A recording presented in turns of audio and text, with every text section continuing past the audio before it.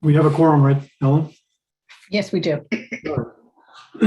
We'll start then. I want to start off by just thanking everybody for attending. This is the public session of today's Board of Trustees meeting for the University of Maine system.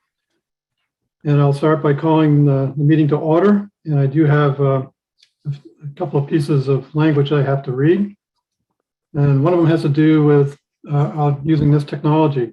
With the elevated COVID cases in the state, this board meeting is being held virtually in accordance with the board policy 215, remote public meetings. The trustees participating by technology will be counted towards a quorum. And to confirm trustees' attendance and to ensure that the trustees are able to clearly hear and understand the proceedings and each other, the clerk will take a roll call of the members of the Board of Trustees. So Ellen, could you do that for us? Thank you. Certainly. Trustee Bartholomew. Yes. Trustee Kane. Yes. Trustee Doak. Yes. Trustee Dobson. Yes. Trustee Donnelly. Trustee Ames. Trustee Irwin. Yes. Trustee Gardner. Yes. Trustee Cates. Yes. Commissioner Macon. Trustee Martin. Yes. Trustee McMahon. Yes. Trustee Mishu. Yes. Trustee Riley. Yes. Trustee Rotundo. Yes. We're all set, Trustee Gardner. All right, thank you. This meeting is being streamed live on YouTube, and the Board of Trustees meeting being streamed with closed caption available. So to assist our captionists, please remember to mute your Zoom connection unless you are speaking.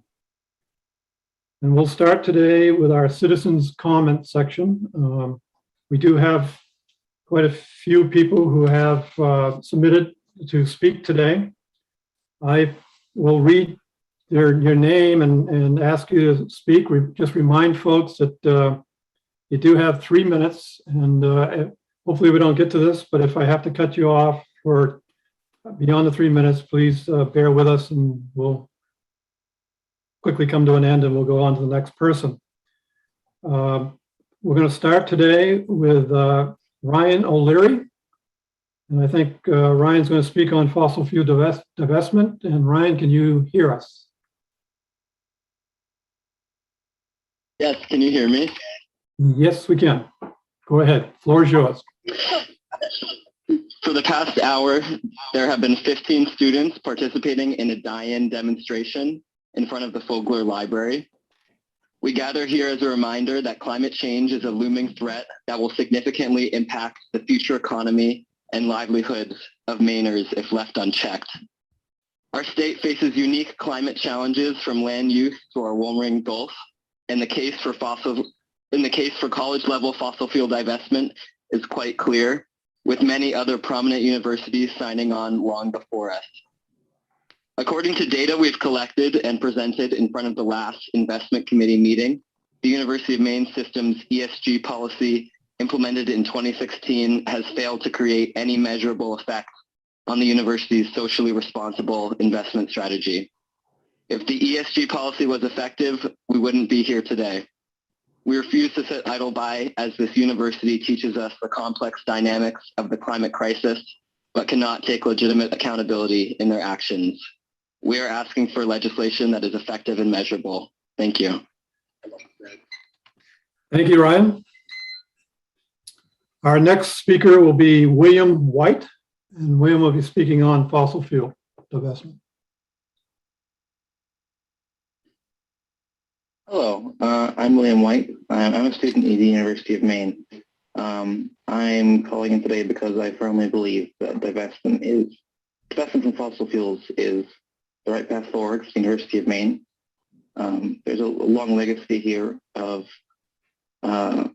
socially conscious and responsible investment practices by the university, going back to the 80s and divestment from South Africa. The state of Maine has already passed laws requiring divestment from fossil fuels on a statewide level. So the fact that the university is lagging behind the state is, I think, reprehensible. I will sit idly by while the tuition and money I give to the University of Maine system is funneled into investments that are destroying the planet and destroying the future for myself and all our future generations that will come after me. Thank you. Thank you, William. Next speaker would be Baloo Cates on fossil fuel divestment.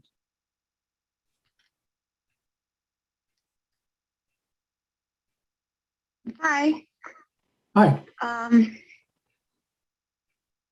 For the past hour, there have been 15 students participating in a die-in demonstration in front of the Folklore Library. We gather here as a reminder that climate change is a looming threat that will significantly impact the future economy and livelihoods of Mainers if left unchecked. Our state faces unique climate challenges from land use to our warming Gulf, and the case for college-level fossil fuel divestment is quite clear, with many other prominent universities signing on long before us. According to data we've collected and presented in front of the last investment committee meeting, the University of Maine system's ESG policy implemented in 2016 has failed to create any measurable effect on the university's socially responsible investment strategy. If the ESG policy was effective, we wouldn't be here today. We refuse to sit idle by as this university teaches us the complex dynamics of the climate crisis, but cannot take legitimate accountability in their actions. We are asking for legislation that is effective and measurable. Thank you. Thank you. Our next speaker will be Max McDonough on fossil fuel divestment. Hi, my name is Max McDonough. I'm a first-year student here at UMO. I'm never given comment here before, but I'm here today because I care about my school, this community, my friends, my family, and our environment. As many of you know, the Conference of Parties 26, better known as COP26, just ended a few days ago. Global leaders and experts spent a week and a half in talks, meetings, and negotiations, putting together plans to try and solve the climate crisis that we are all facing. I grew up in a small coastal town in Massachusetts that is a mile out into the ocean. I can tell you firsthand the climate crisis is here and already affecting communities like mine and communities all around the planet. Rising sea levels, ocean acidification, extreme weather events are just some of the effects we are all seeing from this crisis. As I'm sure you are aware, the University of Maine system has millions invested in fossil fuels, and I'm asking the university divest from fossil fuels now. Communities like mine and many others from which students here are being hurt by this crisis. The university's investments are propping up fossil fuel corporations who are directly responsible for this crisis. Before I applied to UMaine, I was bombarded with information about how UMaine is a green school, but coming here and seeing single-use everything, cups, plates at the dining halls, not a solar panel in sight, no recycling, and learning that millions are being invested in fossil fuels, it appears that this is all greenwashing. So again, for the health of students, our family, friends, and this community, please divest from fossil fuels. Thank you. Thank you. Our next speaker, I was told, will not be available, but I'm going to just check to make sure that I've got it right. Okay. If anybody has any details, that's it. Okay, so thank you so much, Amanda, for taking Francesca this year. She's having a great time, I know that. Somebody's needs to mute, I believe. That might be somebody in the background. About the seminar, what a great time, all the different things they're doing. You might want to mute your phone in the background. We can hear you. Okay, I think we got it. The next person who had signed up, but I'm told would not be able to make it, but I want to make sure we don't miss that person if they were able. That is Zoe Pavlik. All right, she's not there. Thank you. Our next speaker, this is going to be Lydia Savage on University of Southern Maine.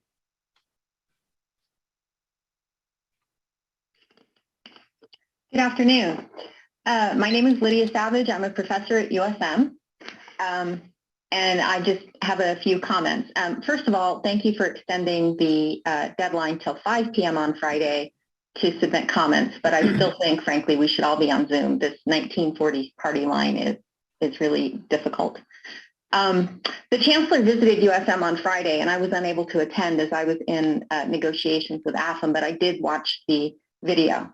At that Friday town hall, the Chancellor declined when he was asked about a vision for USM. He declined to create one, and he said that that vision for USM rested with the university faculty, staff, and students.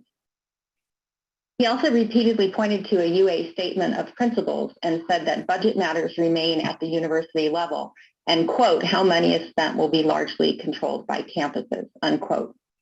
Yet despite these stated principles and USM budget management that has produced 7 consecutive balanced budgets, increased reserves, and resulted in USM being one of only 2 universities this year to project a balanced budget without federal funds, USM administration must still get system of office approval for each and every position we hire for.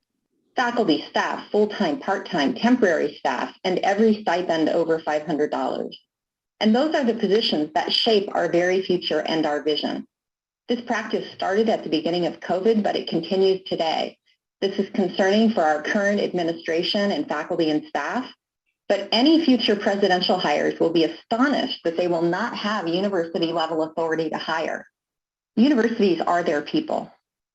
Related to that next president, board policy states the Presidential Search Committee has 14 members. The Chancellor is requesting that he be allowed to add 2 more members, which increases the committee by almost 15%, with no commensurate increase in USM faculty or staff members. The rationale for this increase is to reflect, quote, the significant fundraising successes at USM of late and ensure the ongoing success of USM's active fundraising initiatives.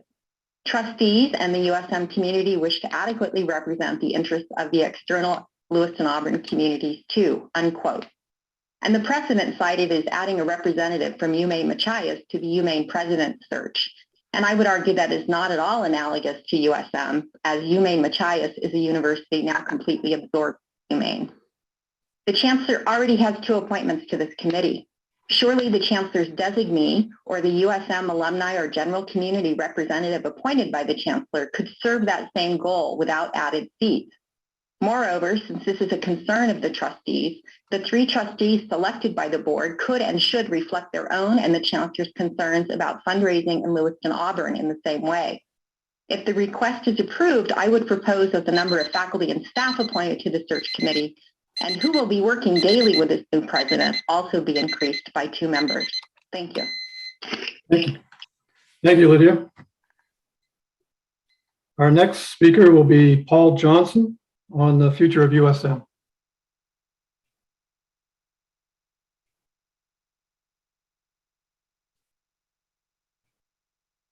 Paul, are you there?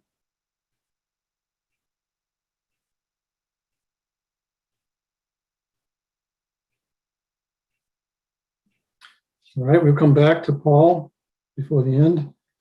Our next speaker, and I'm probably going to pronounce the name wrong, I apologize. Edna Barnett on USM leadership. Hello, good afternoon to all. My name is Adina Barnett, and I am a member of the Faculty and Staff of Color Association, the FSOCA, at USM. I'm speaking on behalf of the FSOCA to urge the Board of Trustees to include 2 of our members in the Presidential Search Committee. The FSOCA offers leadership and support to the university community by advocating for creating and strengthening a culture of diversity, respect, and understanding of peoples from diverse backgrounds and with myriad skills and talents. We are a collaborative organization with the mission to support the hiring, retention, and success of faculty and staff of color to build excellence, enrich diversity, and enhance inclusion at USM. To build community, provide support and advocacy for students of color, and engage with communities and organizations across the UMaine system and across the state of Maine to confront racism in order to promote inclusion, equity, and success. We are a grassroots group of over 40 faculty and staff of color that includes faculty representatives at all levels of seniority, staff that have been in the UMaine system for 25 years and head departments, and brand new hires. We've worked actively for over 2 years in cooperation with the current president's administration, and the Vice President of Equity, Inclusion, and Community Impact is one of our members.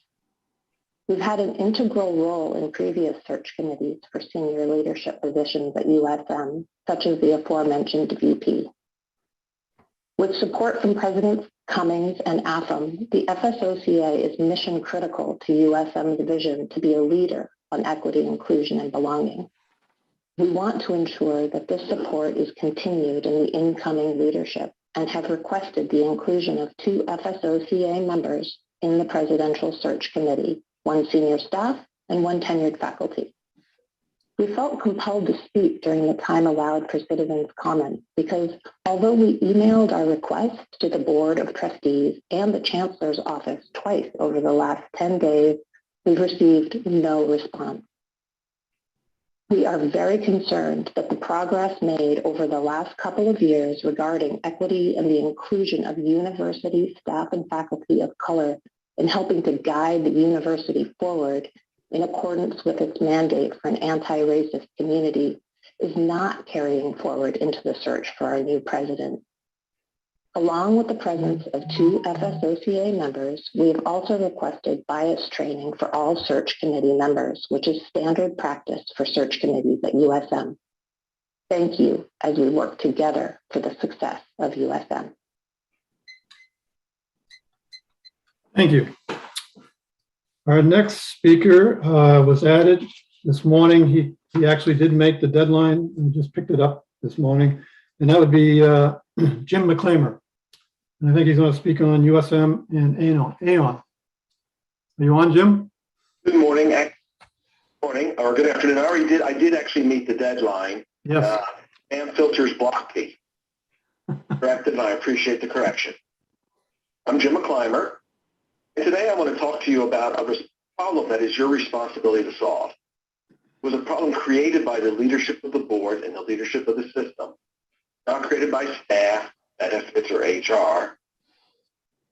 And because it occurred persist by the board needs to take action, fix the problem, and the source that caused. The problem is UMS is allowing Aon, our good name, feed and abuse our retirees. I wrote a memo in late October summarizing these issues. The memo will be shared with the board.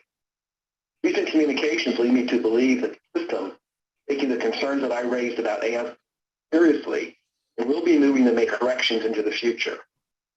That is truly good news. Our retirees deserve our respect, our abuse. The problem is, however, that the board remains disconnected and unaccountable for a problem that the board created, or through inaction, a ladder created by board leadership. I would like you to request the memo I wrote as it recaps how the board intentionally misled the public for a supposedly benign housekeeping change. Now, the real intent was to fundamentally alter how retiree insurance works for all our people, given so much people of the state of Maine for their service to the University of Maine. We did work in executive session discussing why these changes would happen and how you would pull this over on the public. We put a bid out in secret. We even said that the board was misinformed on the reason why the HRA is closed. It was implied that that was a requirement of the company. No, it was UMS's intent all along. Those responsible continue to avoid accountability for their actions. They will continue to do so unless the board initiates initiate an external review of UMS actions. If the system and board deserves the trust of the people of Maine, we will need to act with integrity and launch an external investigation. Make public the results of that. Put in safeguards to prevent this. The integrity in the end is what the UMS lost a lot of integrity with how they act. Now I'm going to close by reading what Vidya said. There really is no excuse that you're on Zoom and we're on the 19th party line. The quality is hard to hear. There are delays. We can do better. Thank you. Thank you, Jim. Go back to check to see if Paul Johnson has joined.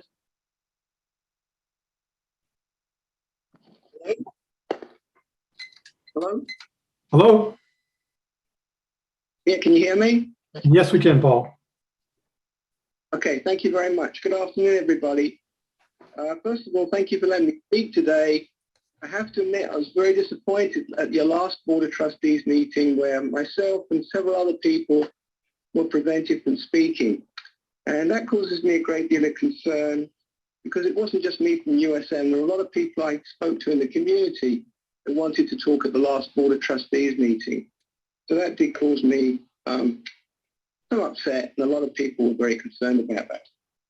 Secondly, I want to talk about, it's not a personal issue, but University of Southern Maine's Faculty Senate wrote to the Board of Trustees about reasons we wanted President Cummings to remain as our president. There were 7 points that were made, and USM still feels very, very strongly about President Cummings remaining at USM. Thirdly, I want to talk about the monies, the Alphon Foundation, and the monies that came from the Alphon Foundation and the federal monies that came. It's my understanding that USM, University of Maine system, got in the region of about $240 million from Harold Alphons and $35 million in federal monies. Where is all that money going? And the reason I ask that question is that I'm still very concerned that the president of Orono receives a salary of $100,000 a year from the Alphons Foundation. Now, there's a big scandal going on in the UK right now with MPs who are being accused of taking money from lobbyists and not representing their constituents. I would urge the president of Orono to make sure she represents the students, the faculty, and the citizens of Maine. She's not a representative of the Alphons Foundation. Next question I have for the board is we are still very concerned about this single accreditation. We met with the visitors back in April. Every faculty, not every faculty, but many faculty from the 7 campuses. We raised with them, the visitors, that we had many concerns. Those questions are still not being addressed. And lastly, we still have lots of concerns about the single, not calendar, but book where every student will be able to look at what courses are offered, unified catalog at different campuses. At USN, we already have relationships with Farmington. I teach in the School of Social Work, and students from Farmington have a pathway into our master's program. So I'm really concerned about what is this single accreditation and this unified catalog going to achieve. There is no way students from USN can take a course online. So I encourage the Board of Trustees, I really would like them to meet with many of the faculty senates and speak to the BOT reps from the various universities. Thank you. Thank you, Paul. For your time. Thank you, Paul. All right, that concludes our citizen comments. I thank everybody who did make a comment, and I want to assure you that we do listen to these comments and we do take them into our thought process and discuss where we are and what we're going to do with them. And to that end, on the topic of fossil fuel divestment, in my section on the chair report, which is coming right up, we will talk some more about that, and the investment committee chair will also talk some about that. So with that, I thank everybody who was on the calls and appreciate the feedback and the input. I'm going to turn now to actually the chair's report. And the first thing I'd like to do is acknowledge the outgoing student representative at the University of Maine, which is Abigail Dupree. And there is a certificate that will go to Abigail. I'll read what I believe to be on that certificate, and it is that the University of Maine System Board of Trustees presents to Abigail Dupree a certification of appreciation for her dedication and leadership as a student representative to the Board of Trustees from the University of Maine. Abigail's term was from September 2019 to September 2021. And the certificate will be mailed to Abigail, and we thank you very much, Abigail, for your participation, and acknowledge that it does take a lot of time, and we appreciate the time given to this. Unfortunately, we're doing it virtually this time, so otherwise you'd be here and I'd be there and we could shake hands and congratulate you, but our thanks are with you for what you're doing. On the second topic I'd like to cover, just briefly, the investment committee has been meeting, and we have been listening as a total board to the comments and the questions and the points that the students have been making on fossil fuel divestment. I want to assure you that the investment committee has been working hard on this topic. And I think what I'd like to do at this point is just turn it over to the chair of the investment committee, Trustee Martin, to just give a few words on where we're at on this. And it is a live, ongoing discussion and a topic that we're working. So, Trustee Martin? You're on mute, Kelly. Famous words of 2020, 2021. Thank you, Chair Gardner. Climate change is one of our planet's most consequential challenges.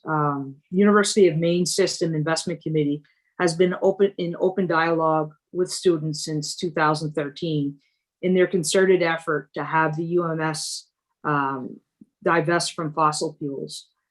University of Maine System adopted a holistic approach of environmental, social, and governance investing in 2016, working closely with students.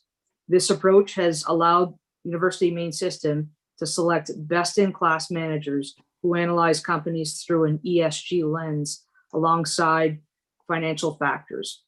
In addition, ESG investing aligns with UMS's values, all the while keeping the board's fiduciary responsibility front and center. And the ESG approach covers, is large and broad in scope, and it keeps in line, as I said, with the missions and values of the system.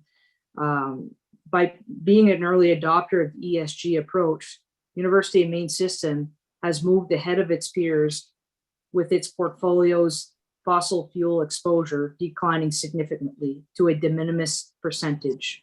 Since 2014, the management investment pool has gone from 6.5% to 1.8%, while maintaining risk and reward goals. Working with our advisor, the University of Maine System will continue to monitor its investments to improve performance as a dedicated ESG investor. Thank you. Okay. Thank you, Trustee Martin.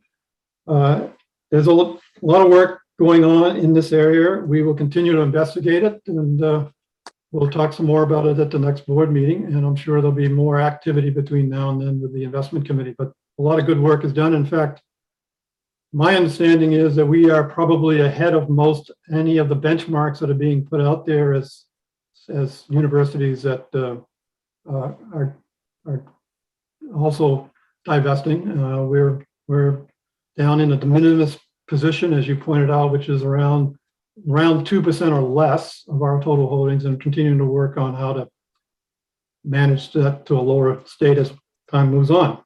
So thank you. I want to move to also make a comment on a couple of updates on Presidential Search Committee for University of Maine Augusta. That has kicked off. And Trustee Bartholomew is the chair of that committee from the board, along with Trustee Kane and Trustee Rotundo. They're on that committee. I've turned it to you, Trustee Bartholomew, if you want to say a few things. You're welcome to. Yeah, thank you, Chair Gardner. And I'll just kind of communicate an update on where we are in the process. And the committee held its first meeting on October 14th. Chancellor Malloy delivered the charge to the committee at that meeting, and we began discussions on preferred characteristics and priorities for the next president to be used in creating the position description. The first meeting was very productive, and we're confident that we're going to have great success in the coming meetings ahead. Additionally, our search consultant, Jim Serini, conducted 2 listening sessions with members of the UMA committee to gather input about priorities for the position. An online survey was distributed to the UMA community as well and will remain available for the duration of the search as a means for community members to provide input. Further, Jim Serini has drafted the prospectus and is working with campus communication staff to add photos and format the document. And a website will also be developed to keep the campus community informed about the progress of the search. Jim has also established a committee process and timeline that outlines a sequence of events and milestones leading to the search conclusion in the spring. Our next committee meeting is scheduled for December 13th, and diversity, equity, inclusion training for the committee has been scheduled for November 29th. And Chair, that's our update on the UMA Presidential Search Committee. Thank you, Trustee Bartholomew. The other search committee is the one that we heard a little bit about in citizen comment. The University of Southern Maine Presidential Search Committee is just getting up and going.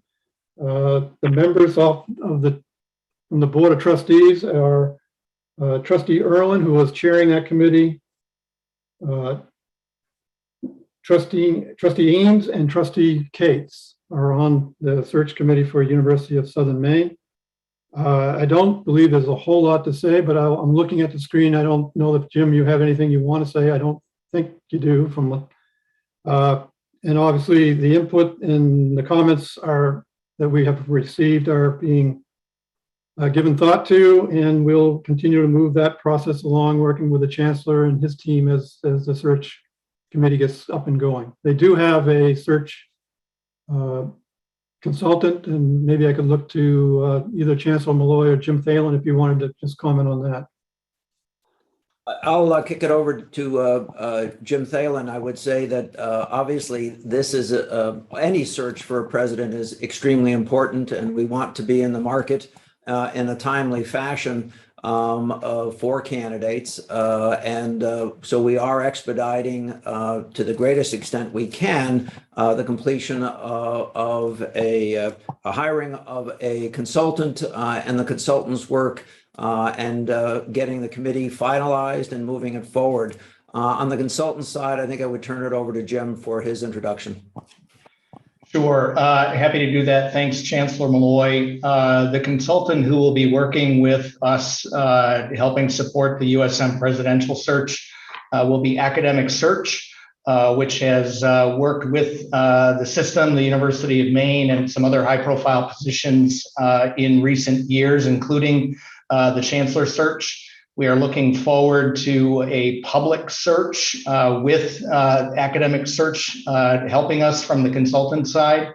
And I'll just note, of course, we do have an item on the agenda later in the meeting, so I'll save further comment there. But much of what you heard Trustee Bartholomew say about the Augusta search, DEI training for the search committee, kicking off the search by having significant campus-based community input to develop a profile for the presidential candidates who will be recruited for the position.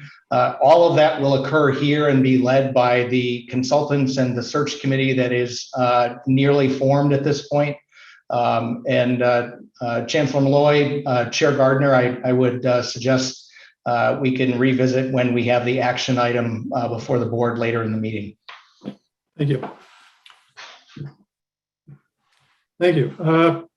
Just a couple of quick comments. I want to thank Trustee Eames today for serving as our Vice Chair Pro Tem, as our Vice Chair is balancing between two board meetings today, and I'm sure that we all appreciate Trustee Eames being able to step up and do that today. Thank you, Trustee Eames.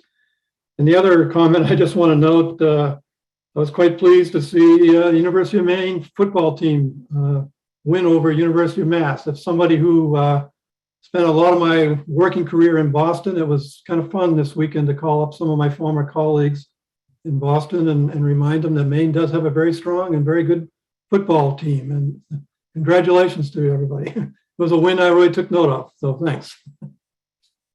With that, I'm going to turn it over to the chairs, to the Chancellor's report.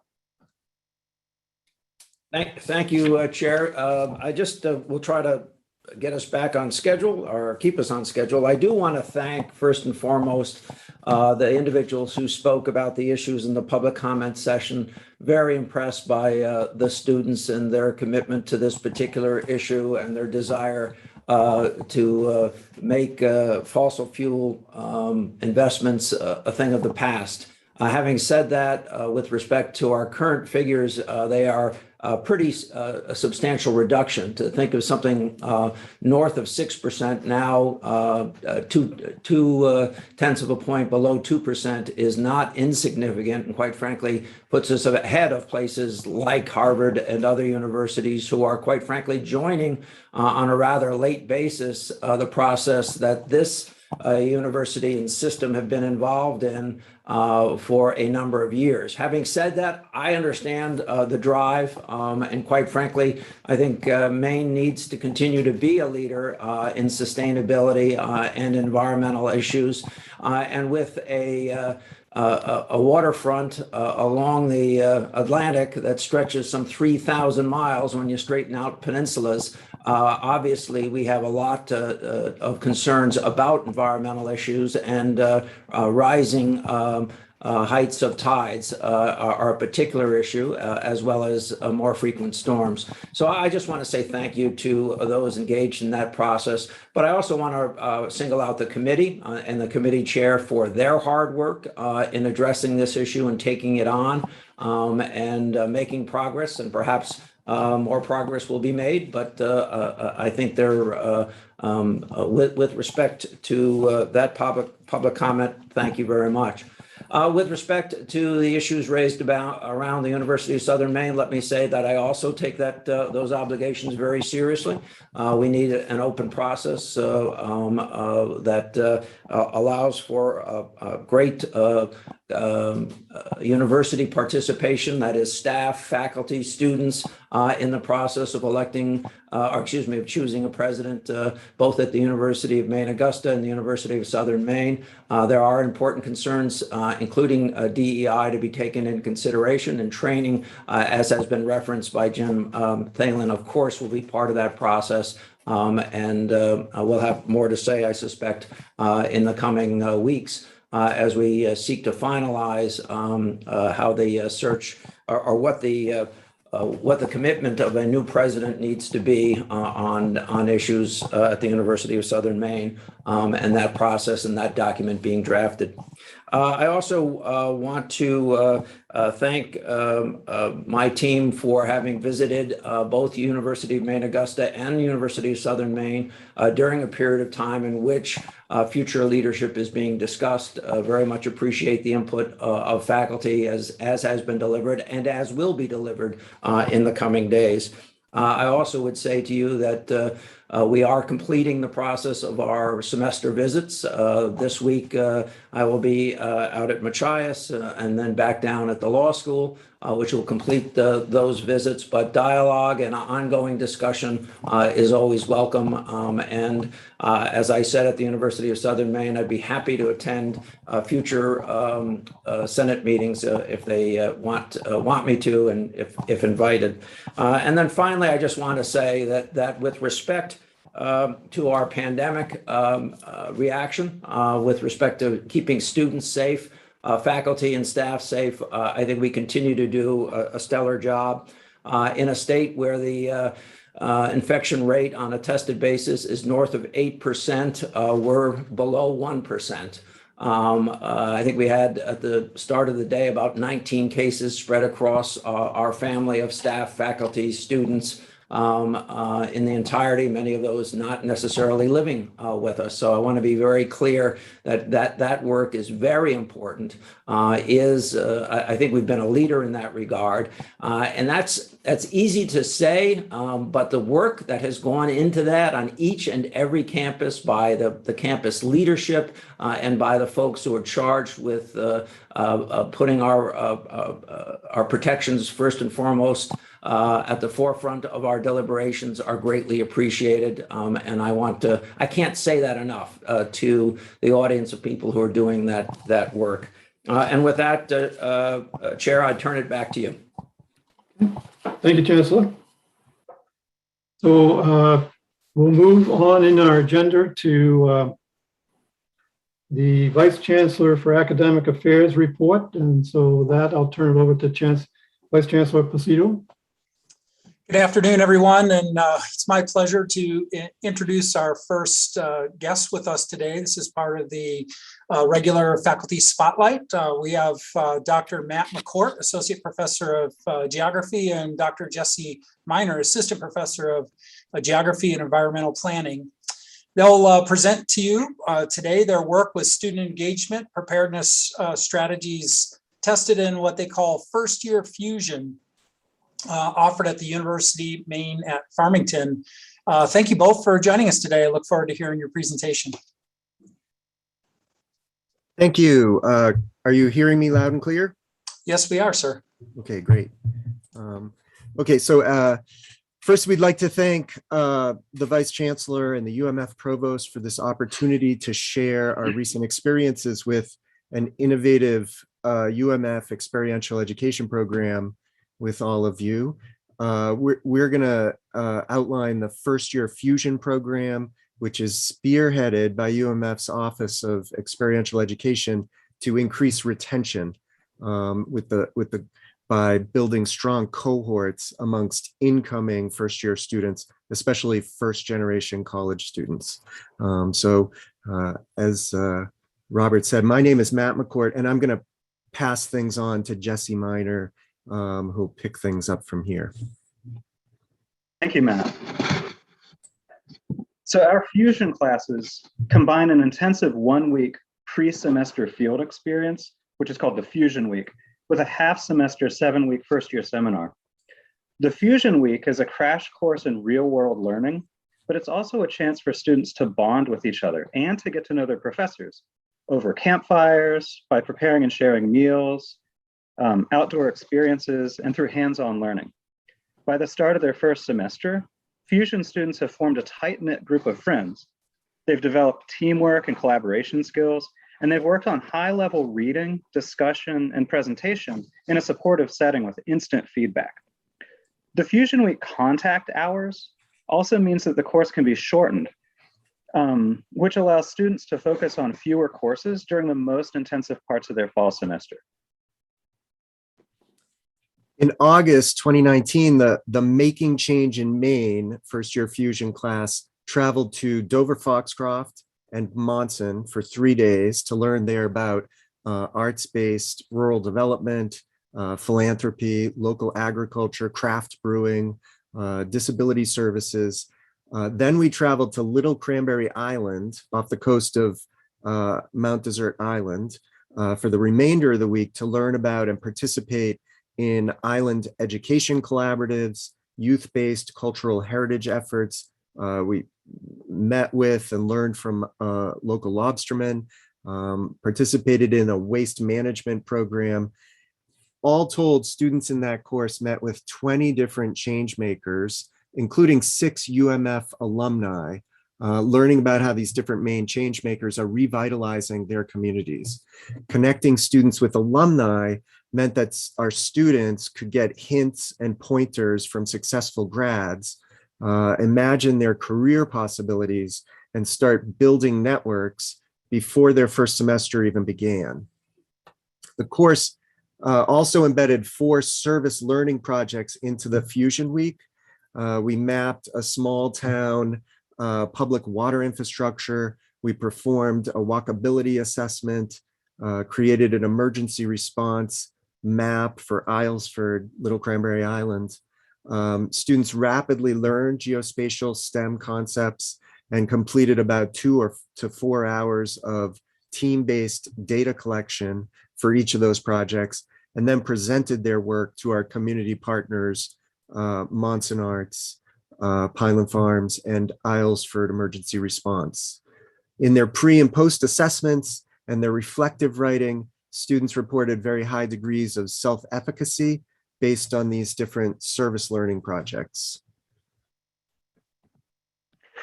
So for us, the most innovative and effective aspect of the Making Change in Maine course design was our use of these rotating student role assignments that Matt and I devised.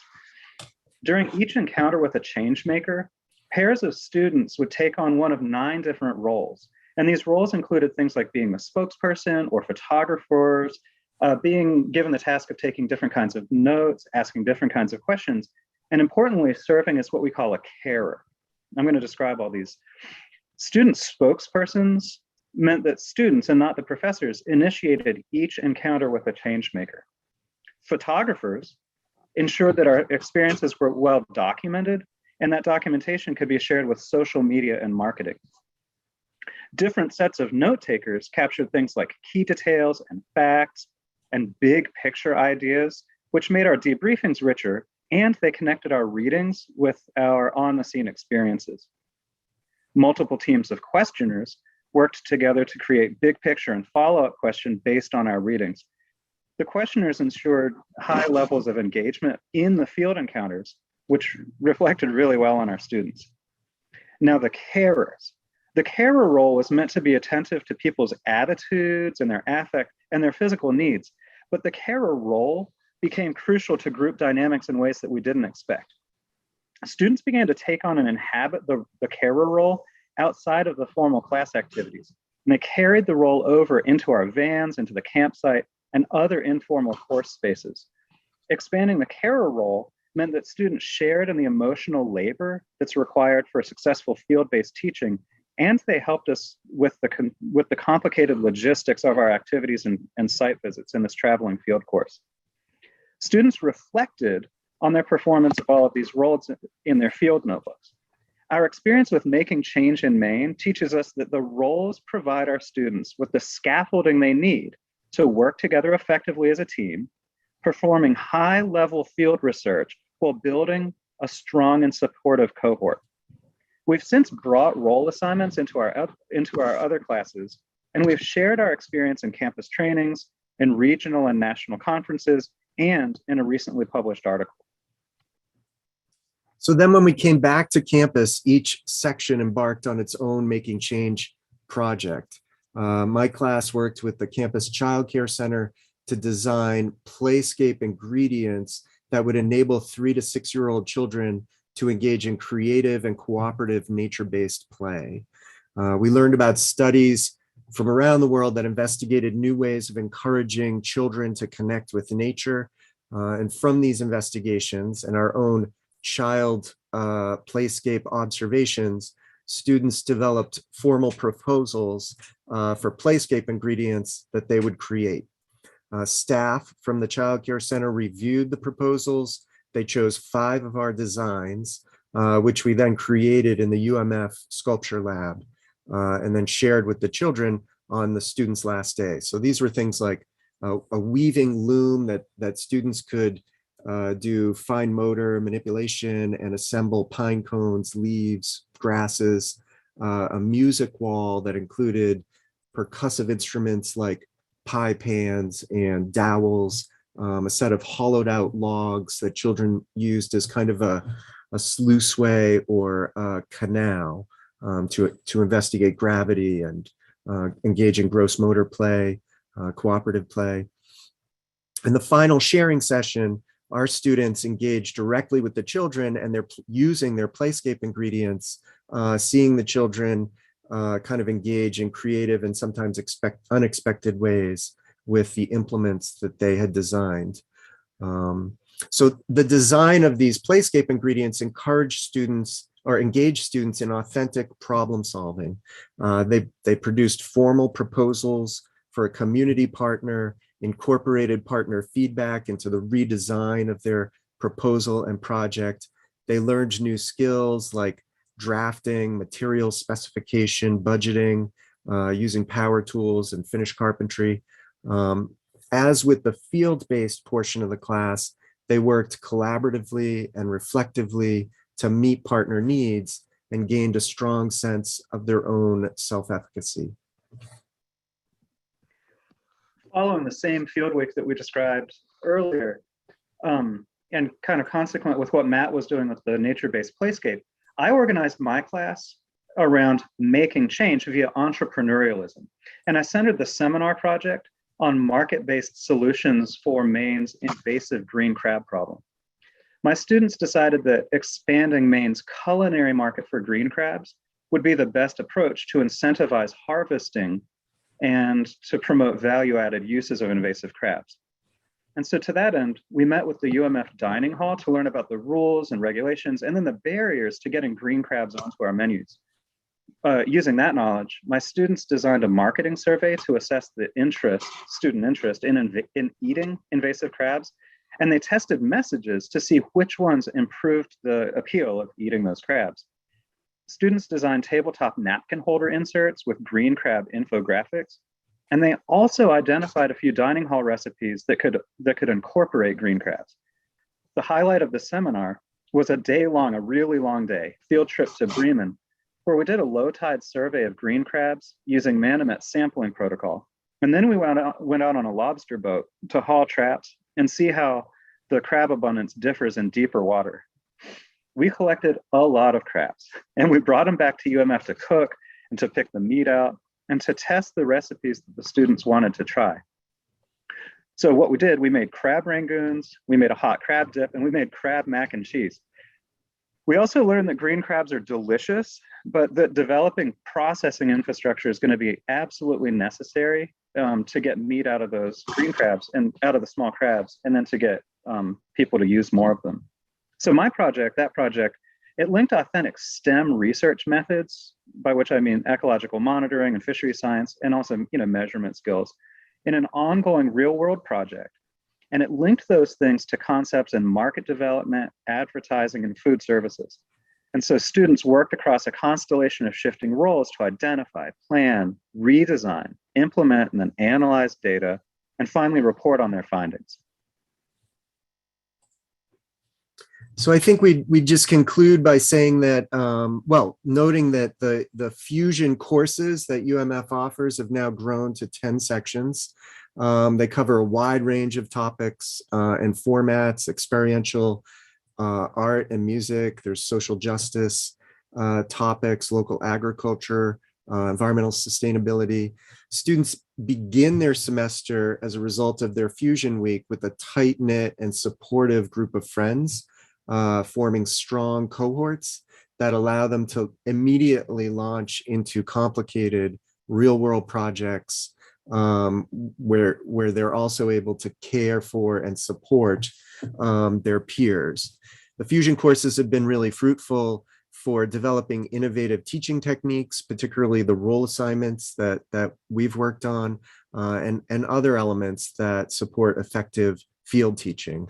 They productively engage with real-world problem solving in Maine communities around the state, and promote a solution-seeking style of teaching and learning, while also connecting our alumni with incoming students and building strong community relationships. So that's our experience with Fusion courses and Fusion Week. We'd love it if you had any questions or responses for us.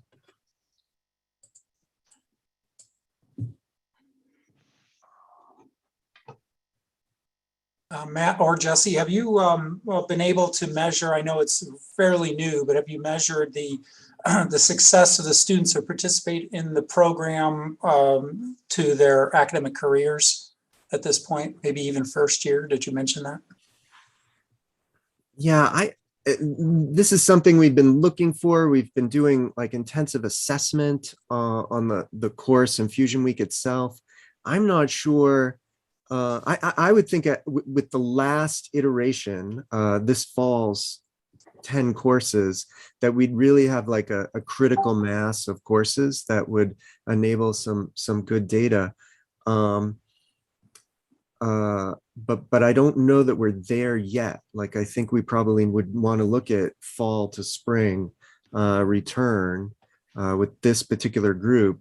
That should be forthcoming. Okay, happy to help there if you'd like. Yeah, great. Mr. Chair, one comment I just want to say, first of all, that meal sounded delicious, and I was wishing that I had crab macaroni and cheese for lunch right now. But I'm interested in your students' observations about processing. All of us who have been around public policy in any way for the last 20 years have heard about a lot of a challenge about processing Maine seafood in Maine and the challenges that caused. Do you see links, or did you see any sort of seeds planted from some of these students, some of whom I imagine come from this part of the state and coastal Maine, to sort of getting the wheels turning about solutions to some of these challenges? Because I think the more brains thinking about that, the better for us, and the more crab macaroni and cheese we can have. So curious about the bigger picture conversations. Yes, I really appreciate that comment and question. And yeah, these field experiences, and then also centering the class on crabs, it really did spark a lot of this kind of thinking, and also thinking about business opportunities and how those things link together and how they scale. And I think also importantly, what some of the kind of missing pieces that would have to fall into place for other things to be successful. And so one of the things that both in this class and in other work that UMS students have been doing, we identify a lot of supply chain issues. And these things range from, well, there's no one really catching these things in a market sense, and then which means there's nothing to be processed, but also the machinery doesn't really kind of exist, although other people are working on that. But there are these other little prosaics, like there is no seafood being delivered into Western Maine, at least not that our dining hall can get a hold of, because of a labor shortage among trucking. And so there are like a lot of things that almost have to be solved kind of simultaneously and piece by piece. But I do think that the students, and this is true of sort of like making change in Maine, that the students are really interested in thinking about how they can make productive and long-lasting change in their communities. Thank you. Any other questions or comments from trustees? Yes, go ahead, Trustee Brentano. Thank you. Thank you for your wonderful work. This is such an exciting opportunity for students. I'm just curious how you went about deciding which of these change makers you were going to have students exposed to and work with. There's such diversity here, and they're in different geographic locations. How did you go about making those decisions? So, some of the, I think in a lot of cases, we're starting with kind of a key alum who's kind of well situated within community networks and can like help us identify kind of a density of other connections. So for us, that started with Lucas Butler, who works in Monson with Pineland Farms, and he, we worked through him. He had a long history of having been a town manager in Monson prior to his working with Libra, and so he could kind of connect us with a series of other folks. Another alum is Noah Bissell, and the Bissell Brothers Brewing has a really interesting operation down the road in Milo. So that was like a key connection for us. So we were really using our like alumni networks to kind of navigate these broader like landscapes of change making, I would say, which was really exciting for us. I mean, the idea that we could connect our students from their very earliest moments at UMF with alumni felt like we were kind of closing a loop and helping people understand the kind of enterprise that they're part of, that this is a really a long-term proposition that we have for them. Jesse, what would you add something about Islesford? Yeah, right. So this is a good question. And I think in addition to the alumni network, we're also drawing on, personal networks that Matt and I have in different parts of the state. And, trying to kind of link up meaningful experiences with service learning projects. And I don't know that there's a kind of easy or silver bullet way to do it, other than just this kind of long process of relationship building, and then being really careful about, not wasting anyone's time, but then also putting students to productive work. Yeah. Thank you. Anyone else? I just wanted to say thank you. I think it's very interesting, and it's exactly some of the kind of education and connections that we hope would be made as people look at these experiential opportunities to get into the main marketplace and main issues. I'm sitting here listening to and thinking about your green crab problem. I live on the coast of Maine, and it's very real for a lot of the lobstermen and other fisheries here. And it could be something that could actually develop into, well, how do we get into engineering to figure out how do we actually do process those? And I can see it, you can build that into quite a program where you go from understanding the problem to how do we build a business model around it? What would be required for doing actually processing and distribution of something like that? But lots of opportunities there. It's very, very good to hear. And thank you for doing that. Thank you.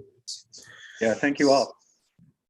And thank you both for coming today. Really appreciate it. Love the topic. Love to hear that faculty are so engaged in our communities, as I know you all are. And if we want to keep our students in Maine, first we have to help them love Maine, but we also have to help them see opportunities where they can make a difference. And that's why they'll stay and engage. So appreciate.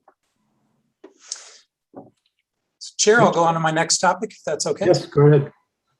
So I'm going to share an update on enrollment as I did in the ASA committee. Before I start, I'll just say that our fall enrollment report doesn't come out for a little bit, but we've advanced in the way we do live reporting. So there's no reason to wait till January to get a certified number. Want to share with you where we ended up with fall enrollment, because we're already thinking about next fall. On that point, I'll just mention quickly that our applications are up 10% already. It's early in the cycle. You know that the chancellor kicked off an initiative with the enrollment managers and presidents last year to do this earlier, faster, to get our awards out before the start of the holiday season, which we are committed to doing again this year. So in January, I'll give you a status update on where we are on applications. And but just to suffice it to say, we're doing well right now. So let me share my screen, and I will also put, let's see.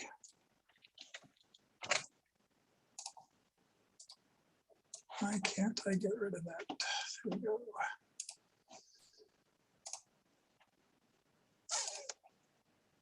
Okay.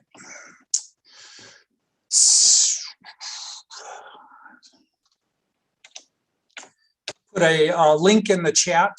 This is publicly available on our maine.edu website, but if you don't want to click through all of the various links, to let you know, this is a dashboard with a number of our reports up here that many of them are updated daily, so you can see as things are developing. But we're going to go into our enrollment watch report. There are, spring is also in here. I won't talk about that just yet because that's still building, but I'm clicking up at the top for fall. Before I start, I think you all are familiar with this, but just in case there's somebody on the group who doesn't understand the report yet, I'll go through it real quickly. We start measuring our enrollment for fall 160 days before fall actually starts. So you can see the graph here. It starts at, well, it says 158, but it's really 160. So it's 160 days before the start of the semester, and then it goes beyond that to the census date, which is October 15th. So as students enroll, these graphs start to build, and each of the colors represent a year. The black color represents this past fall, and the red was the year before. So if you hover over these lines, you can see relative to this year and last year how we did all along. And if you hover over the very last entry there, you can see that we ended up 0.5% down overall in head count across the system, which if you've seen my enrollment projections or Ryan's group or even the universities themselves do enrollment projections, we were all projecting down to as much as 4% just based on high school graduating class size and some other external factors. So to be flat at where we are and through COVID is pretty amazing. Can't understate that enough. So I'm going to, on the side of the screen, your profile video pictures might be covering it up, but I'm going to filter this. So first we're going to look at undergrad, and you can do this as well on your own. So undergrad, this is all undergrads, full and part-time from all institutions. You can see that undergrads, we were negative 2.6% down. And now I'll do graduate. Graduate, and this is the positive side of the story. We were well up 10% as it turned out. Even after I turned in my A sheet, there was a bit of an adjustment made there. So 10% better than we did last year, 20% better than the year before that. You can see how dramatically the growth is going on there. And that's thanks to some of the innovative new graduate programs that we've put in place and considerably from the efforts of Faye Gilbert and the new dean of and others. I could name everybody, but the partnership between and USM has really yielded a tremendous growth. So graduate programming way up. I'm going to go back to in the law school, although small, we have to give all the credit there. You know, all the amazing things going on to transform the law school, and they also had a nice increase over last year, as they did all the moves and everything else that's been going on through COVID. So appreciate their work. Going back up to undergraduate rather. So the other couple of sides of the story here are, first of all, I filtered on out of state. We know that in Maine, we have declining demographics, so the universities have increased their efforts to get those out-of-state students coming in here. You can see they did an amazing job, and every state in the country, I can tell you, is struggling with enrollment. So to get any student to come up here to Maine, remarkable, and you can see that, and those numbers are not inconsequential. I mean, 6,000 of our students across the system come from somewhere other than in-state. So that includes international, Canadians, Nebbies, and other states. So 7% up on that.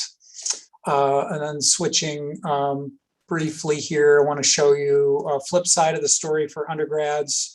And this is where, as I said in my summary statement, that we'll continue to struggle with in-state. So this is undergrad, in-state.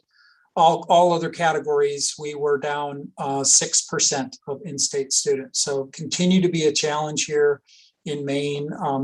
I can tell you that the enrollment managers, presidents, and others are working to study that, and not just studying it, but part of the change that enrollment managers are making is getting out in those high schools earlier with recruiters and being more intensive in the recruitment.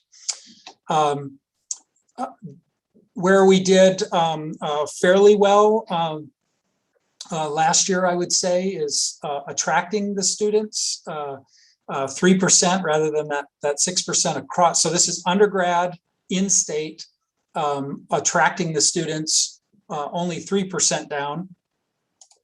Let me go back to all students here. So all students, that's in-state and out-of-state, brand new, we were actually ahead of last year. So the recruitment efforts that we made with packaging early and all of those things actually did turn the tide. Not as much for in-state, but you could see by the numbers better than it could have been. But where we, the other side that we struggle with is, so this is undergrads, all types of students, but continuing.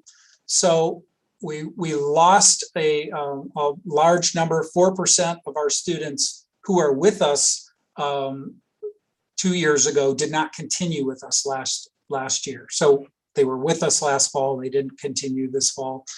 Very large number of lost continuing students. And this is above the number we would expect to lose. So this is the difference between last year and this year.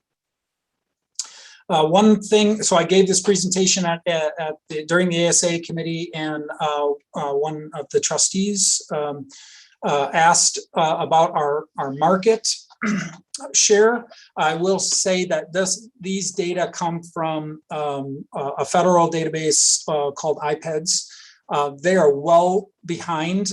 We only have preliminary 2020 data right now, so we wouldn't expect the preliminary 21 data until sometime next year, so it's really lags. But just wanted to show you what actually people were seeing across the country. We actually had, so here is public 4 years. So this is all of the University of Maine system here, and the percent of high schools, college-bound high school students. So these are students who are going to college somewhere. How many did we get? So we actually, the past 3 years, we've been making progress to get more of that share. You can see 29% up to 31, almost 32%.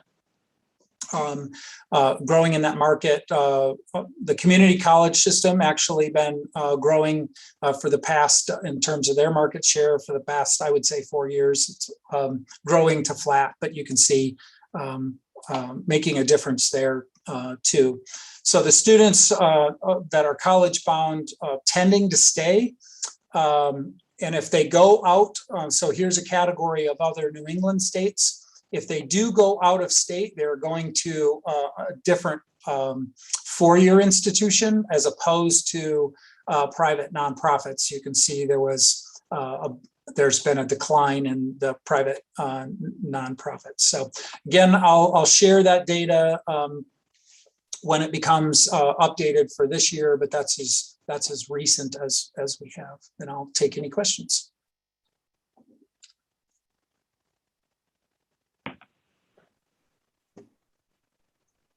Chair Gardner? Yes, go right ahead. Thanks.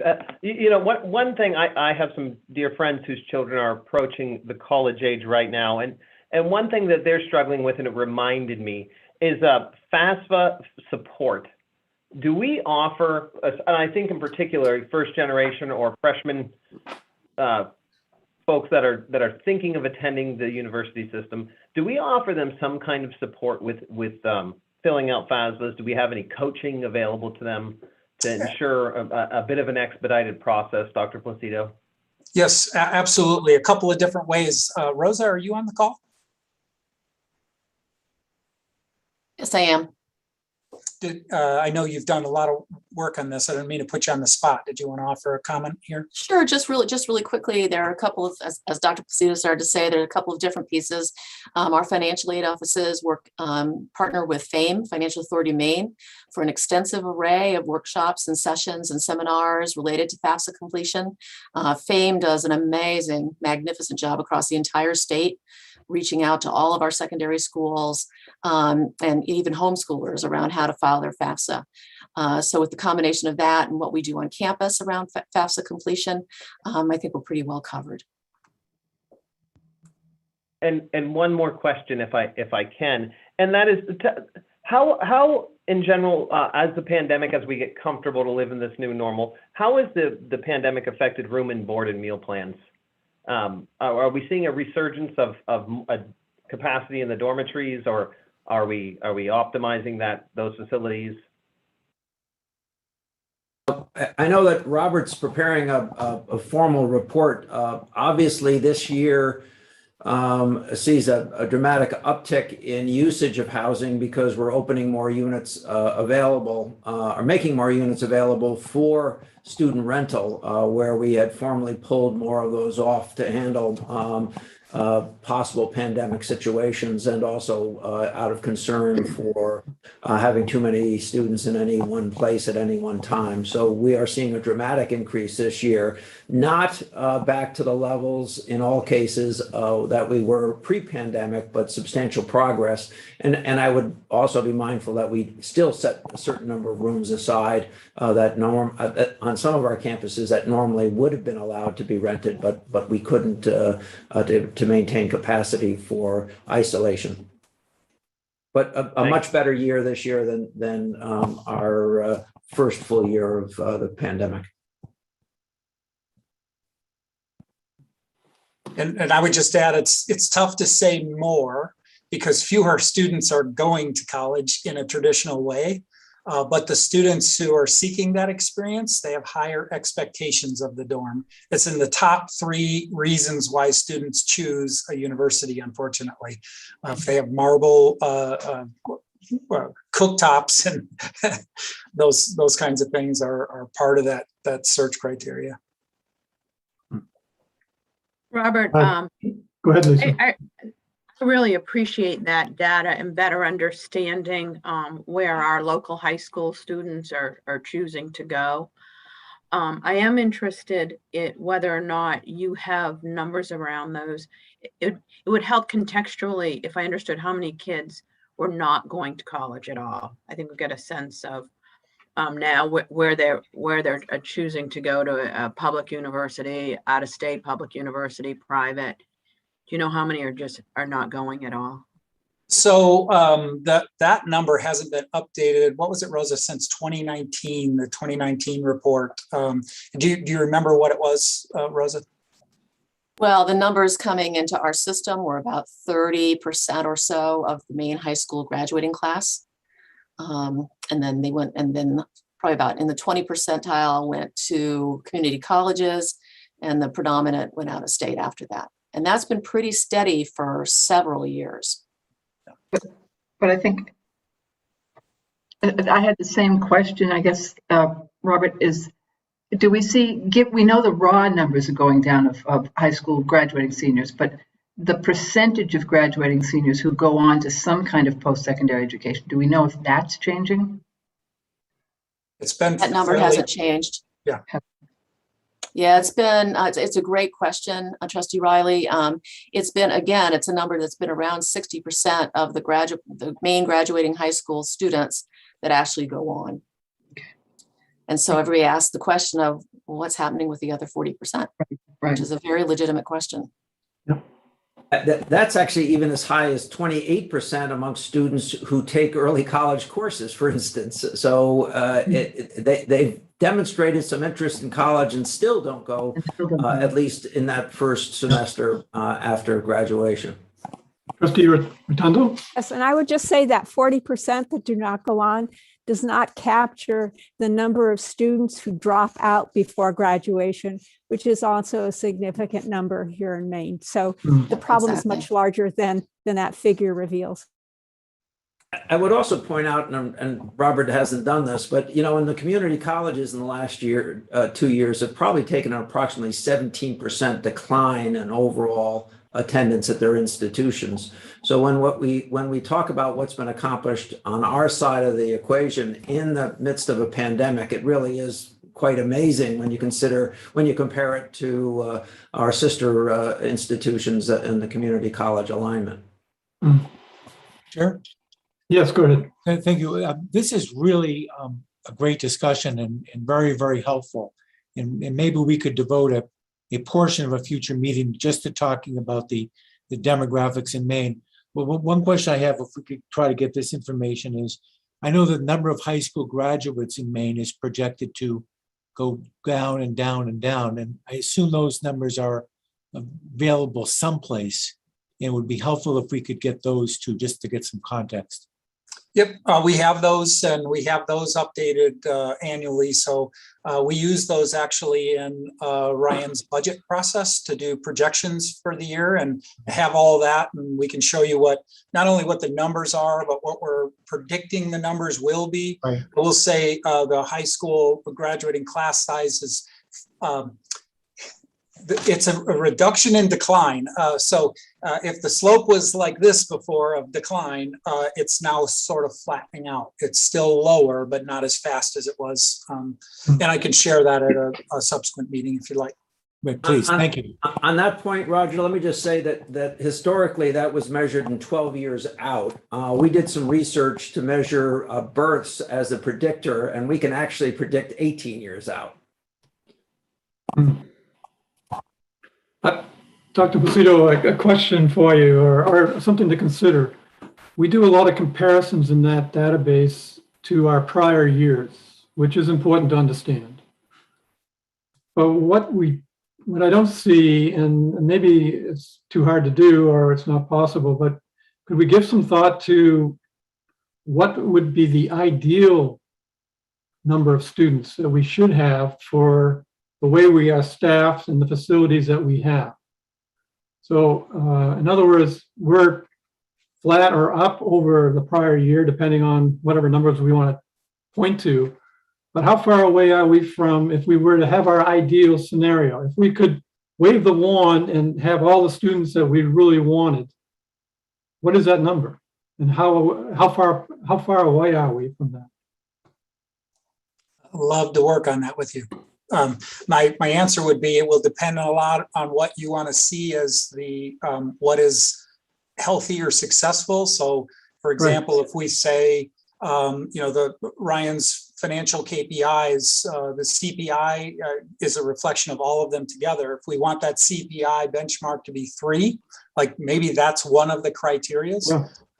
If that could be one thing, a financial lens. Another lens would be our brand, national brand reputation being at a certain point. That would be another thing. And so if you add all of those elements together, then we could come up with what we would need for number of students. Yeah, I think it's very important that some thought to be given there, because shooting at what we did in the past is important to know, and ideally can turn a trend around. But I'd rather be shooting at what we could do to be really successful, what we call success, and what does it look like to be financially successful, supplying the right number of students to the state of Maine for, what's that target? And I think that's a valuable thing to understand, and then start shooting for it, understand what it would take to get there.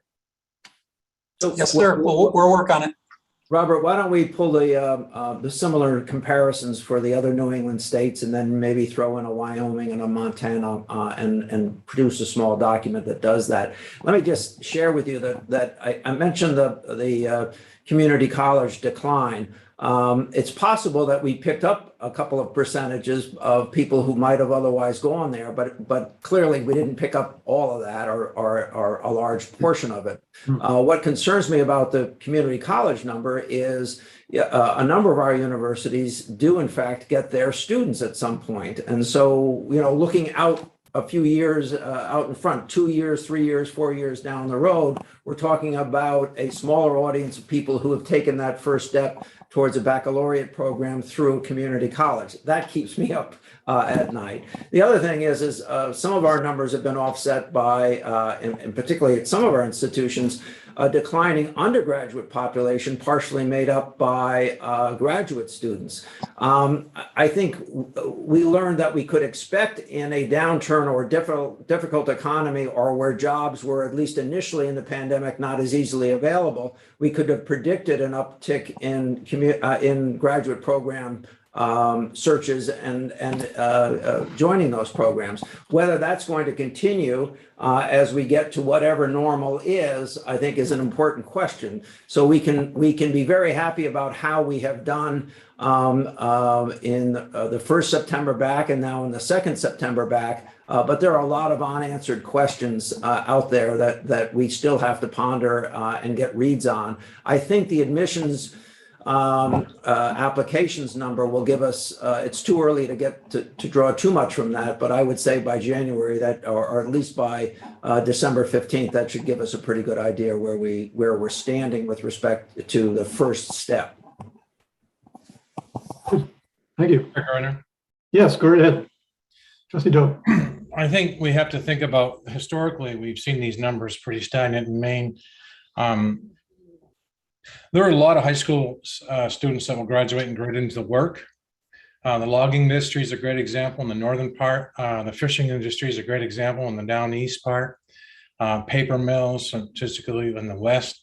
I think this raises its issue of credentialing again, and how the university could look at credentialing, because I think some of these non-traditional college students who chose to go directly to work, and I think there's more than we think, could come back and get some type of degree or credential towards making their own personal business better, or the businesses of Maine better. So I think credentialing, we've been talking about it in high schools, it might be a way of keeping kids on track of getting some type of 2+2 program in our schools and universities. So I think, and this is a big issue when we talk about it in high schools, and how do we going to make kids see that they're capable to go to college and instill that confidence. And sometimes they need a year or two off to find out that I need to go back to school and get these credentials. So just a thought. Chair, if I might just add a quick plug there. I put another link in the chat box, a little plug for Rosa and her work with Claire on their work on micro-credentials, that this has been growing in the background. She's planning on coming to speak to you soon about this and a non-credit, the impact of non-credit, Trustee Doak, on getting a credential quickly. Amazing amount of work that the University of Maine system does, but the micro-credential has been growing. It's really phenomenal participation with academics, and we have almost 1,000 students participating in this, and you can see 60 some credentials of value have been added that can be quickly attained there, and I'd look forward to presenting that in more detail in the future. Every chance I get, I do talk about the university and the credentialing aspects that they're looking at, and pushing some of these Maine high schools to think about it. I do believe New Hampshire, starting in a few years, will be credentialing through their high schools. So it's an important move, and it's great work the university does to be the leader in that. So I use it all the time in my realm to let people know the university is out ahead a little bit in this. I just want to join for one other second. Rosa, you can verify this, I think, but to Seb's original question about the FAFSA form all the way back there, federal law has changed on that, and there's going to be an automatic tie-in between the IRS verifying family income, which is going to make the form substantially shorter and easier, and in some senses automatic. And especially for first-gen students for whom verification was a very complicated process. So when that happens, it should help significantly. Good. Trustee Earl.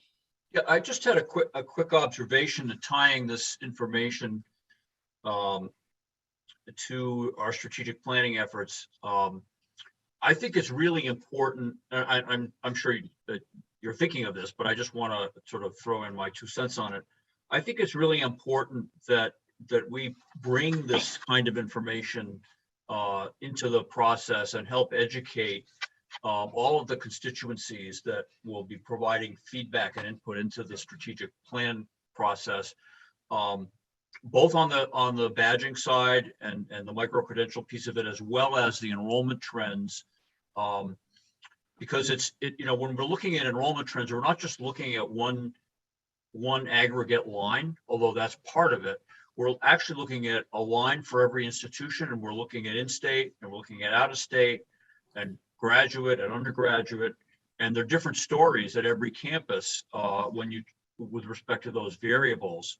And all of that is important and relevant to how we envision the future of the University of Maine system at each of our universities. And so I think there's a lot of information here that I think it requires some active projection out to the constituencies so that we all understand the information the same way. So that when we're talking about solving problems and facing challenges and creating paths forward, we're all operating from the same fact base. So that's just my suggestion for how this is very important and can be used in a powerful way. Thank you, Trustee Earl.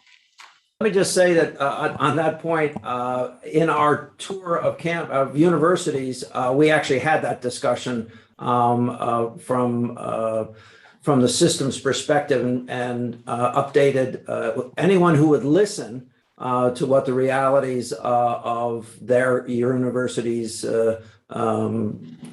numbers were. So we have already built. I want to thank you, Trustee Irwin, but we will do more and more of that to overcome kind of this. Everything is just the same as it was the year before. It's not, and can't be counted on being that way. And we have to step up our efforts. But we did start that this round of visits. Got some pushback, but we did it. Thank you. That's good. Okay. Yes, Trustee McMahon, I see your hand. Quick question. We lost your voice. Can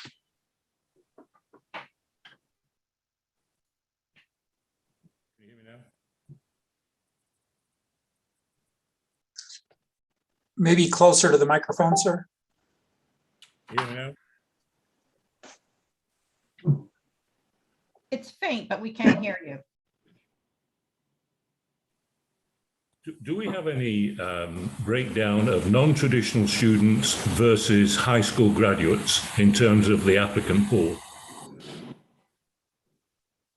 Yes, and in the report, if you're looking on the one I just shared, the first year would be the traditional, and then you have transfers underneath that. Generally, those would capture them. We have much more detailed reports that break that out by finer categories, but I can share that if you have a particular question in mind. And I think we do a little bit more deep dive in the formal report, which you'll receive by the January board meeting.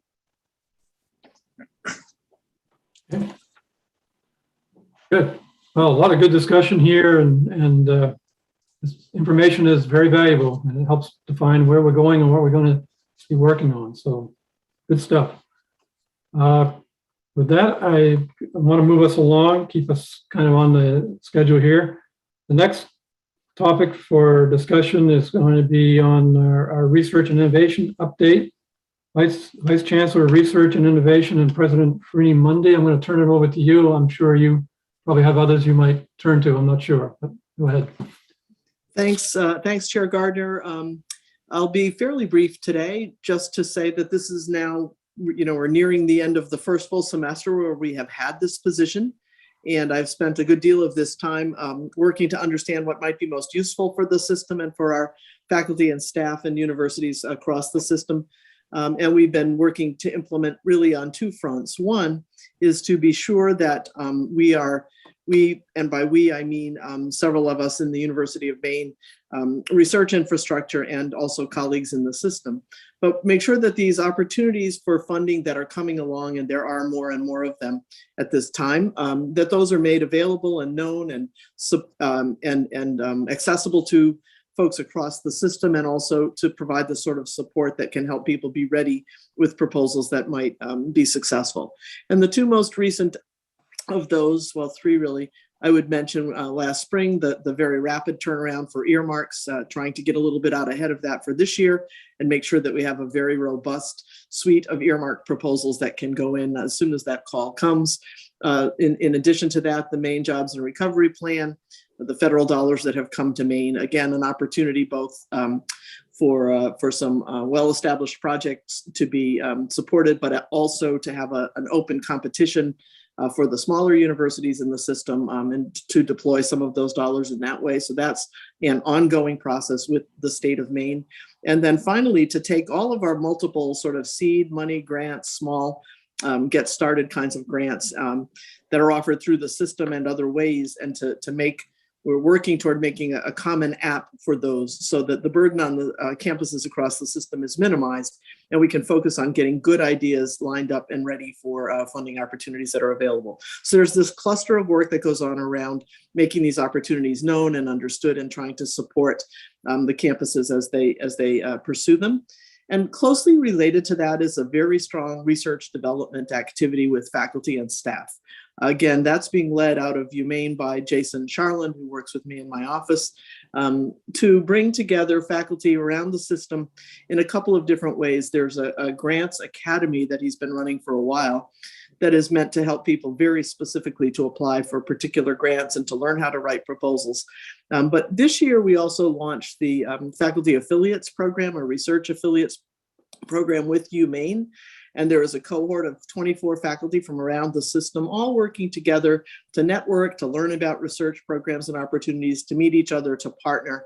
And a very interesting piece of that is a graduate student teaching exchange that, that Jason and others have developed that allows faculty in other universities across the system to have some kind of support, possibly even a course release, for a University of Maine graduate student to support them and maybe do some of their teaching with them, or in partnership with them, or in place of them. And so we have 7 arrangements such as that going on this semester across the system with UMaine graduate students. So a lot going on the kind of support side. And then in addition, work to clarify exactly what the goals and scope of this VCRI office and responsibility will be. And that has been greatly enriched by the several campus visits that we've already had this semester, and I'm sure with the 2 that remain. So as I have been going out on those visits, and Jason joins me on a number of these virtually, we've talked with each university's faculty and staff and administrators about what we're trying to do in this office, make it possible for faculty around our system to expand their research programs if they have that interest. In addition, because there's very strong support for this idea system-wide, and you just heard some great examples of it from our colleagues in Farmington, the notion of integrating faculty members' own research interests with their instruction. That's a really winning combination for us in the system, because it keeps the faculty engaged in the cutting edge work of their fields. It keeps them building knowledge and making discoveries and solving problems, and being able to bring students into that work together with them. But that doesn't happen automatically. It takes tremendous effort. So we're working to figure out how we might enlarge and expand that activity, continuing to emphasize the importance of, as a public institution, being able to support the state of Maine. And then finally, and this one's a little newer, but it's coming through in the visits, there are faculty and staff across the system who bring a lot of concerns about a variety of processes, where I take it to be that what they're asking for is to be sure there's an infusion of an R&D perspective in some of our system-wide decision-making and processes. And so I've been working closely with my Vice Chancellor colleagues and the Chancellor to figure out how we do that, and it's working beautifully. I mean, I think people are really open to making sure that we're supporting the research enterprise well. So just then, very briefly, there were a lot of great inputs in these last several campus visits that I'm working to process and to figure out. People generally very grateful for the support that Jason Charland particularly is providing through these research affiliate and grants academy and opportunities for funding kinds of activities. And we're hearing excuse me, general support for the enhancement of a research focus, both from early career faculty around the system, from mid-career faculty around the system who are finding it's a way to connect back in if they have some supports and some ways to connect it with their teaching. And then from very senior colleagues, and several of these were at UMaine, who were very pleased to be able to learn about potential partners and colleagues around the system. So as we start to build more networking, to build more awareness of who is doing what system-wide and who is interested in what, we are hearing, at least on this campus, from principal investigators who think, okay, now there are more people who can be a part of our team and part of our project. And we can use unified accreditation, we believe, to help make those kinds of partnerships smooth and workable. I mentioned the notion of integration of research with teaching. Not entirely straightforward. We have some extraordinary examples around the system, and those are surfacing in these discussions. And at the same time, I believe that we could provide professional development with people from our own system and from around the country who are doing this really well, and have this be a signature for the University of Maine system, that students get to study with active, engaged researchers and scholars from their earliest days on campus. Most of the other universities did not express interest in trying to build up elaborate research infrastructure there, but they do want to have access to infrastructure. And they also want to be sure that that dollars flow appropriately. So some interesting discussions about how indirect cost dollars might work, how UMaine might be of help in the submission of proposals, but at the same time be mindful of the fact that dollars need to sit on the campuses to make this viable. But generally quite strong interest in using available infrastructure and resources at the University of Maine to try to grow our research impact. A lot of interest in partnering is coming up in these discussions, both with the faculty affiliate idea, the graduate student idea, and then in a number of key fields. It's already happening across institutions in the system. So I think part of what we can do is just to try to stimulate that and support it well. And then the specific areas where people seem to want help range from procurement to being able to have access to journals, to databases, to being sure that library holdings are shared easily, getting indirect cost dollars back, going to external sponsors who are providing opportunities beyond research, getting help in grant submission and in post-award compliance and so forth. So it's very interesting, a lot of, I think, vibrant conversation going on. And next steps, as I see them, it will be helpful, I believe, if at some point in the coming weeks, I'm able to have a conversation with each president about their own sense of where they would like their campus to be in terms of research and development, because balancing that with service obligations, with teaching obligations is a challenge. And I think if we understand more fully at the VCRI level what the campuses are wishing to do, then we can partner and match these services more fully. We're working on the research perspective needing to be at the table even more than it already is system-wide in our processes. Looking how to grow and sustain access system-wide to whatever UMaine services might be available and make sure that we can provide continued quality and access more broadly. And then down the road, there are a lot of concerns coming up about research compliance, post-award management reporting, and so forth. I think that'll come a little bit later as a focus, but I wanted people to have a sense of how productive and generative these campus visits have largely been in terms of getting a sense that we as a system can have a well-defined and I think very fruitful focus on R&D that brings in our students and that serves the state. Thank you, President. Lindsay. Any questions or comments on this? All right, I don't see hands going up. I do have one question. When could you give us an update on where we stand on the R1 work that we're trying to get to? Is that something that later in the spring you could give us an update on? Be happy to do that. We do hope that the next round of decisions on R1s on categorizations will be announced in the coming months. Pandemic has thrown things off, and which year of data you saw that Vice Chancellor Placido talked about the IPEDS data lagging. Yep. And so for us, what the Carnegie classification people choose to use as latest data actually will matter. So if they're a little slow, I think that could be to our benefit. But yes, Trustee Gardner, we certainly could give a more detailed presentation at a coming meeting. We can talk. We haven't talked for a while about the actual variables that matter for this and where we stand. Yeah. Yeah, that'd be great. Thanks. Thank you. And it's up to you. You choose when it most fits and you're most ready. No rush. Great. Thank you. Thank you. All righty. Thank you for that comprehensive report. We'll move now to Vice Chancellor for Strategic Initiatives, Vice Chancellor Thielen, and I believe you've got a few topics you want to bring us up to date on. Yes, Chair Gardner, thank you very much. I think this will be relatively brief. We are still in the essentially the planning and early organizing stages with strategic planning. Of course, as the board will recall, at its July meeting, the board charged the chancellor to lead an effort to develop the new strategic plan for the system as a whole. In September, we were before the board as a whole presenting some initial thoughts on the timeline over which we would do that work. The fact that we would immediately launch a process, a request for proposal process through our standard procurement policies to identify a vendor an outside vendor, a consultant who would help us with that strategic planning work.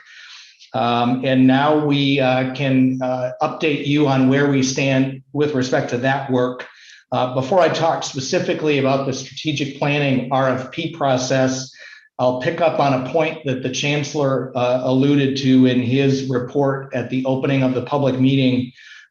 We have been, of course, through the fall here over the last 6 weeks or so, the Chancellor and a number of his team members have been visiting the campuses. One of the presentations and discussions we've led on the campuses we visited so far have been about the campus's opportunities for engagement in the strategic planning process. We've been very clear that the plan will be developed based in large part upon input that we hear and take in from our campus communities as we go through the next year or so. In parallel to the work that's being done to prepare for the comprehensive evaluation of unified accreditation. That message seems to be well received. I can tell you, I think I speak for literally hundreds of people around our system who very much want to be part of developing this strategic plan, finding out what each university's role in that plan is and how working together we can really chart a course for the future of public higher education in Maine over the next several years. So we feel very good about the university community's willingness to engage in that process. We are, as I mentioned, in the midst of an RFP process to identify a strategic planning consultant partner who will help lead us through the effort. We are following University of Maine system policies on procurement to do that engagement. With a request for proposal on an expedited basis, we received 8 very robust proposals.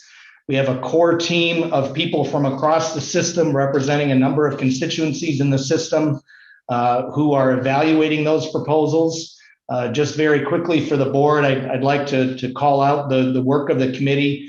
It includes President and Vice Chancellor Farini Mundy, myself, USM Provost Janine Uzi, our System Director of Organizational Effectiveness, Kim Jenkins, our Vice Chancellor for Academic Affairs, Robert Placido, your own colleague, Trustee Trish Riley, and University of Maine at Presque Isle, Professor Stacy Emery, who is Presque Isle's representative on the University of Maine System Faculty Governance Council, which of course has a leading shared governance role for the system in our unified accreditation effort.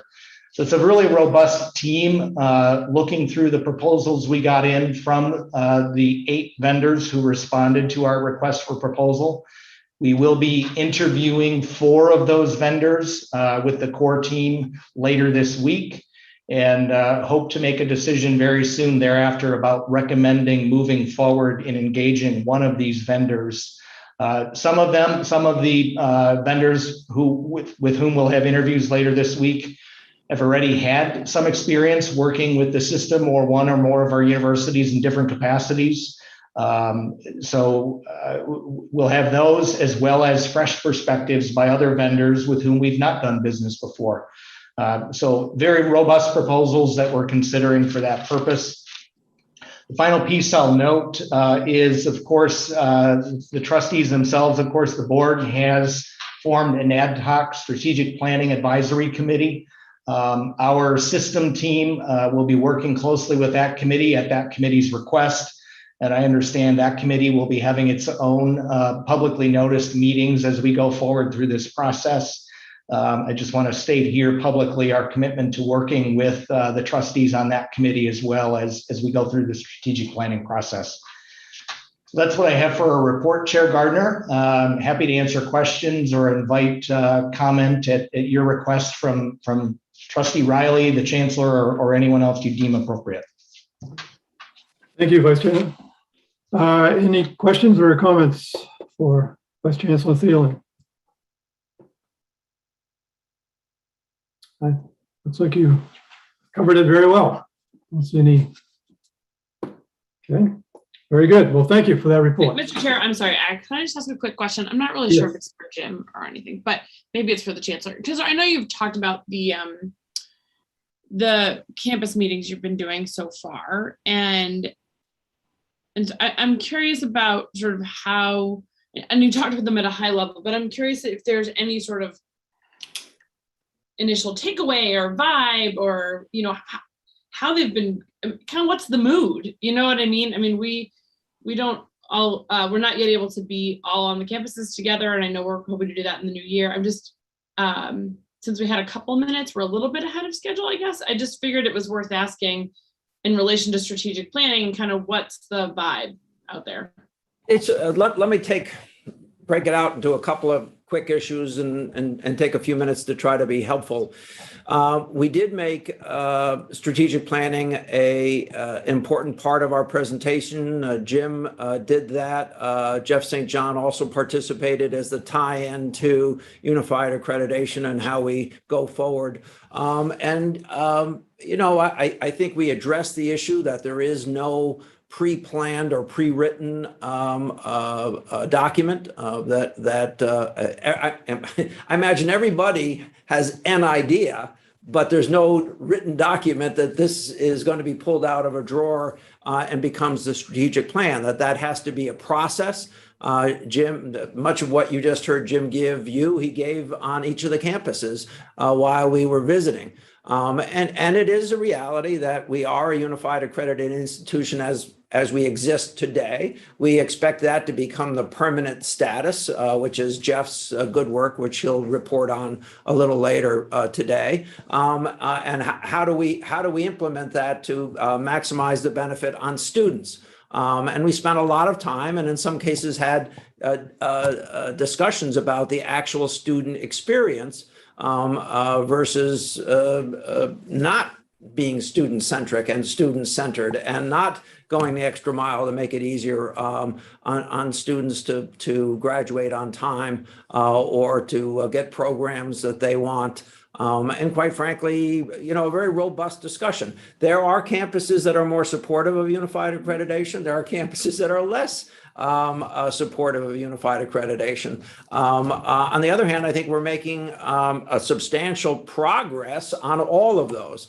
Another issue that we went into in great detail at every single campus that we visited, and initially would encounter kind of a stonewall, no, I don't think I like that, turning into, oh, now I understand why you're doing that, and that is the common catalog. And this is not, we make it very clear what it is and what it is not. Jeff has agreed to have one-on-one meetings with people. He's agreed to have additional meetings. So there's a lot of interest around that. but temperatures tended to go down as the presentation was made and as some of the questions would be answered.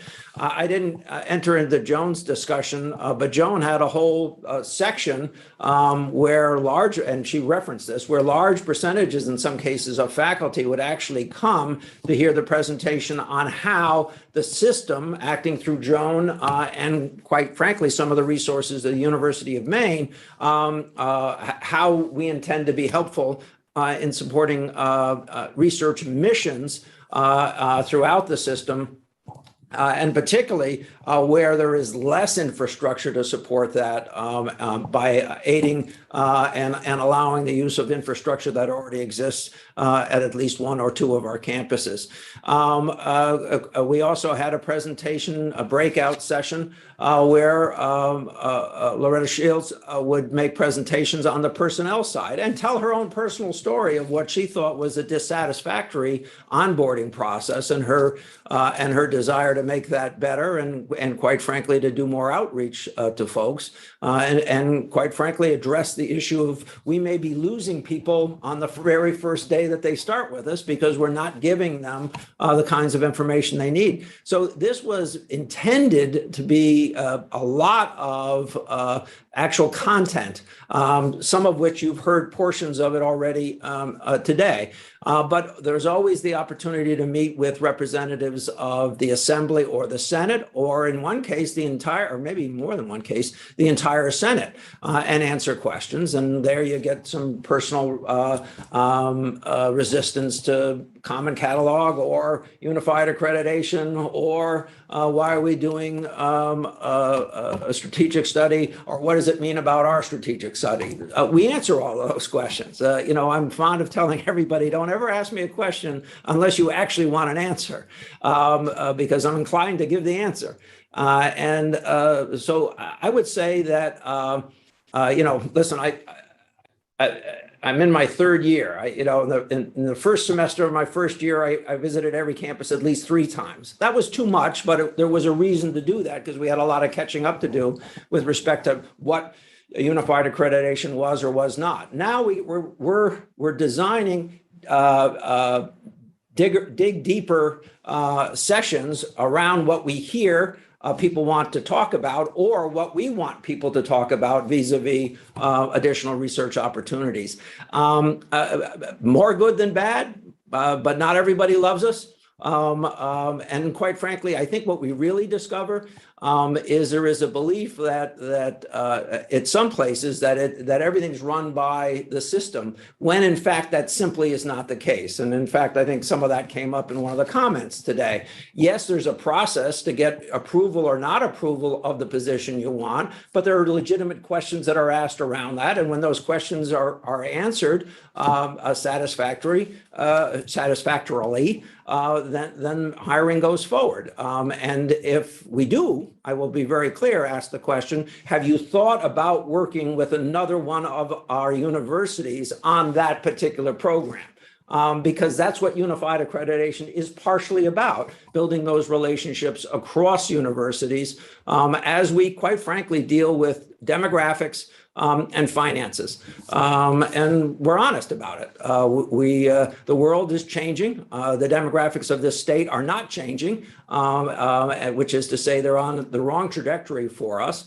And quite frankly, I think I worry that, and I've said this publicly, I worry that we're in a bit of a graduate student boom that we may not be able to count on. I worry about, and I've said this, the community college 17% drop off in a 2-year period of time when I know we get a lot of our students from that population. So if they're not being introduced, or if they're not getting 1 or 2 or 3 semesters of work done there, that means fewer people are coming down to us in the next 2, 3, 4, 5, and 6 years. So we have honest conversations.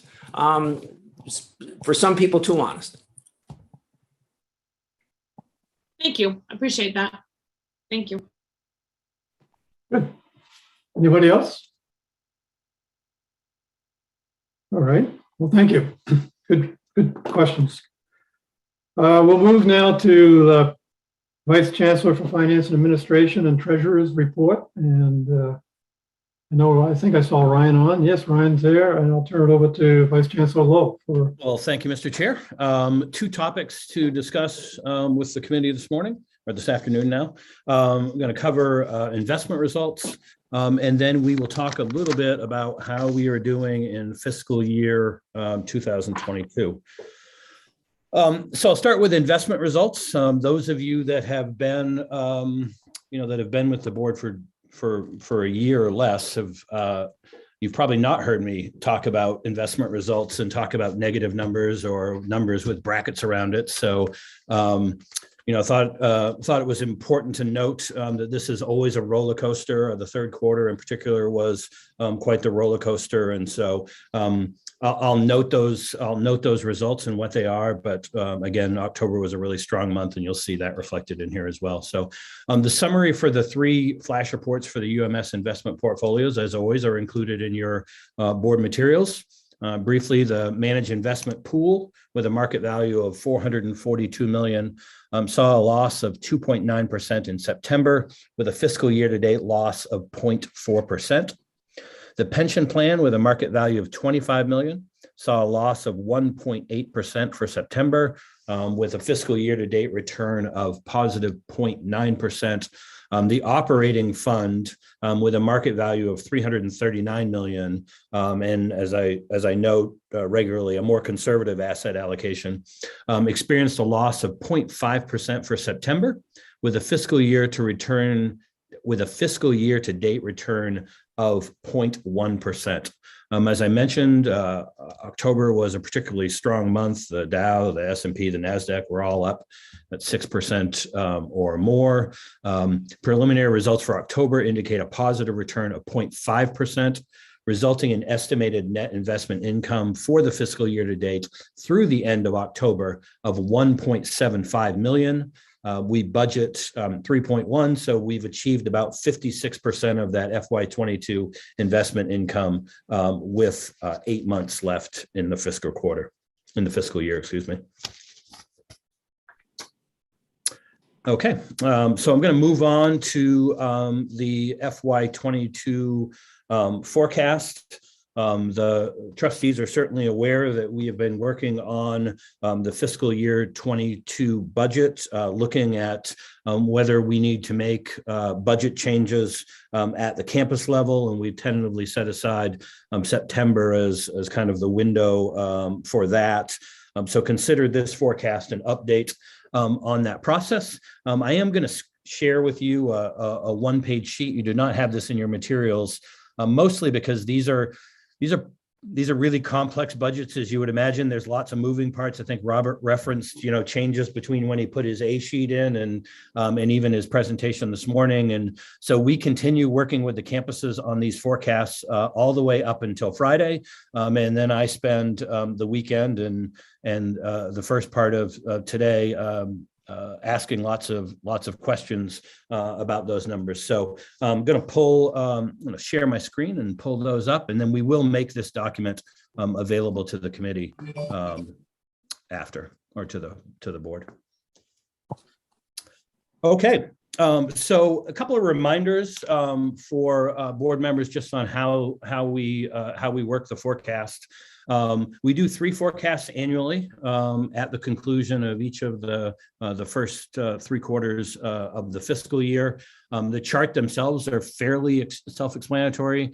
You start with the institution over on the left. The budget column represents the budget as the trustees had approved that budget in May. What we reflect here is not necessarily that every campus didn't have a balanced budget. In fact, they did, but campuses balance budgets through transfers from either federal funds or reserve funds, budget stabilization. I'll use the University of Maine as an example, as I often do, because they're the first one on the sheet. When you pass the budget in May, they were forecasting a $1.5 million budget deficit, which they were going to resolve with a $1.5 million transfer from reserves. And similar stories with all of the campuses that you see in front of you. And I'll get into the details in just a second. The forecast, as you would expect, represents our best estimate today, given all of the things that we know about how things will end the year. So you can see as well as I that there have been some substantial changes since that forecast was passed in May. They're primarily driven by four factors, not exclusively. There are always pluses and minuses that occur in a budget of our size, but generally there are four things kind of going on here. One is the implementation or the approval of collective bargaining agreements. So those, as we talked about last May and throughout the whole budget cycle last year, we built those budgets because of the circumstances we were in at the time, with no compensation increase built in. And so the forecast now reflect the four contracts that have been ratified, two still out there outstanding that are not necessarily built into all of these numbers. The other change, as you would expect, given Robert's presentation today, is based on enrollment numbers. So enrollment numbers, they can go up, they can go down, we can hit them right on the nose. But what's really important is the mix of changes. And so, it's possible that your enrollment numbers can be off. Maybe they're off by a few percentage points, but your revenue is on budget because while you didn't attract as many in-state students as you thought, you got half as many out-of-state students. They paid a little bit more, and so your revenue came out just as you had planned. And then, of course, there are ones where we forecast revenue, we forecast enrollment here, and we come in at slightly a lower level, and we need to make those kind of adjustments. And then residence hall occupancy. So we had that question come up earlier. We know we have at least a couple of campuses that were off in residence hall occupancy. Farmington and Presque Isle, two examples there. So that, again, as you would imagine, would trickle down. If they're not in our dorms, then that means they're probably not eating in our dining halls and have dining plans and all of that. And so you end up with that trickle down deficit on the auxiliary side, something we obviously significantly experienced over the last couple of years. And then the last one that has really moved the needle in a positive direction for all of our campuses is the benefit rate reduction. So the benefit rate in the current fiscal year is 54%. We have lowered that to 50%. And that has helped to offset some, although not all, of the compensation increases. That benefit rate reduction alone saves nearly $10 million across E&G, auxiliary, and MEIF accounts. So that was a significant benefit to us as well. I'll talk just again, high level. I won't go through these campus by campus because the story is largely the same at each of our campuses. You have the original deficit that most of our campuses were in.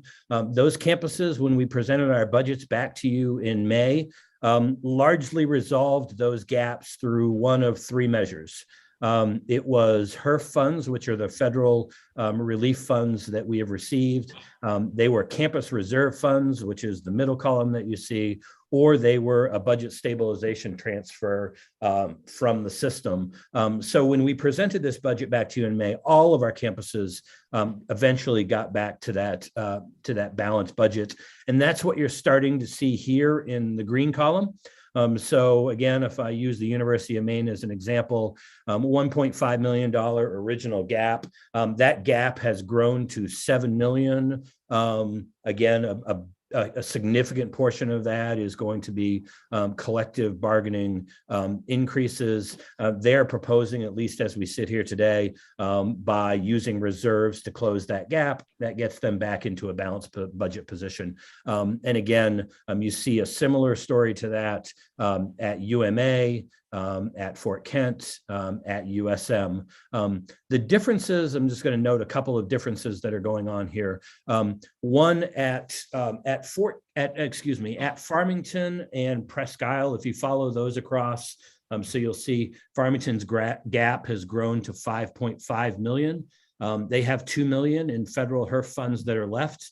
They have a modest amount of reserves that can be applied against this. And they have a system budget stabilization transfer that trustees approved in May of 1.5 million. That leaves them 1.7, 1.8 million short, with no obvious options to close that, at least when we're sitting here in November. It's a similar situation at Presque Isle, a $2.7 million gap with about 1.3 million in resources. That leaves the 1.5 million gap there. So as we've done in the past, we'll work with both of those campuses over the course of the next several weeks. And should we need a budget transfer, should we need some other mechanism to bring those budgets back into balance, we will do that when we come forward with budget changes to the trustees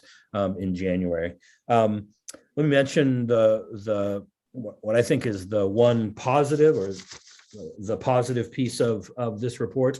I'll note that the gap at Maine Law has actually been reduced by about $170,000. That is a reflection of strong enrollment. It is a reflection of the benefit rate reduction. These numbers are always subject to shift. They often do, but I did want to acknowledge that outstanding work by Dean Softly, by Nicole, by Dimitri, and the whole team at Maine Law for that. I'll wrap up this report by noting governance, university services, employee benefit pool, investment income, all again, just through the first quarter, are on budget so far. So I think with that, I will hopefully stop sharing my screen, and I'm happy to answer any questions if there are any. And I can bring that document back up if there are questions. Yep. Thank you, Ryan. Any questions for Ryan? Eric, can I just say something? Yes, go ahead. When I gave that long answer to Trustee Kane's question about going to campuses, I failed to say that Ryan makes a presentation, a portion of which you just heard, about the impacts of budgeting and income and the likes to each of the campuses in coordination with their business officer as well. So that was part of this year's rollout, and we're trying to get as much information to people so that they understand the circumstances that we're all in. Thank you. Ryan, I do have a question on the increases at each of the campuses that they put in there. I forget the title of the column, but the 7 million increase.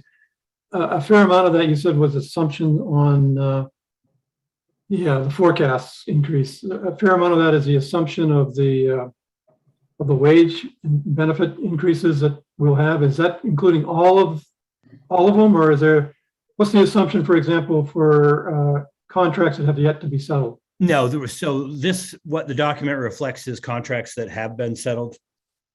But not contracts that haven't been settled yet. Correct. So there's actually great potential for those gaps even be bigger. I would guarantee it, actually. Yeah, right. So the problem we're facing is probably much bigger than what we're looking at here in this roll-up. It is. I mean, what I'll note, it's still a challenge for sure. I think what we're hoping is that a lot of these gaps are COVID related, and they will move away when COVID goes away. The resolution column, which you'll see over here, that references the HERF funds and the reserve dollars and stabilization, those continue to be an option for some campuses, if not everyone, but if the gap, for instance, got worse At UMA, for example, UMA still has sizable amount of potentially for those type of funds. USM is the same. So I just want to, while this side can get worse, there are options still on the deficit resolutions column that campuses have available. But your point is exactly right. Yeah. Yep. Okay. So back to the chancellor's comments, it really does lend to the reason, part of the reason why we really need a strategic plan that takes these things into consideration and figures out how we best operate against the ever increasing costs that we see, and unfortunately declining student segment. So we got a little bit of a bind in front of us here. Yes. Sure. Trustee Case. Thank you. I think you muted yourself, Trustee. Sorry about that. You just talked about the HERF funds. Could you talk a little bit more about that in terms of what additional HERF funding might be available? I understand it's campus by campus analysis, but it's making up a big portion of the gaps for now. Is that going to be true going forward for the balance of the fiscal year? It depends on what campus you're on. We've got a summary where we keep track of exactly how we've used these funds and what campuses have left for balances. And so I'll add that to an upcoming FFT meeting. We'll update everyone on that. But each of the campuses got different allocations based on formulas that we got, that were determined by the feds. And so some campuses have exhausted those dollars. And so the best example, I can pick on them because I wear their sweatshirts all the time. So Farmington, has a budget gap that exceeds the amount of federal funds that they have. And so they are at zero, which is why there was still a gap left there at the end. UMA, has, to their credit, has produced balanced budgets for a couple of years in a row. They had their own challenges from COVID, so I don't want to minimize that in any way. But it didn't necessarily translate into massive budget losses because they didn't have the same mature auxiliary operation that you might have at an Orono, for instance. And so they still have federal funds left. Again, they're working on plans for those. There's things like HVAC systems, all things that are consistent with federal guidance. But if they opened up a budget hole tomorrow, then President Zakis presumably could reallocate those and help reduce those problems. That's not an option at every one of our campuses. So I can absolutely get folks an update of how those balances stand and what's left. Thank you. Yep. I think I saw Trustee Riley had a question, Mr. Chair. Yep. Okay, go ahead, Trustee. I actually had just a minor point since we are in public meeting. You did your usual splendid, precise summary. Not happy news, but precise. But at one point in your speech, you spoke about benefit reductions, and it's clearly not a benefit reduction, but a reduction in the cost of our benefits. And I just want to make sure. Benefit rate reduction. Yes, thank you. Public meeting. Yep. Good catch. Good point. Ryan, can you just, you touched on it, but can you remind me if the investment pools come through this year as planned, and with the,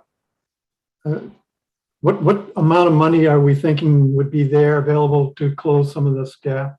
If what? I'm sorry, I missed what. Well, so you were talking is about. it one of our investment pools will throw, if we have the earnings in the pool that we think we could have, we'll throw off some dollars that could be used to close this gap or not? Well, yes, in theory, because we, so for fiscal year 21, we had earnings over what our investment budget was. And so we budgeted 3.2. Our investment earnings were somewhere in the $20 million range for the year. I want to say they were close to 18 million over. So a portion of that we did allocate back to the budget stabilization fund. So the budget stabilization fund had a dangerously low balance last year. When I was presenting to the committee, we were expecting by the end of this year that it might be below $6 million. And so worked with the chancellor and allocated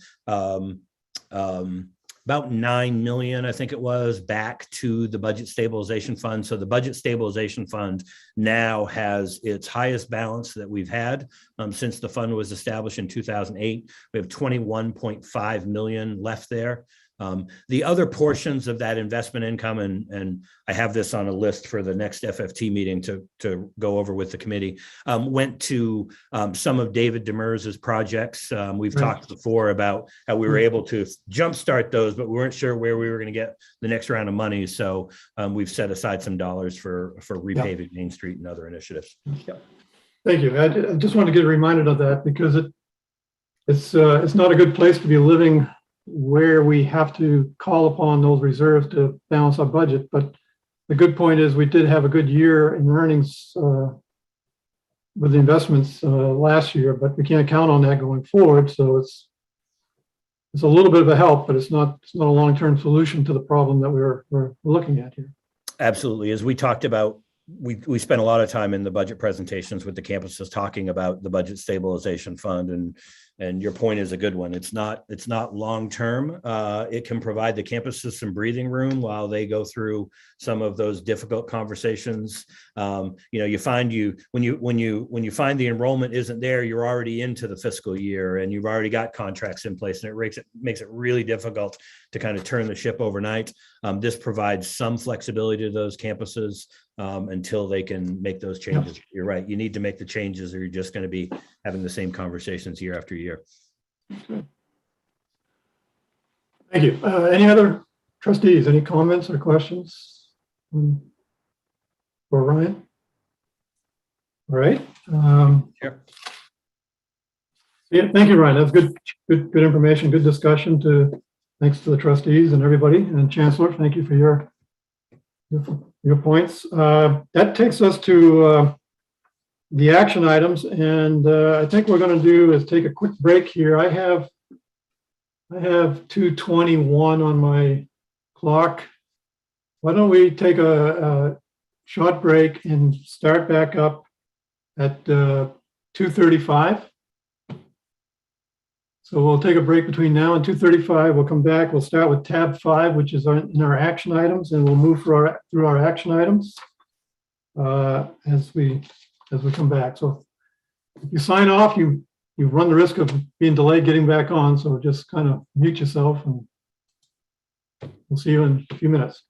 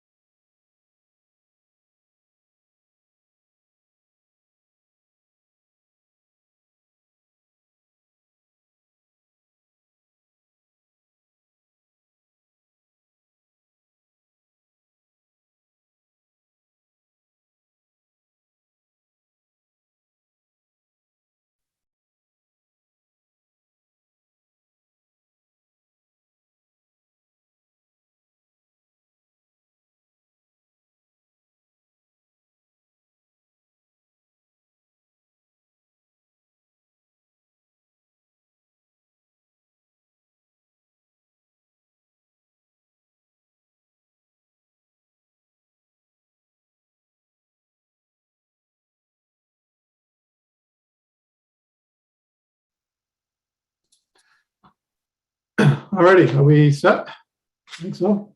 We're all set to continue. Okay, we're going to start with tab number 5, which is our action item for the appointment of a faculty representative and a student representative to the Board of Trustees.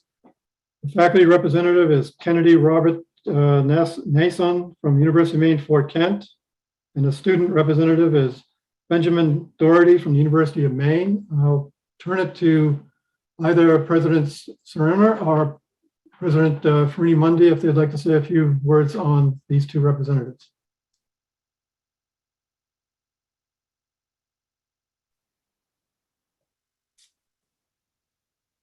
So I'm ready to go to talk about Ben Doherty. Okay, Yes, great, perfect. thank you. Yep. So we're pleased to recommend Benjamin Doherty be appointed for a 2-year term, November 21 to November 23.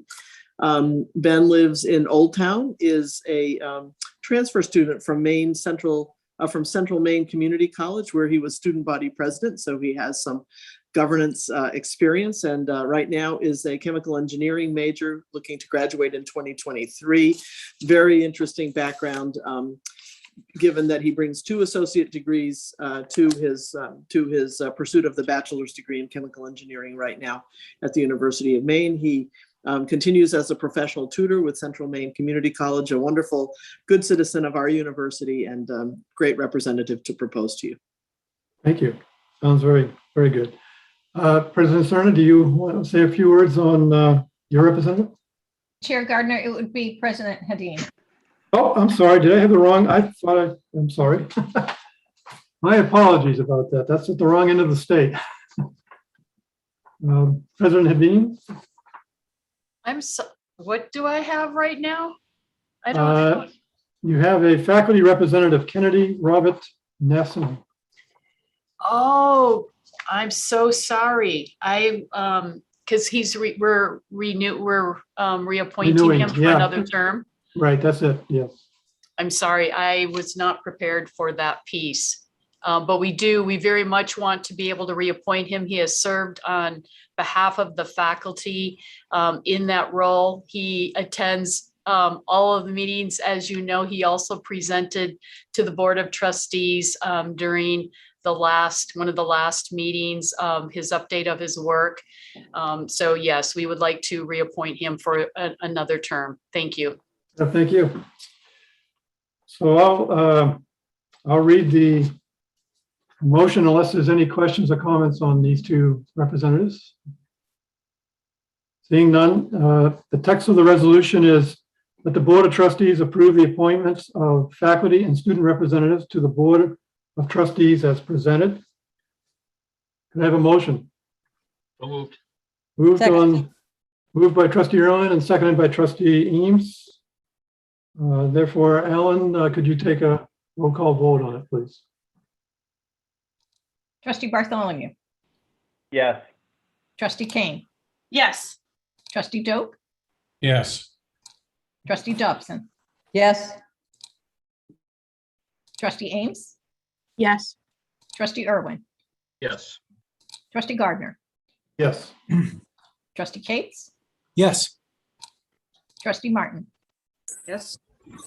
Trustee McMahon. Yes. Trustee Mishu. Yes. Trustee Riley. Yes. Trustee Rotundo. Yes. The motion is carried. Okay. Congratulations and welcome and continuation for this. We look forward to interactions again with the folks on the board. The next action item is honorary degree nominations for 2022 from the University of Maine, Machias. And I note here that President Farini Mundy, you would comment on this one too. Yes, thank you, Chair Gardner. So I put before you a recommendation that the University of Maine at Machias be able to consider an honorary degree for Jacob Vandy Sandy. So Jacob is currently the project manager for Maine Coast Heritage Trust in Washington County. He is a phenomenal citizen of that area and has been chair of the Board of Visitors of the University of Maine at Machias most recently. He's an environmental educator and fish hatchery manager in terms of his experience, and has also contributed in areas of watershed protection and enhancement activities. I would also like to commend Jacob for his most recent work with us at the University of Maine at Machias in serving on the Regional Campus Task Force, and in particular helping us to think about engagement with stakeholders and the public in bringing the University of Maine at Machias to its next levels as a regional campus of the University of Maine. So I heartily recommend your consideration of Mr. Van D. Sandy. Thank you. Thank you. All righty. Any questions or comments on this recommendation? Seeing none, I'll read the resolution. It says that the Board of Trustees approves the 2022 nomination for an honorary degree at the University of Maine, Machias as presented. Could I have a motion? So moved. Second. Okay. I think Alan, did you get it? Did you get it? I didn't. I did. I'm all set. Okay. Could you take the roll call vote, please? Trustee Bartholomew. Yes. Trustee Kane. Yes. Trustee Doak. Yes. Trustee Dobson. Yes. Trustee Ames. Yes. Trustee Irwin. Yes. Trustee Gardner. Yes. Trustee Cates. Yes. Trustee Martin. Yes. Trustee McMahon. Yes. Trustee Mishu. Yes. Trustee Riley. Yes. Trustee Rotundo. Yes. The motion is carried. Thank you. We'll move to tab 8, which is tenure at the time of hire for professor in the School of Agriculture at the University of Maine. Again, I believe this will be President Farini Mundy. Thank you, Chair. I put before you a recommendation for Dr. Diane Rowland that she be granted tenure as a full professor in the School of Food and Agriculture within the College of Natural Sciences, Forestry, and Agriculture. Dr. Rowland is our new dean, and so we're very excited about all of the great work that she is doing. She brings the full support of the peer committee in the School of Food and Ag, as well as the director, as well as the dean. I'm sorry, she's the dean, as well as the provost. Dr. Rowland's field is ecophysiology of forest systems, and she has progressed in her academic career through Texas A&M to University of Florida, where she was an associate professor and then professor, served as department chair there. Very strong record of scholarship, and I recommend her to you strongly. Thank you. Thank you. Any questions or comments from the trustees on this recommendation?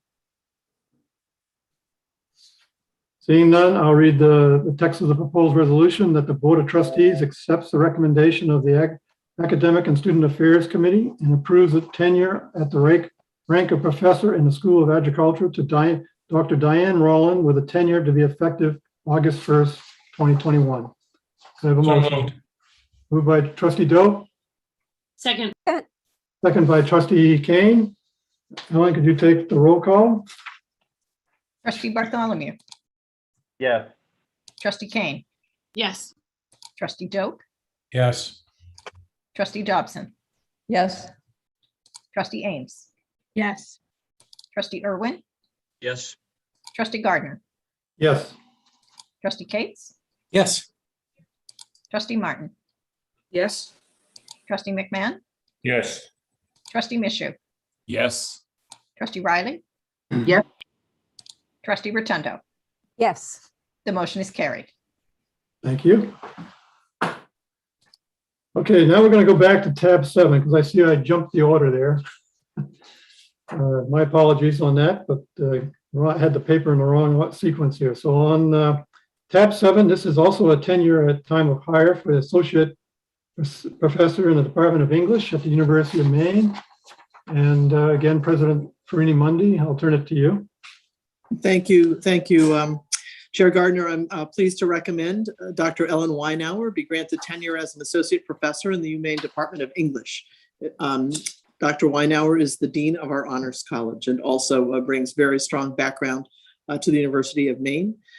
She has the full support of the peer committee, the chair, and the dean of the College of Liberal Arts and Sciences, as well as the provost. She is a scholar of mid-19th century American literature and has a very distinguished record in her field, which she brings to us here at UMaine from the University of Southern Mississippi, where she has won teaching awards and service awards, as well as a number of internal research grants. And so we look forward to her continued leadership in the Honors College, and I recommend her to you strongly.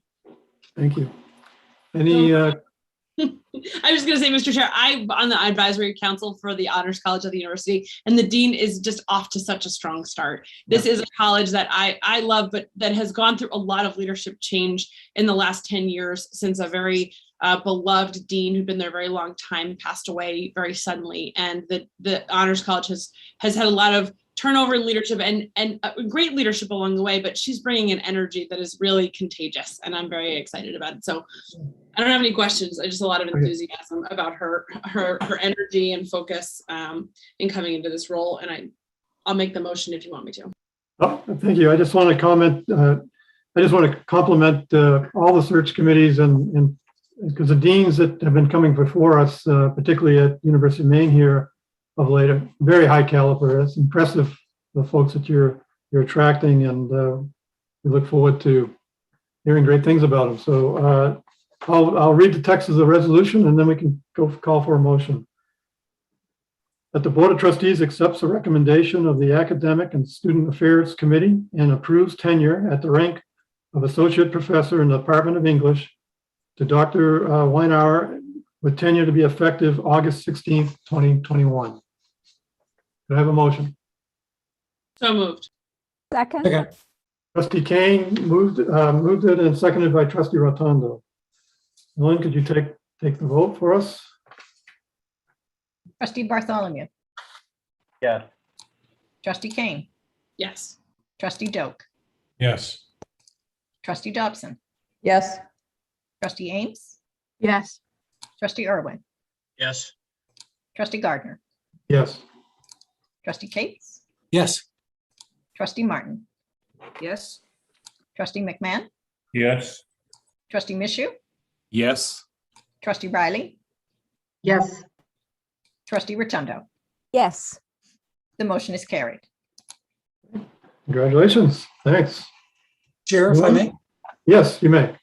I just wanted to take a second to welcome the new deans to the University of Maine system and congratulate them on their tenure approval from you all. Thank you very much for doing that.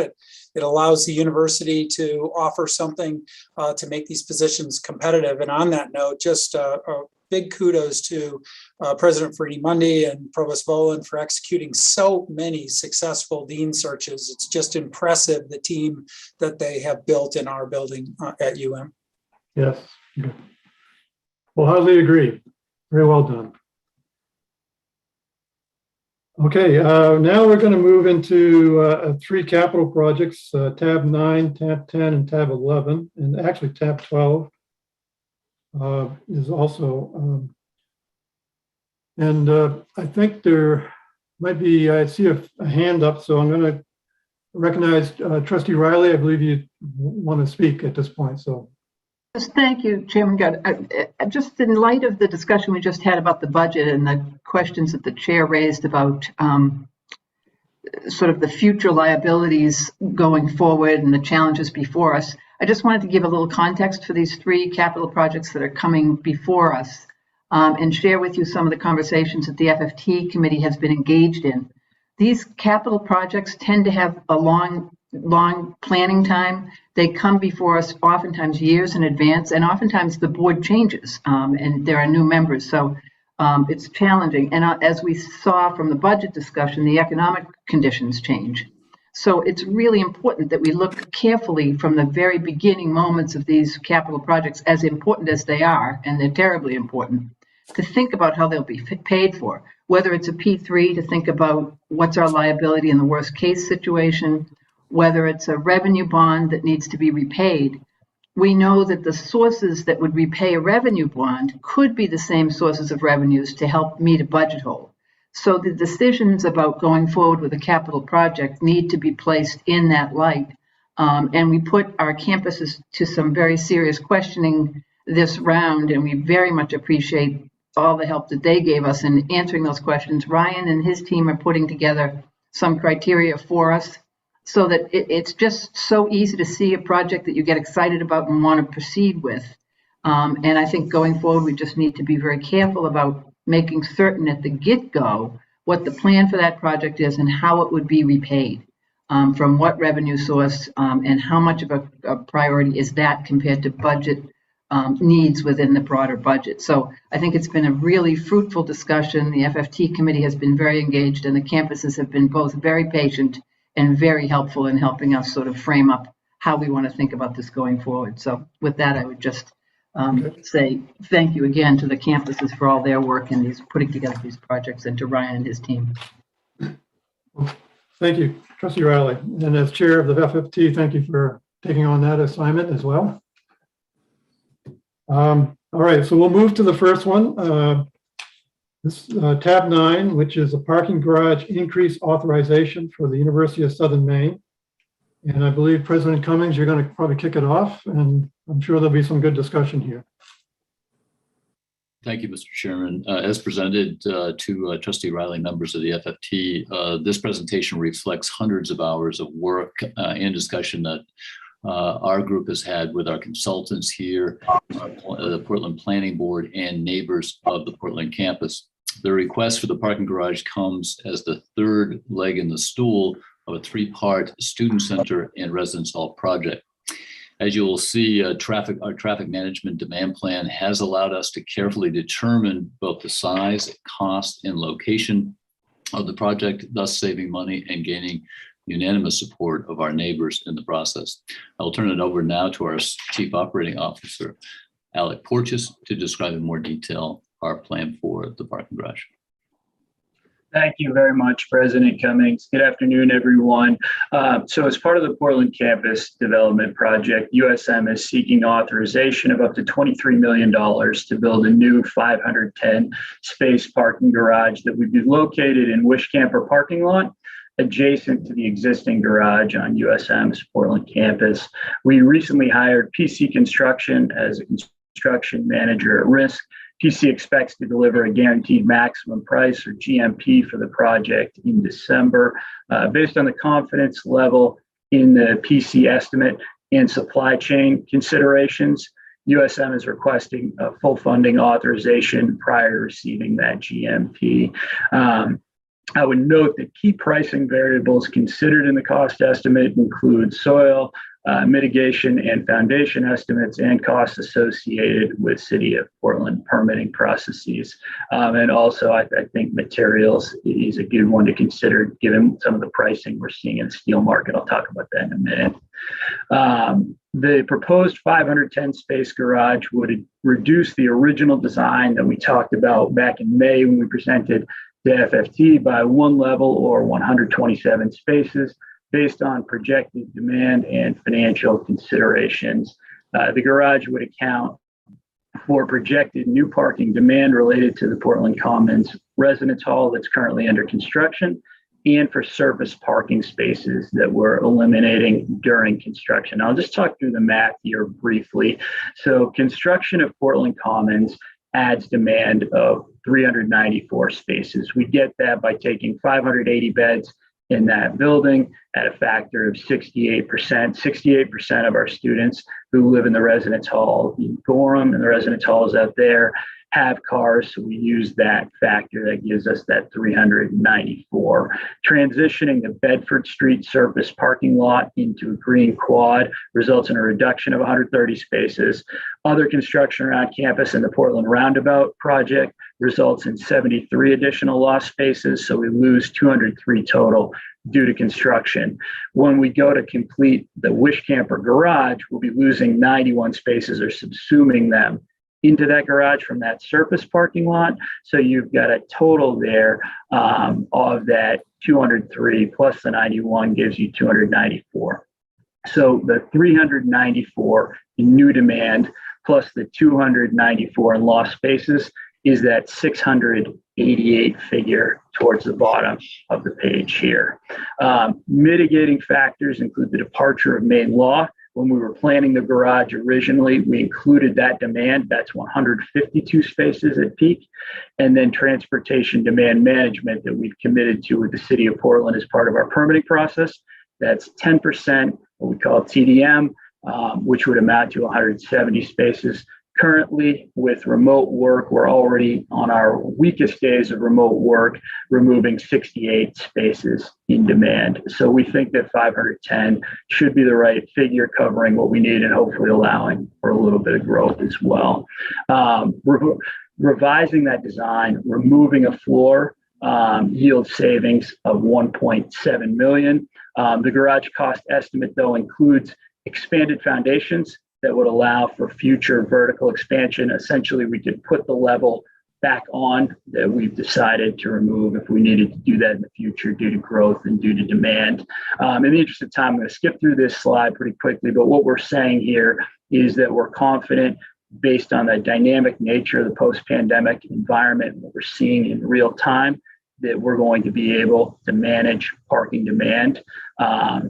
And I also note here at the bottom of the page that removing a level from the parking garage also helps mitigate the concentration of campus parking on Bedford Street. When we were originally proposing this garage, members of the board who were on the board back at that point will recall we were looking at the Falmouth Street area adjacent to Sullivan Recreation Center. Ultimately, based on a number of considerations, we decided to move it to the Wishcamper lot. We're confident for a variety of reasons that's the right decision. The one drawback is that it does put all of the parking in one area. So taking a level off the garage hopefully mitigates some of that. The most recent project cost estimate is $22.8 million. That is the first estimate compiled by PC Construction, and it's inclusive of soft costs and contingencies, so it's capturing everything. They've taken a conservative approach to soil management and foundations, and those may yield some savings if the contingency spending isn't required. Hopefully, there'll be some value engineering opportunities as well. So I think far better to start with a conservative estimate. If we turn over some savings within that, that would be good news.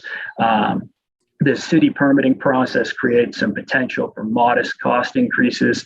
The one we see right now is in terms of electric vehicle chargers. We're negotiating with the city in terms of how many EV chargers we would put in the garage from the start versus the demand we see on our campus. Last thing I would note here, and this is pure speculation, but steel prices are finally starting to look a bit better. If you look at steel price futures into early 2022, when we will be starting construction, they look considerably better than the pricing today. And the pricing today started its decline in kind of early October. My crystal ball's no better than anybody else's, but in our capital projects, obviously steel plays a big component in this. It would be in the foundation of the garage. And if those steel prices continue to abate, that would be good news for the project. That may not occur. It's not factored into this cost estimate, but I did want to note it. Looking at key budget factors overall, our May estimate to the FFT committee was between $20 and $24.5 million. So we're landing just about in the middle of that. That was increased from the original Sullivan lot projection based on the larger Wishcamper site structure. Some cost inflation we'd seen in those couple of years and just different material that we're using at the time. We were looking at steel for the total construction of the garage. We're using precast now. That was at the recommendation of our garage designer. They strongly favored precast based on its durability in the Northeast and also cost over time to maintain it, which should be a lot better. Just looking at how we would handle debt service and covering the overall project. So we would look to borrow up to $22 million of that 23 we're seeking authorization for. I note here that we pay $46,500 annually to service each $1 million in revenue bonds issued. The latest run from PFM for Tracy Elliott was actually closer to $45,000. I think it's $45,100, but we've stuck with the $46,500 just to be conservative. At a budget of $22 million that we borrow, that means we would pay about $1.02 million annually in debt service. We've included a repair and replacement account, which is just a reserve for the building. We do that on all new buildings at USM to get ahead of deferred maintenance. That's at $75,000. And then we cite maintenance and operations at $107,000. That means total cost annually about $1.2 million to operate and finance the garage. Below, I've just listed 6 different revenue streams that we would utilize to pay that debt service, and we would dedicate from FY24 going forward. South Tower rental revenue, about $250,000. Pouring rights revenue, just north of $150,000. Solar energy savings, we peg at $300,000. Parking fee premium for Portland Commons residents. So that would be charging residents of the residence hall to park in the garage overnight on a semester basis. That's about $200,000.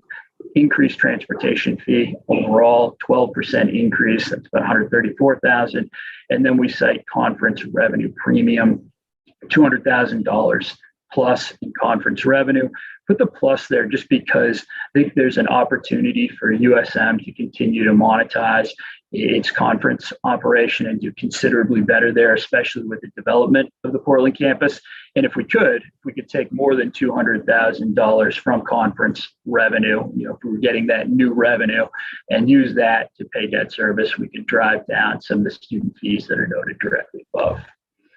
Next steps, and I'll skip through this slide quickly too. We're in the City of Portland Planning Board process right now. We had a formal neighborhood meeting on September 22nd and participated in a planning board workshop with the City Planning Board at the end of September as well. We've spent a lot of time working with the neighborhood community really for the past about 16 months on this project. The formal neighborhood meeting went very well. We had a good first meeting with the planning board. We're scheduled to be in front of them for a second workshop on December 14th and hopefully for a final hearing in January.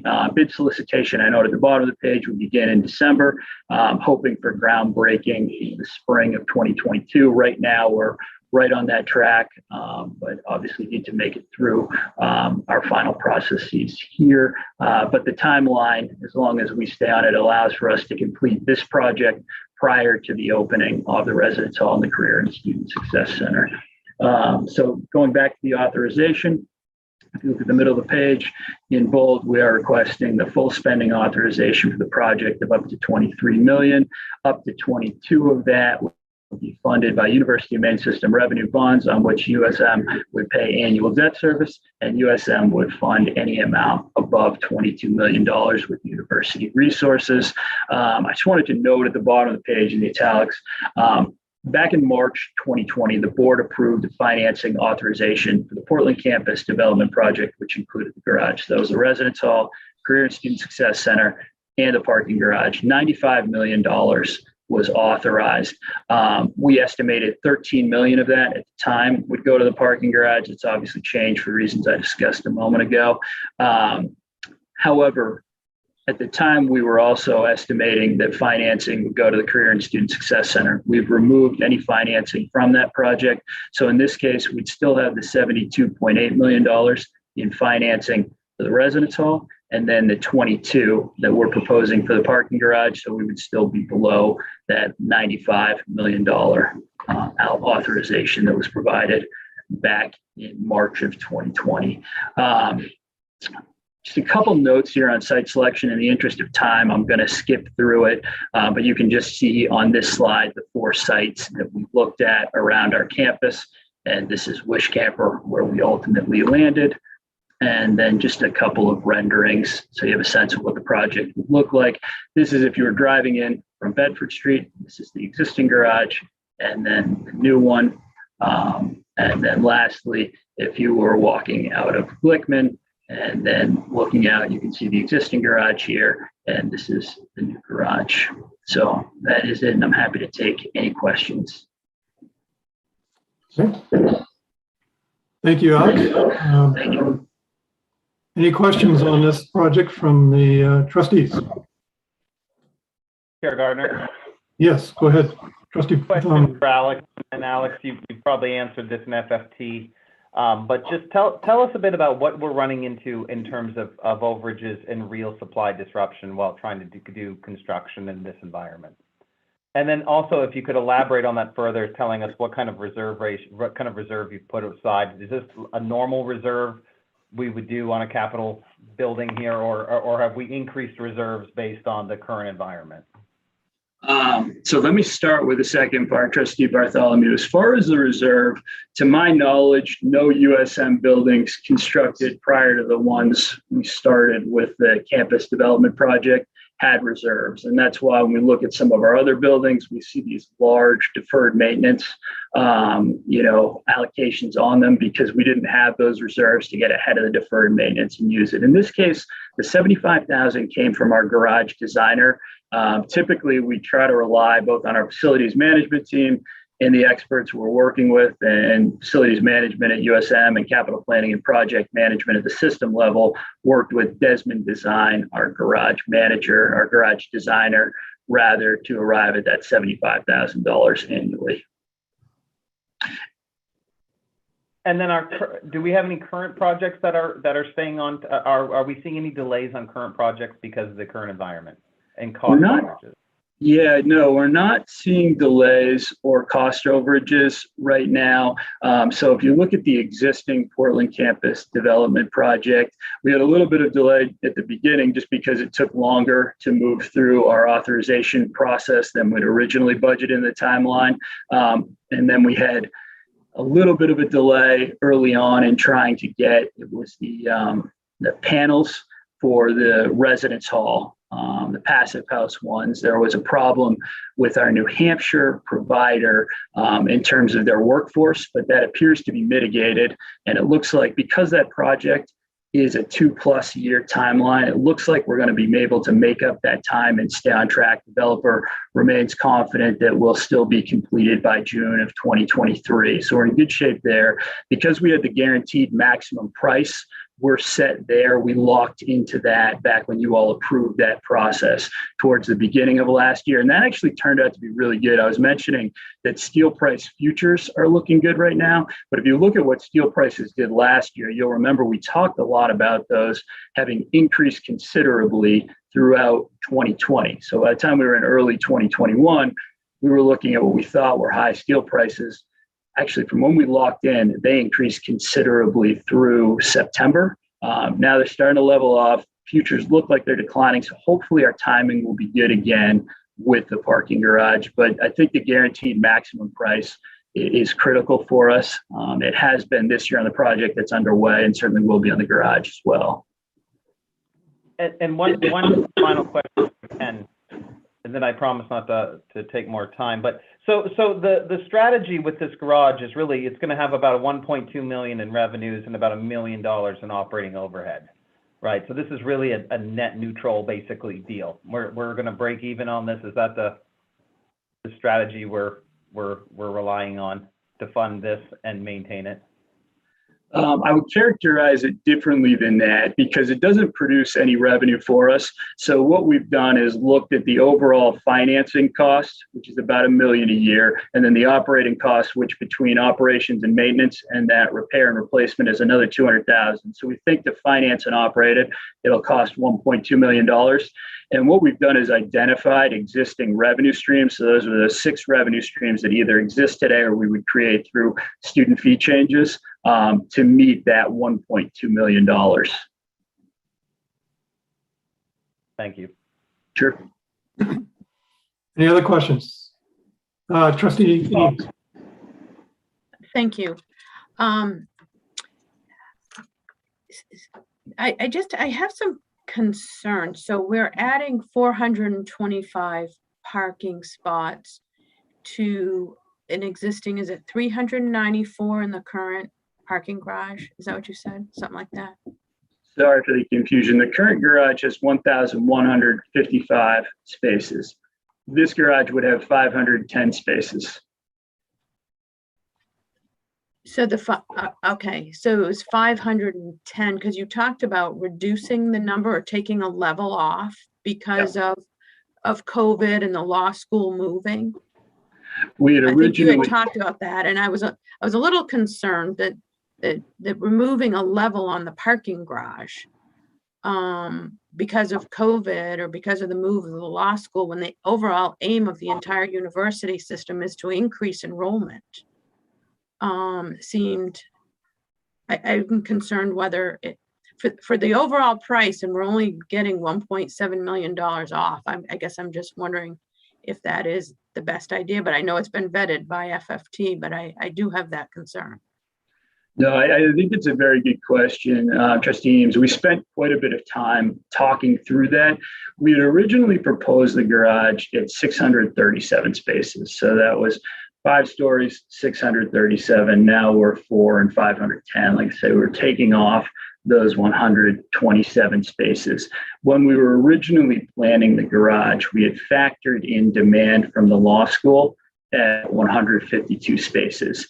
Removing that law school demand takes that 152 space demand out, which obviously is greater than the 127 we lose in removing that level. From there, we tried to review our demand a variety of different ways. The slide I was going through just recognized that we'd factored in 394 spaces from our in demand from residents in the new residence hall. Then we've taken 294 spaces offline through construction or will with the construction of the parking garage. So that's a 688. If we remove the 152 in demand from the law school and we achieve our transportation demand management target of 170, if you take that 170 and that 152 out of the 688 in new demand or lost spaces we're seeing, you get to 366. We did an analysis where we factored in growth as well, and the number came out at 400. That's just if you take the 688 and grow it out at 1% for a couple of years. And then we also are building it so we could put that level back on. And I think it's certainly debatable about whether that 1.7 million is enough in savings. And we could certainly review that with you. More than happy to do it. We've spent a lot of time on it, but even in the memo that I wrote to President Cummings around that decision, and more than happy to share the memo with the board too. I noted that we don't have a crystal ball. We're doing our very best to analyze everything in real time, and we're working hard not to spend any additional dollars that we don't need to, balancing that with trying not to be short-sighted either. If we did the additional level and the cost was above 20, if we needed to finance more than 22 million, we'd be looking at adjusting that financing authorization. That would probably be required. So I just want to put that out there for trustees as well. And one more question, if I might. Where are these satellite parking lots, and are we paying extra for those? We don't have any right now. If we do not achieve the condition of approval through structured parking, the condition of approval that the City of Portland Planning Board established for us to open the residence hall calls for either creation of sufficient structured parking on our campus and or creation of satellite. It can be a combination of the two. It appears that we are going to be able to meet that condition of approval. So I don't think we're going to need the satellite parking.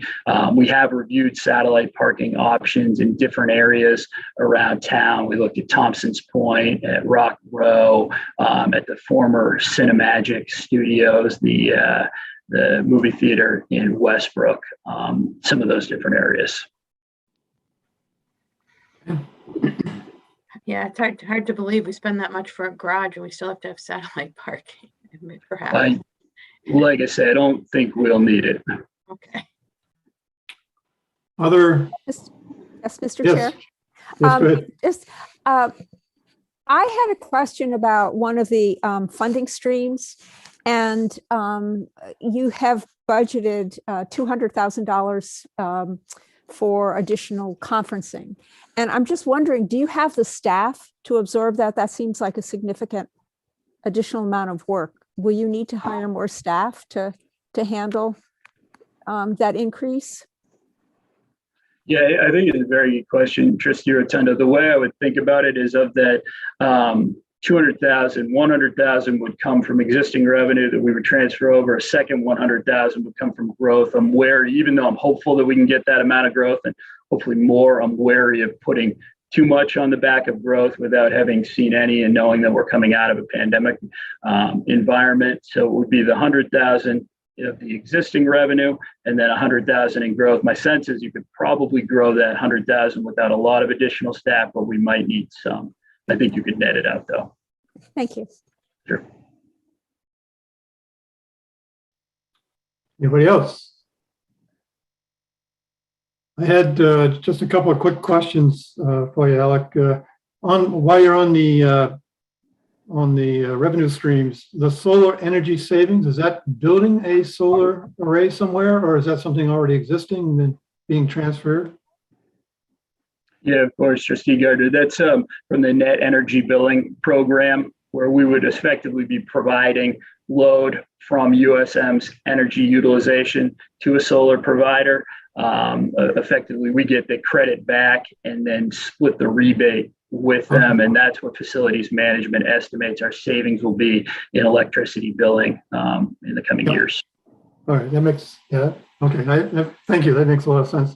The other question I had is when and if the Graduate Center comes back to the Portland campus, how do you deal with parking? What's your thoughts around parking at that time? Yeah, a couple of thoughts on that. So if that happens, we would have to go through a permitting process with the city of Portland again, and parking would be part of that. We would have to get authorization to add more parking at the time. My sense is they would require it as well, just as what happened in the Residence Hall project. I think you could do a couple of things. One, the way we're building this garage, or at least the way that we've proposed it, is we're building larger foundations to add a level back. So you could potentially do that. I think you could also look at some of the other areas that we looked at with Desmond around campus to add structured parking. You know, when I was talking about the decision to reduce a level, one thing I was noting is that there was some concern about the amount of parking that we're putting in one area on Bedford Street. If you've ever been on USM's campus at a bottleneck time, there can be quite a backup to get onto Forest Avenue and then ultimately to 295. I think there are some really good opportunities for us through spreading out our course schedule, which we're working on actively to manage transportation and demand around the campus. That's a big part of our TDM goal. But I do think that if you've got a graduate school moving back, you're probably going to want to look at a different area on campus to add structured parking. You could, though, add that level. Thank you. Any other? All right. Seeing none, I'll read the text of the resolution and then call for a motion.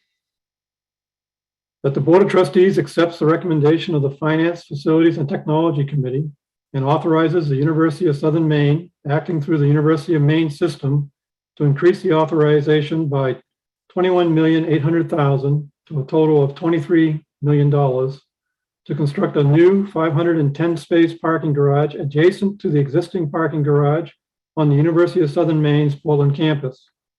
Additionally, the board authorizes the increase in square footage of up to 168,508 square feet.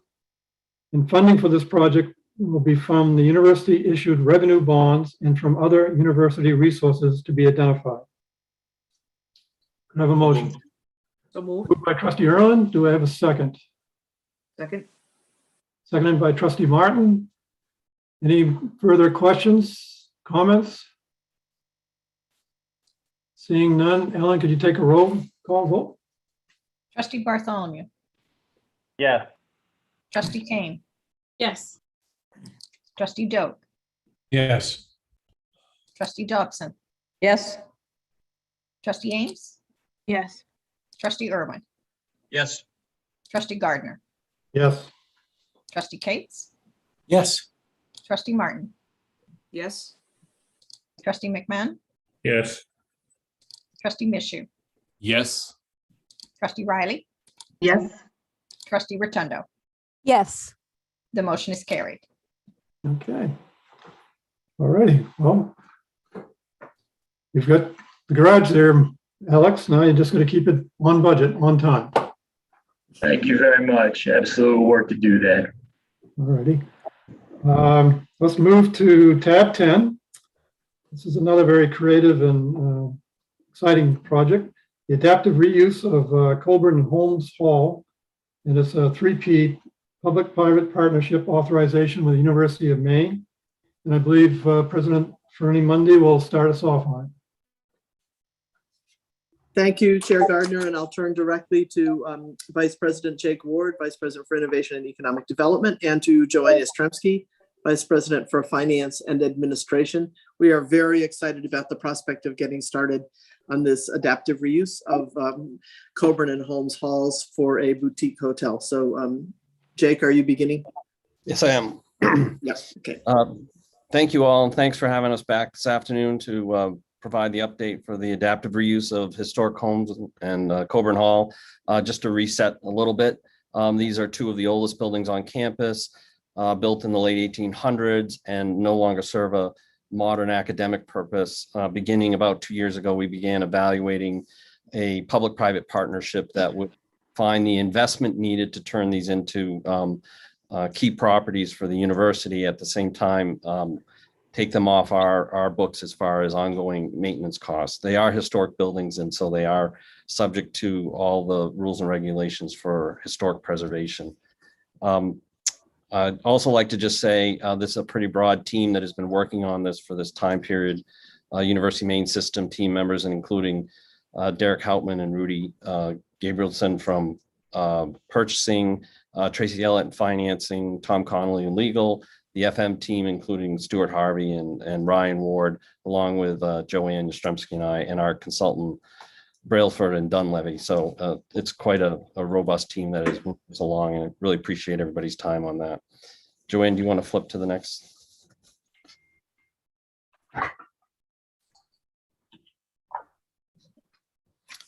So as you may recall, last fall, we used an RFQ and an RFP process through the University of Maine purchasing system that resulted in us selecting Radnor Property Group as the private partner in the P3. They were selected based on their proposal to redevelop homes in Colburn into a boutique hotel that would renovate the existing properties, put an expansion on, and settle in at around 93 rooms. They were selected in March of 21. I've got up here as a schedule. Along that lines, we have been working diligently in a partnership to go through the development process. We're making great progress on all of those activities.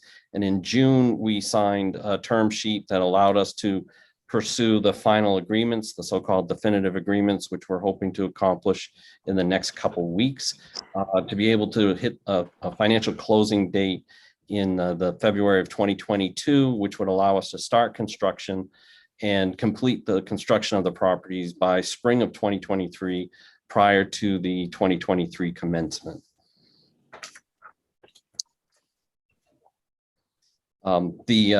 Radnor, as I said, is the private developer and are responsible for bringing the financing to the project and completing construction and bringing the operating partner on board.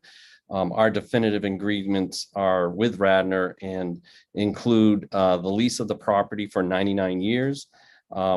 We've also, in that negotiation, have the option to purchase that back from Radnor if they decide to sell the asset. In addition, we have a buyback options negotiated at 25, 50, and 75 years. So if we choose to purchase the property back, we have those options. Radnor is bringing a combined $22 million in equity and tax credits. As a private developer, they're eligible for the historic tax credits and the new markets tax credits that the university would not be eligible for. So that is a key component to making the investment to redevelop these properties. There is an uncertainty about the new market tax credit that's based on the timing and cycle that the federal new market tax credits work. So in the event that they do not achieve a $1.7 million investment through the new market tax credit program, the university would assume the delta of the difference between what they do do receive and what the funding gap is. In addition, we have UMaine has a guarantee, a backstop on the net operating income. If the properties don't perform as projected, the university could backstop that up to $450K. That's the estimate for the first year operations, but the guarantee runs for the first 25 years of the agreement. Next slide, please. So one of the issues about the new market tax credit, why the uncertainty is that the federal allocation comes once a year, and once that allocation is divvied out to certain investment banks, they then make a decision on which projects that will qualify under that. And so we're still waiting to hear on some of that, the resolution of that, but likely we'll hear in the next couple months. And if indeed we don't achieve the new market tax credit financing, the university would cover these costs through auxiliary reserves and annual capital budgeted expenditures. If they are not received in this year, we would have a second chance at new market tax credits next year for the new allocation in the summer of 2022. Right now, Radnor anticipates that we're likely to be at about 50% of what had been forecast. That would put our contribution from UMaine at around 1.06 million. And again, that's all unfolding as we go, but we're capped at the 1.7. I'll turn it over to Joanne Yastrzemski now. Thank you, Jake. So my role here is to just give you some of the risk associated with the project and the rewards. So let me first comment about the risk that we're mitigating or eliminating, because we have so much deferred maintenance associated with these two idle buildings, something over 10 million. And this comes from the Sightlines Gordian report, that we have a negative net asset value. And in addition to that, we're spending $100,000 a year just to maintain these facilities. We're going to have a $22 million investment made in these buildings, which comes from someone else's funding. And we do have a cap on our exposure for this project, as Jake mentioned. The $2 million for up to the new market tax credit component, plus some consulting expenses. And we have this annual backstop of $450,000 annually. Now, I want to just say one thing about that backstop. Since we last presented to you in July, we've done a lot of due diligence on this project. And one of the things that we didn't do, Radnor did, I should say, we've all done due diligence, but Radnor did the marketing study with a national well-known group, Pinnacle. And with that market study, they came back with some improvement in the financial model for this project that makes it look like we are unlikely to, the university is unlikely to have to backstop this project at this annual rate. But for you to know that it is part of the negotiations, it's part of the contract that we do have this backstop in case it is to occur. That would be from auxiliary operations. Some more on risk assessment. Pretty much talked about some of these negotiating terms already with the backstop. And then what if this project underperforms? What if it underperforms by as much as 40% or less occupancy for 2 or more consecutive lease years? That is a contractual term which has been addressed in the definitive agreement. But if that is the case, why the lessee can request conversion of the project to an alternative use for consideration by the university. We're carefully watching the wording of those negotiations with, of course, the expert legal help that we have. And then what if this project defaults, period? Well, we say to you today that there is no recourse to the university if that is the case. So the benefits of the university, I think we describe these for the most part, but just to have a nice handy list for you: eliminate the deferred maintenance. We have a positive net asset value that we maintain as we will continue to see these properties maintained over the 99-year lease because of the reserve set aside in escrow. The project brings this service, this feature to the University Main system, the University Main, for campus accommodations, first of its kind, for all of you, for work, athletics, entertainment purposes, and I would say tourism as well. It generates catering revenue for auxiliary services. There is no food service provided by anyone other than the University of Maine as catering and dining services. We have the ground lease, $30,000 a year. We eliminate the $100,000 a year cost.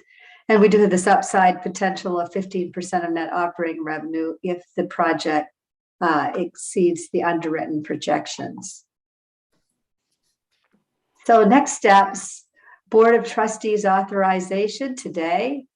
We are wrapping up negotiations. They've been underway for several months on the ground lease and on the cooperation agreement with Main Course Hospitality going well, no deal breakers. We've been carefully monitoring the design progress and the construction estimating. And I will tell you that costs have gone up. We have discussed the latest numbers from the construction company and accommodated value engineering to date to make this project still very feasible. We're looking for a financial close, as Jake said, in the second quarter of 2022, and then finish the construction over the next couple of years, year and a half, to open the doors of commencement in May 2023. And you see here the beautiful design that is in place right now for this 93-room, two-building boutique hotel with a almost 25,000 square foot addition and the parking. And that's the resolution. And I think that I can take off a screen share so we can all see each other better, and I can come back to the presentation if needed.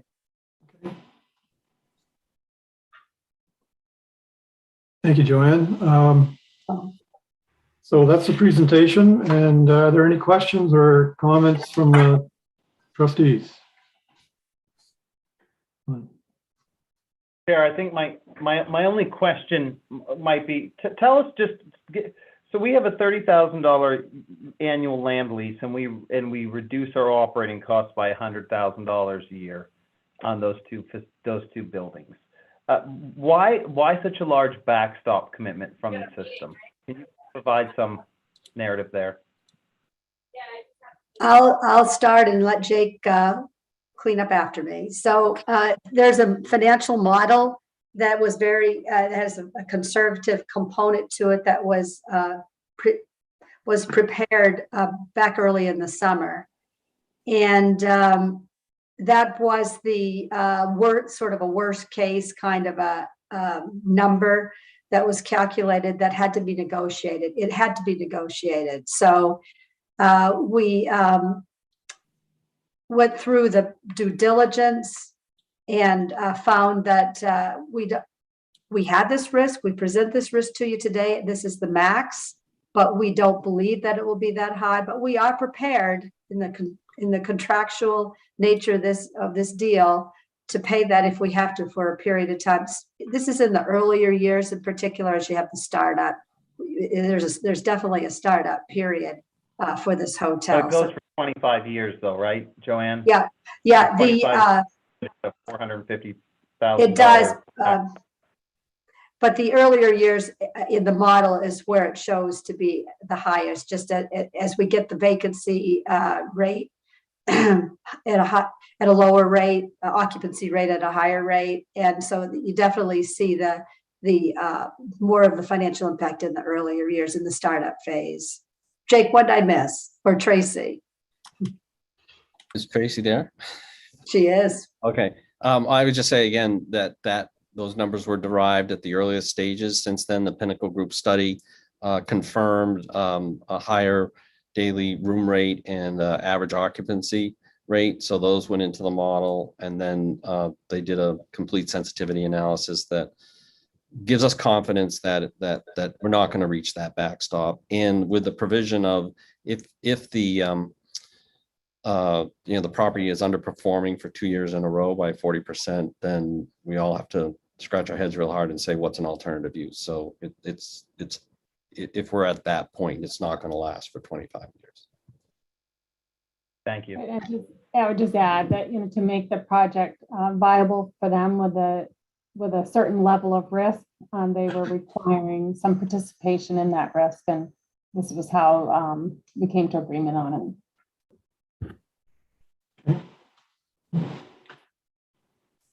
You all set? Yep. Okay. Any other questions? I am. Thank you all. Yes, Trustee Rotondo. Yes, thank you.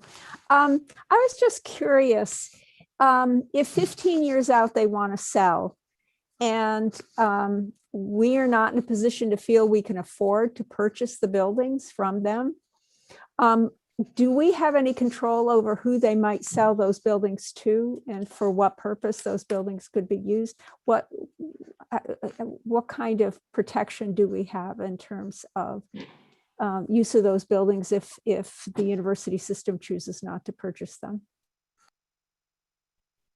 So those are discussion points in the definitive agreement right now, and we are negotiating the degree of which, if we choose not to, what they can use. We're trying to have a total approval of uses that could be an alternative use. And so then we'd also have a chance to weigh in on the whoever they're selling it to, because whoever they sell it to has to basically assume all the same obligations that are part of these definitive agreements.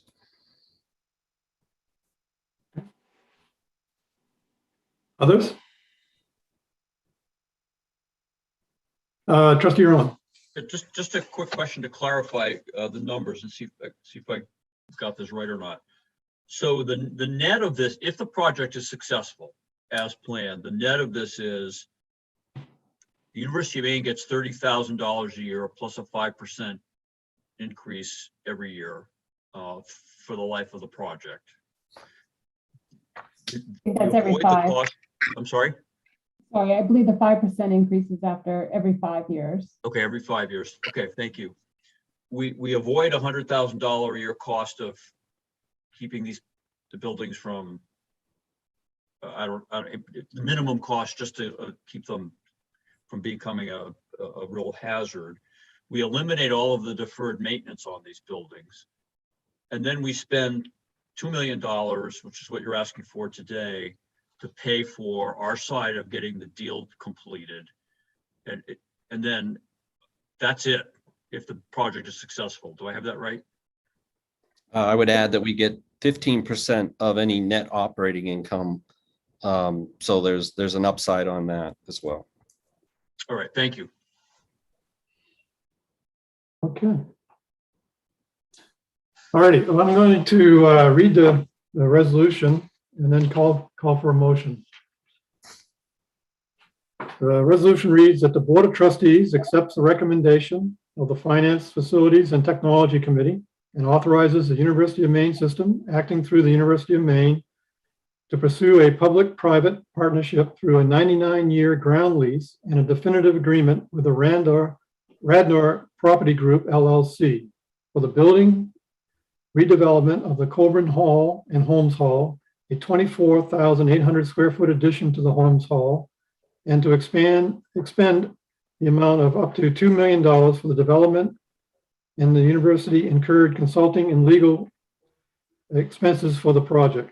All final terms and conditions shall be subject to review and approval by the General Counsel and the University Treasurer. Could I have a motion? Move. So moved.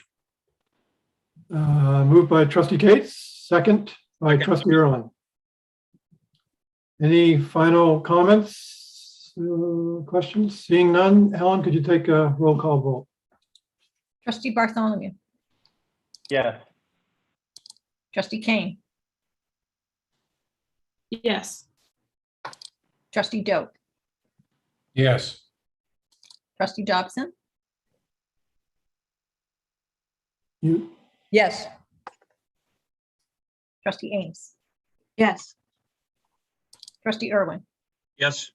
trustee Gardner, yes. trustee Cates, Yes. trustee Martin, Yes. trustee McMahon, Yes. trustee Mishu, Yes. trustee Riley, Yes. trustee Rotundo. Yes. The motion is carried. Good. Thank you. Exciting. All right, moving, we're gonna move right along because we do have quite a few more things here to get to today. Tab 11 is the increased authorization of the University of Southern Maine Center for the Arts. And we got some presentation and discussion on this, and President Cummings, I think you're going to start us off on it. Yeah, thank you, Mr. Chairman. Again, as presented by to Trustee Riley, members of the FFT committee earlier, this request follows from the 2018 Board of Trustees approval of the up to $60 million Center for the Arts. Since then, our team has worked to recalibrate those costs to a more realistic 40 to 45 million. As often has been said, this program is considered a signature program of the University of Southern Maine. It's a School of Music, and has the added signature of this particular building highlights that for the University of Southern Maine and for the UMS system. Our private fundraising has exceeded our original BOT campaign already with a $5 million gift from the Crew Family Trust and a $10 million gift from Dr. Alfred and D. Susie Osher, renaming the School of Music the Osher School of Music. I'll now turn it over to our president of USM Foundation, Ainsley Wallace, to talk about both our philanthropic work, and then she'll turn it over to Alec to talk about the specific schematics that could be determined by having this initial tranche of money to design and implement. Thanks, President Cummings, and good afternoon. Nice to be with everyone again. As President Cummings indicated, a Center for the Arts on the Portland campus would serve primarily as the home for the newly named Dr. Alfred and D. Susie Osher School of Music. This is a signature program of excellence at USM and within the UMaine system. This move to Portland would increase enrollment and retention. As Professor Alan Kashub will tell you later, music students are among the highest retained students at USM, over 90%. This will have a wide impact on Maine's K-12 music education workforce. USM graduates have been awarded the Maine Teacher of the Year award by the Maine Music Educators Association for the last 5 years running. This program produces many acclaimed graduates that bring honor to the UMaine system. Graduates who perform in the Metropolitan Opera and Broadway, who win Grammy and Tony Awards. And this project at this point in time is leveraging an unprecedented moment of community and philanthropic support. Next slide, please. So a reminder of how we got to this point. We're asking for the most recent in a series of authorizations that we've come before you about. In 2017, the trustees approved an $80 million comprehensive campaign that included, as President Cummings referenced, a $65 million Center for the Arts on the Portland campus. In 2018, the trustees authorized spending $1 million of philanthropic dollars in hand for the first phase of design for a Center for the Arts, the conceptual and schematic design phase. And we can now say that that $1 million was from Susie Osher. In 2019, the trustees approved USM's master plan that included a Center for the Arts in Portland. And at that time, the USM Foundation initiated a campaign planning study to make sure that any plan that we brought before you, we were able, that involved philanthropy, we would be able to achieve. In 2020, the USM Foundation launched an adjusted campaign in the quiet phase, adjusted campaign goal of $46 million that included the plan to raise $15 million for the Center for the Arts over 5 years. And here we are in 2021 with the first phase of conceptual and schematic design completed, and the USM Foundation has raised about $17 million for the Center for the Arts in 15 months. So our request, as President Cummings outlined, is authorization to expend up to $3.2 million of those philanthropic dollars in hand to take us into the next stage of of design development and construction documents so that we can continue to gain momentum from the community for this project. You'll see on the top right, the chancellor and with the Crew Foundation, Dan and Reed Crew in June, when the Crew Foundation announced their initial gift of $5 million for the Center for the Arts. And that is now going to be, we're going to have exciting news that that's going to be an even larger gift. And then down at the bottom is the wonderful Susie Osher, who made one of the largest gifts of her life, if not the largest, with her $10 million gift to name the School of Music this fall. So we are energizing donors and community influencers who have supported this project for over 3 decades. Now, with our early philanthropic success, we project that we can raise at least $25 million for this project. And I hope that we'll find in the next year that our potential is even greater than what we hope. With every new gift and every new authorization, the project gains additional donor momentum as it becomes more concrete. And so, as I've said to all of you, one of the reasons why I care so much is that our lead donors, like Susie Osher, are saying that they're hoping that they can come while they can still see it. Mrs. Osher is 93 years old, and we would love for her to see the fruits of her generosity. Now I'll turn it over to Alec to give you the context of where the Center for the Arts is within the context of the rest of the Portland campus transformation. Not really, like I'm just listening, I'm not participating. Thanks very much, Ainsley. So just looking at this slide here, it's a quick overview to give an orientation of where the Center for the Arts will be located. On the right side of the slide, or the east side of our campus, you see the Portland Campus Development Project that frames what we call a residential quad that's outlined in USM's master plan. The other side of the slide, the western part of campus, you can see where we'd cite the Center for the Arts, and that frames an academic quad also included in the master plan. This is for illustrative purposes. I think we still have some orienting to do in terms of where the final location of the Center for the Arts is. But this, I think, gives a good sense of an overview of how the campus would look if both of these projects were completed. This is just a separate, different view of the Center for the Arts. If you look at the top of the slide, this is if you were standing at the top floor of the law building, looking back onto campus.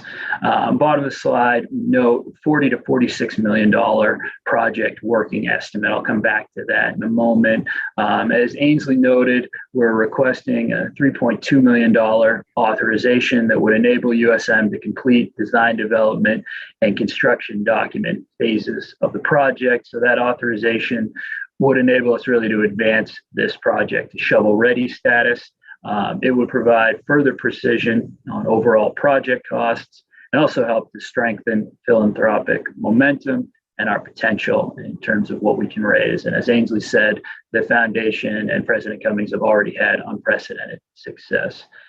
Key pricing variables I note here include the cost for materials and the cost for labor, plus some possible savings around efficiencies when we hire a construction manager at risk value engineering. Going back to the materials portion, kind of similar to the discussion we were having earlier about the parking garage.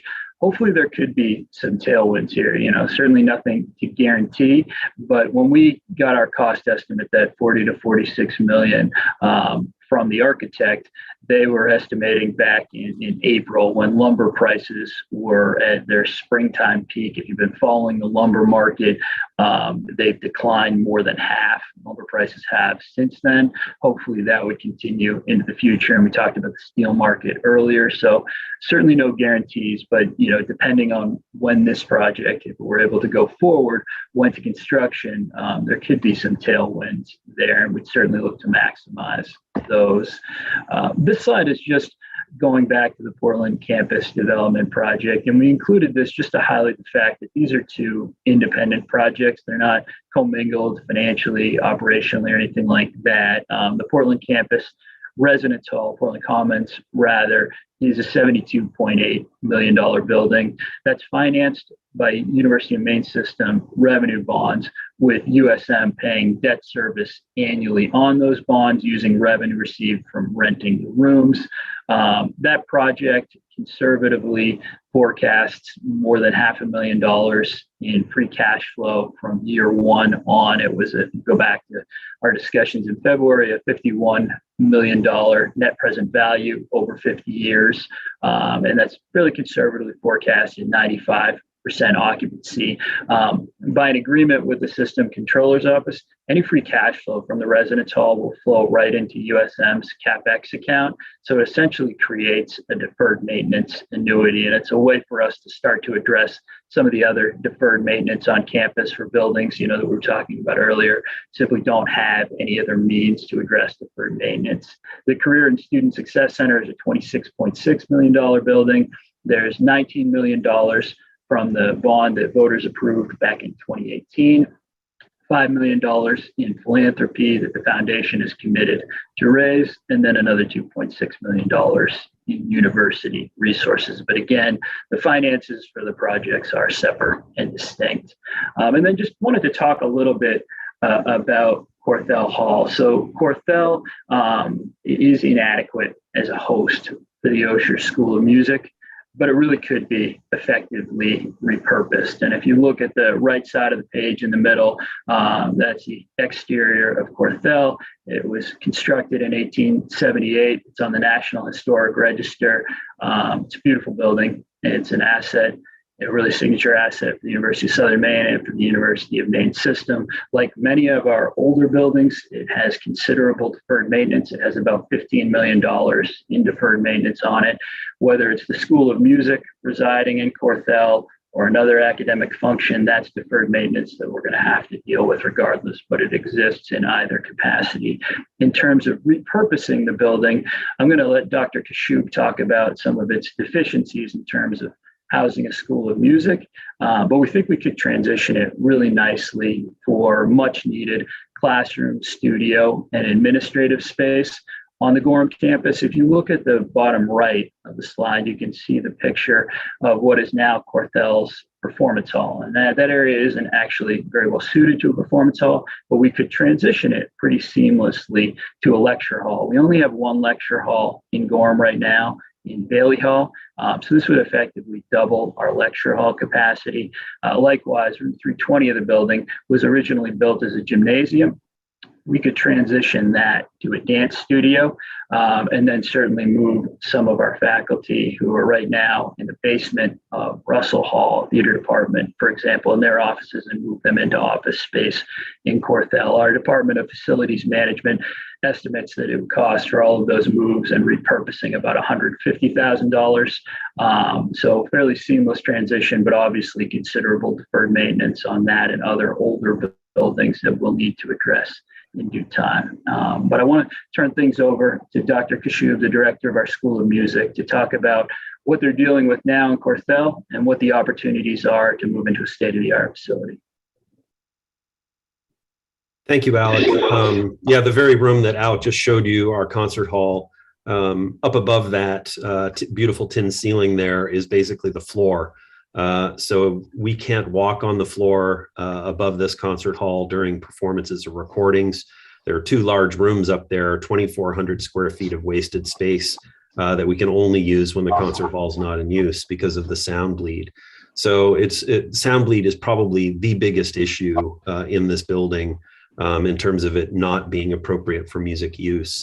This has been mentioned to us by our accreditors in the past. It's an issue that they have wanted us to deal with for a long time. And this is a wonderful opportunity to move forward. In terms of technology, this beautiful recital hall is not ready for the 21st century. There's no projection screen in it to project stuff for multimedia performances or even, captions for an opera that's presented in a foreign language. So the new facility will have things that make that much easier. There's a small elevator in this building that fits maybe 2 people. We do a lot of performances off campus, partly because of this space. Most recently, our youth ensemble concert, where we had to move every instrument one at a time in the elevator. I think our event manager went home at 1 a.m. after that concert, after moving equipment all day. I'm in discussions with a donor right now who wants to donate a very valuable Yamaha grand piano to us. In part of the math that I need to go through with that is to think about how that piano, which will be free, will cost thousands of dollars to carry it up 3 flights of stairs to put it where it's going to ultimately rest. Piano movers charge by the step. So that's a considerable cost to move those instruments. So moving instruments is a tremendously big deal. This new building will be on 1 floor. There's no need to worry about that issue anymore. In terms of it being inferior to high school facilities, I think this is, I just don't know any high schools that have facilities that are as ill-suited as Corthell Hall, frankly.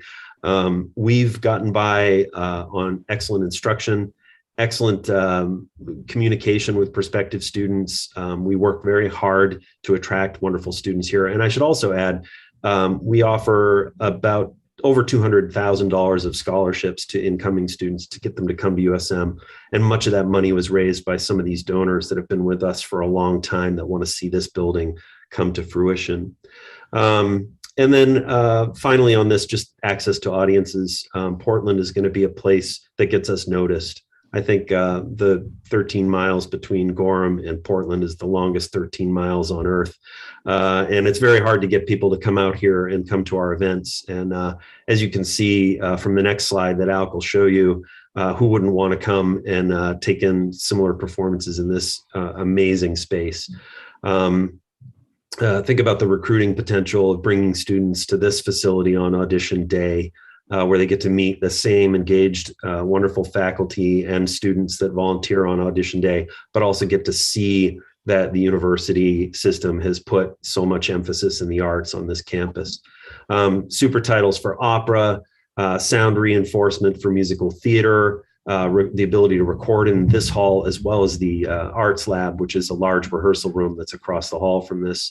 Tunable acoustics, which means that we can change the way the room sounds depending on what kind of ensemble is playing in it, where we have jazz ensembles and choruses and opera and musical theater and chamber music. That is an incredible advantage for sure. The 1 floor layout, again, is going to allow us to take our acts on the road for recruiting, out of state, in state, all over to bring students to us. Obviously that's the strategic location that I mentioned in the previous slide. And then, my hope for this building is that it can really further integrate our students and faculty with the wonderful musical opportunities that are in this area. That includes 2 different Bach festivals, a chamber music festival, Opera Maine. These are all, potential synergies that we have with our facility. People are going to want to use this facility, the Portland Symphony, and also our youth ensemble program, which enrolls a couple of hundred students pre-college age that rehearse with our faculty and alumni. They give concerts in Merrill Auditorium twice a year. It's a very popular program. It would be even more popular if people from the surrounding communities could go to Portland instead of Gorham. If any of you, our rehearsals start at 5:45 p.m. If anyone's ever driven to Gorham at that time, you'll know exactly what I'm talking about. It's difficult. So, and then in terms of enrollment, thank you for changing the slide. We've seen in peer institutions an increase in enrollment after building these kinds of facilities. And that includes places that have seen undergraduate enrollment increase during the pandemic, which I will say is pretty remarkable. A lot of music students don't get the support they normally do in pandemic music teaching. So the whole sort of pipeline that brings them through the audition process into music school is not as efficient as it was pre-pandemic. Our short-term goal of 30% is not really pie in the sky. We've had cohort sizes of 60 to 70 students in the recent past. This is not a big increase in the number of students we have now. This longer-term goal is based on, sort of my estimates and working with the faculty here of how many trumpet players do we need? How many trombone players do we need? How many bassoon players do we need? That's why it's a curiously specific number. Recruiting for a music school is a little bit like fielding a baseball team. You want to make sure that you have the instruments that you need so that it's an excellent music experience for all the students.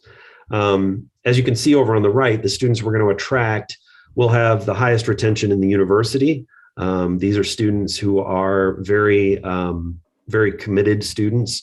Our average graduating GPA this last year was 3.8, I believe. So these are students who achieve very high level.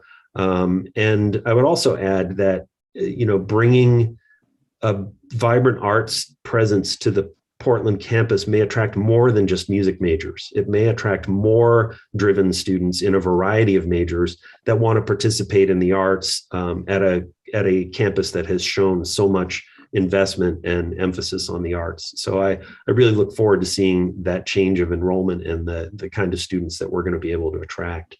So thank you for your time, and Ainsley has the next slide. Thanks, Dr. Kashub. So once again, this is an authorization that can have an outsized impact. This enables key project next steps around around planning and design, and also around philanthropy.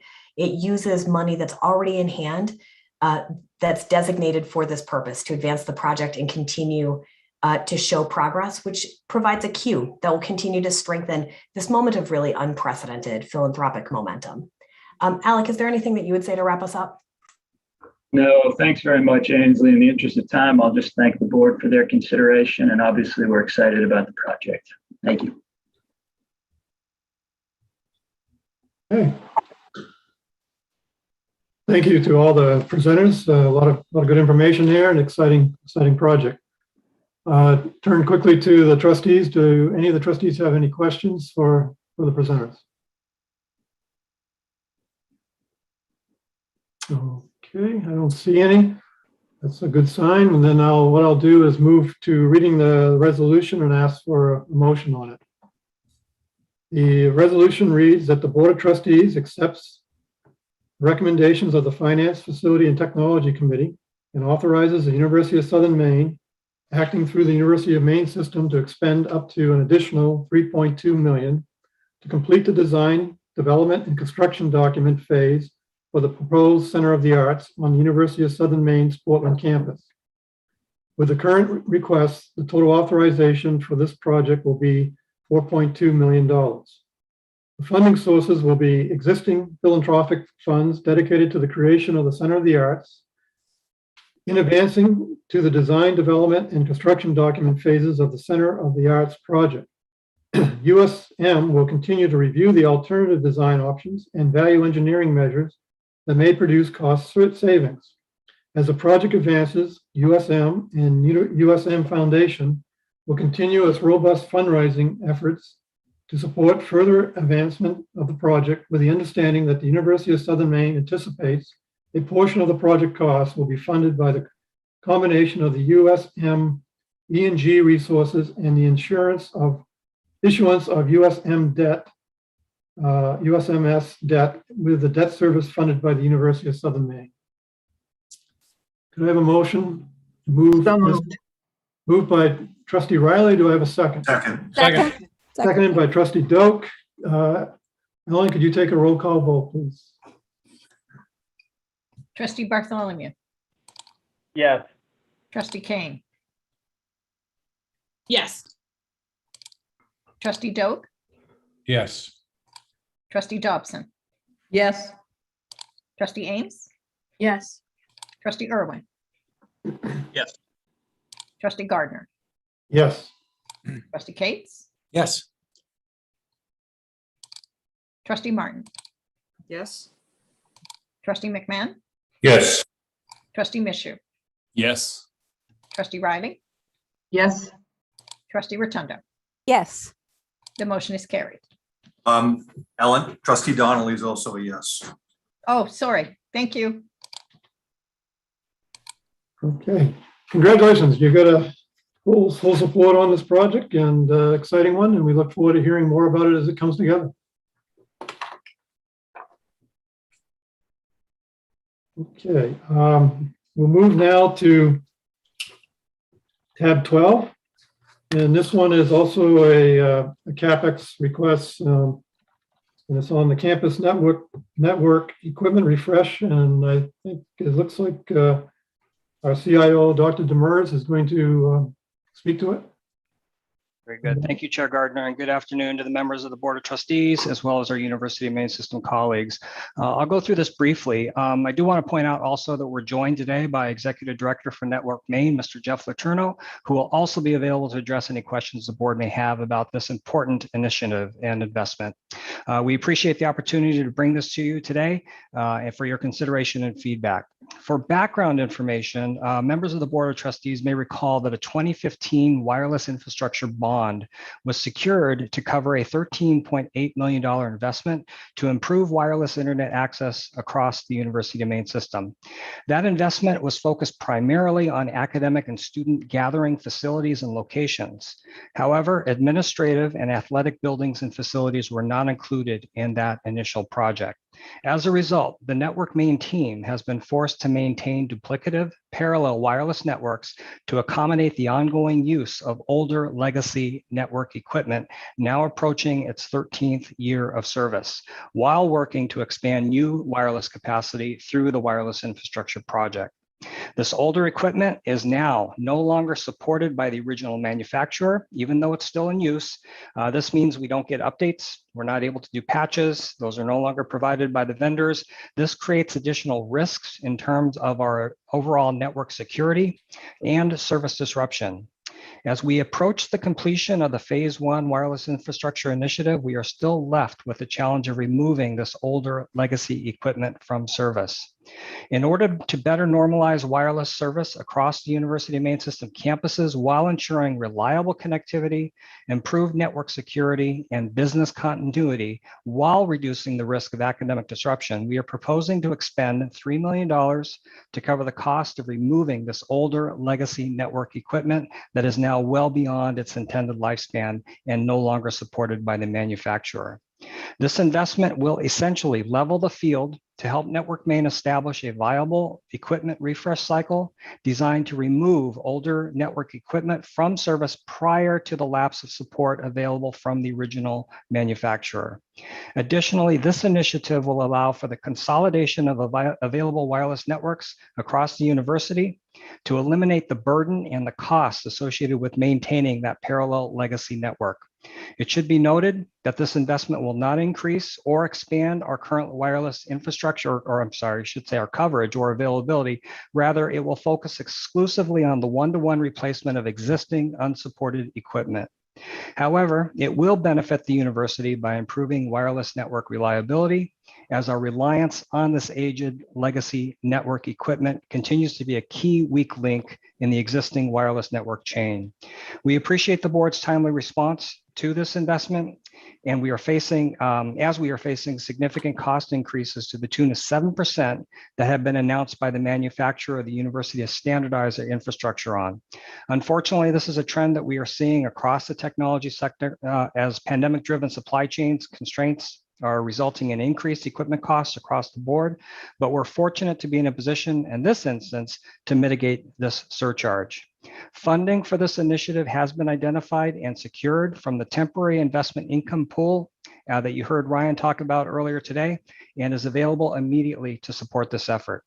With that background information for context, we'd be happy to address any questions you may have. Mr. Chair. Yes, go right ahead. Yeah, one question I have, how are you working with there are centers around the state where both the university system and the community college are partnering in those centers. Some actually the university owns, some the community college owns as the lead system. How are you collaborating with the community college as far as making sure you're both working in the same direction in this particular area? Jeff, I'm going to defer to you on that one, as you're intimately involved with that coordination. Sure, I'm happy to answer that question. As you allude to, there are multiple centers across the state where the community colleges and universities cohabitate and and collaborate in. And the same happens at the network level. In some instances, it's the community college system that's providing the wireless network, and in others, it is the university main system that does so. In either case, there is a wireless service that's often referred to as EduRoam, which both community colleges and the university system participate in. So our students, faculty, and staff from either institution can connect to those networks seamlessly. So the end user doesn't, it's not important to them who actually manages the equipment in each individual situation. So we do that on a center by center basis, largely driven by history more than anything else, or who does what in each center.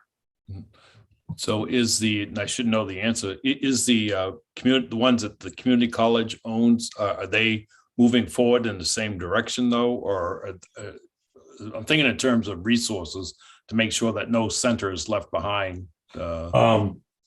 Well, I can go as far as saying in the centers that the community colleges manages the Wi-Fi equipment, they're leaps and bounds ahead of the equipment we're replacing, because those haven't existed.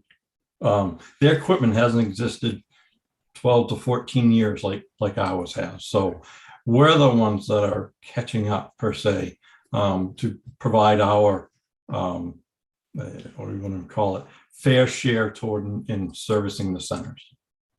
Thank you. Are there any other questions from the trustees?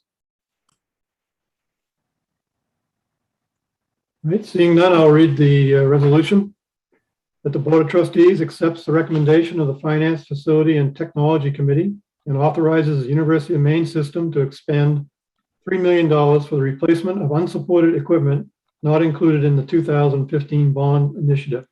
The funding sources will be previously earned temporary investment income. I have a motion to move this.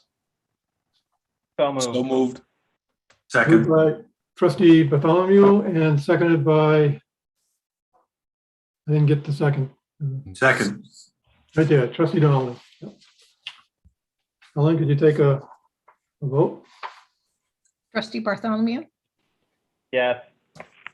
Trustee Kane, Yes. Trustee Doak, Yes. Trustee Dobson, Yes. Trustee Donnelly, Yes. Trustee Ames, Yes. Trustee Irwin, Yes. Trustee Gardner, Yes. Trustee Cates, Yes. Trustee Martin, Yes. Trustee McMahon, Yes. Trustee Mishu, Yes. Trustee Riley, Yes. Trustee Rotundo. Yes. The motion is carried. Thank you. Thanks. Very good. Thanks. We'll move on to tab 13. This is the University of Southern Maine Presidential Search Committee expansion. And I believe Vice Chancellor Thalen is going to speak to this. Yes, I can. Thank you very much, Chair Gardner and trustees. I intend to be fairly brief, but I do want to give the issue appropriate consideration, especially given the public comment we heard at the beginning of the meeting here today from a representative of the Faculty and Staff of Color Association at the University of Southern Maine. And specifically, that group had forwarded a request, which we did in fact respond to with copies of the response to the USM administration, the Faculty and Staff of Color Association, the USM Faculty Senate, the USM Salaried and Hourly Senates.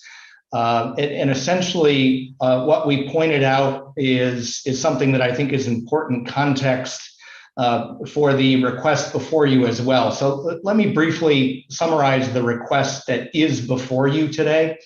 And the request is to add 2 community representatives to the Presidential Search Committee.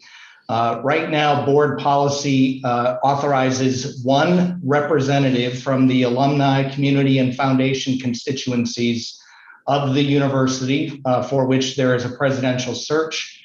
That 1 representative is identified from names provided by the campus itself. These are not names that the chancellor picks from a hat or determines in his discretion, but rather chooses from names identified and provided by the campus community themselves. So the specific request before you is to expand that from 1 to 3. Again, names that the campus community itself would provide to us for the chancellor to confirm. And the intention behind that is, upon learning of President Cummings' desire to return to the faculty and step down from the USM presidency, we did receive initial concern from various communities on the campus that the university could lose fundraising momentum, for example, and other concerns about the university's current engagement with the Lewiston-Auburn community about ensuring appropriate programming at the Lewiston-Auburn campus. That is the intention. We intend with these additional community representatives to speak to those concerns which were raised from the campus themselves. So I want to reiterate that the particular issue before you is for the USM community to be able to provide additional names, one of which would be an additional representative from the alumni or foundation communities, and one of which would be an additional specific external representative for the Lewiston-Auburn communities. Those names would come from the campus and be provided to the chancellor for confirmation to the committee. The precedent that we've cited that is in the materials before you goes back to July of 2017 when we were forming the presidential search committee for the last University of Maine presidential search. And at that time, given the University of Maine at Machias's new relationship with the University of Maine, this board decided to add not 2, but 3 representatives from the Machias community to that presidential search. So that's the basis of the precedent that we have called your attention to. The final piece I'll go back to then is the statement from the representative of the Faculty and Staff of Color Association this morning, specifically requesting a faculty of color and a staff member of color to be assigned to the committee. I will tell you the way we responded there, for anyone who did not see our response on Friday, was to point out what in some ways is the genius of the board policy about how a presidential search committee is formed. The campus communities themselves identify their representatives. The faculty choose their own representatives to the committee. The staff, hourly and salaried staff, choose their own representatives to the committee. So what we've suggested is that the Faculty and Staff of Color Association take some time to review their requests with the Faculty Senate and with the Staff and Salaried Senates to make sure that they are on the same page and that the representatives provided by those bodies for the search committee do appropriately reflect the diversity of the USM communities. I think that's all that I would offer at this point, Chair Gardner. Of course, I'm happy to answer any questions. But again, I just want to point out the specific request before the board has its precedent in our Machias search, the University of Maine search from 4 years ago.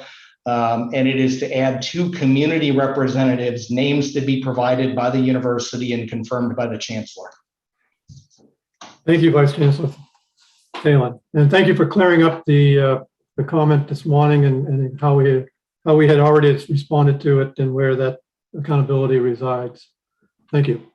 Chair, if I can just very briefly, say, I want to confirm that the list for the alumni and or foundation have already been supplied and were supplied long ago. So there's no hunting for people or anything like that. Thank you. Any questions from the trustees on this topic? Chairman. Trustee Erlin. Yeah, just a quick question about the language of the resolution. I understand the intent, which is at one additional representative that is from external to the Lewiston-Auburn community, 1 alumni foundation. But that's not how the resolution is specifically written. It simply says 2 additional people from community foundation or alumni. And I just wanted to wanted to be clear what the intention is here, so that this language is less specific than what I think the goal is here. And I just want to make sure we're all on the same page about what we're voting on. I would just note that the chancellor has already committed to the USM community that that's how we would we would look to use the additional 2 community representatives for those specific purposes. I certainly won't speak for him, but I know that we would intend to follow that. But I take your point, Chair Irwin, that is how we would intend to seek the additional representatives for the committee.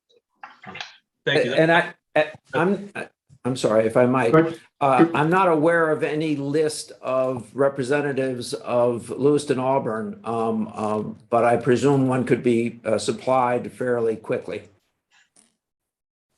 Mr. Chancellor, we could offer you there are 4 BOV members who are in that in the Lewiston Auburn area. Maybe that would be a place to begin. Again, I'm not trying to pick. I'm happy to name someone from a list that I'm supplied. I'm not looking to find my own. Yeah, I was just saying if the committee did want to move in that direction quickly, that might be a logical place to start. Okay. Are we back to you, Trustee Irwin? Are you comfortable with the language? I am. I think the intent of this is clear, and I'm comfortable with it. Thank you. Okay. Thank you.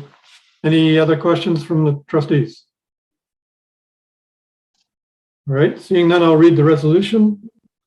The Board of Trustees approves an exception to the administrative procedures for the University of Maine System Board Policy 204 to permit the Chancellor to name 2 additional community, alumni, or foundation representatives to the University of Southern Maine Presidential Search Committee, chosen from among the names provided by the University of Southern Maine administration and otherwise in compliance with the administrative procedures for the University of Maine System Board Policy 204. Can I have a motion to move this? To move. Moved by Trustee Donnelly. Second. Seconded by Trustee Cates. And Ellen, could you take a roll call vote, please? Trustee Bartholomew, Yes. Trustee Kane, Trustee Doak, Yes. Trustee Dobson, Yes. Trustee Donnelly, Yes. Trustee Ames, Yes. Trustee Irwin, Yes. Trustee Gardner, Yes. Trustee Cates, Yes. Trustee Martin, Yes. Trustee McMahon, Yes. Trustee Mishu, Yes. Trustee Riley, Yes. Trustee Rotundo. Yes. The motion is carried. Okay, thank you. Let's see. I gotta go back. We have, it looks like I'm missing one here. Chair, I think it's acceptance of minutes. Yeah, acceptance of minutes. So the consent agenda would be. So that would be our pro tem vice chair. I'll turn it to Trustee Eames. Thank you, Chair Gardner. At this time, I would like to move the following resolutions as presented and under the appropriate tabs. First, tab 14, that the Board of Trustees approves the minutes as presented. And tab 15, that the Board of Trustees of the University of Maine System authorize the awarding of degrees during commencement ceremonies for the 2021 to 2022 academic year to those students fully recommended by the appropriate faculties and the presidents of the respective institutions of the University of Maine System. Can I have a motion? So moved. Second. moved by trustee Mishu. I believe it was seconded by trustee Riley. Ellen, can you take the roll, please? Trustee Bartholomew, Yes. trustee Doak, Yes. trustee Dobson, Yes. trustee Donnelly, Yes. trustee Ames,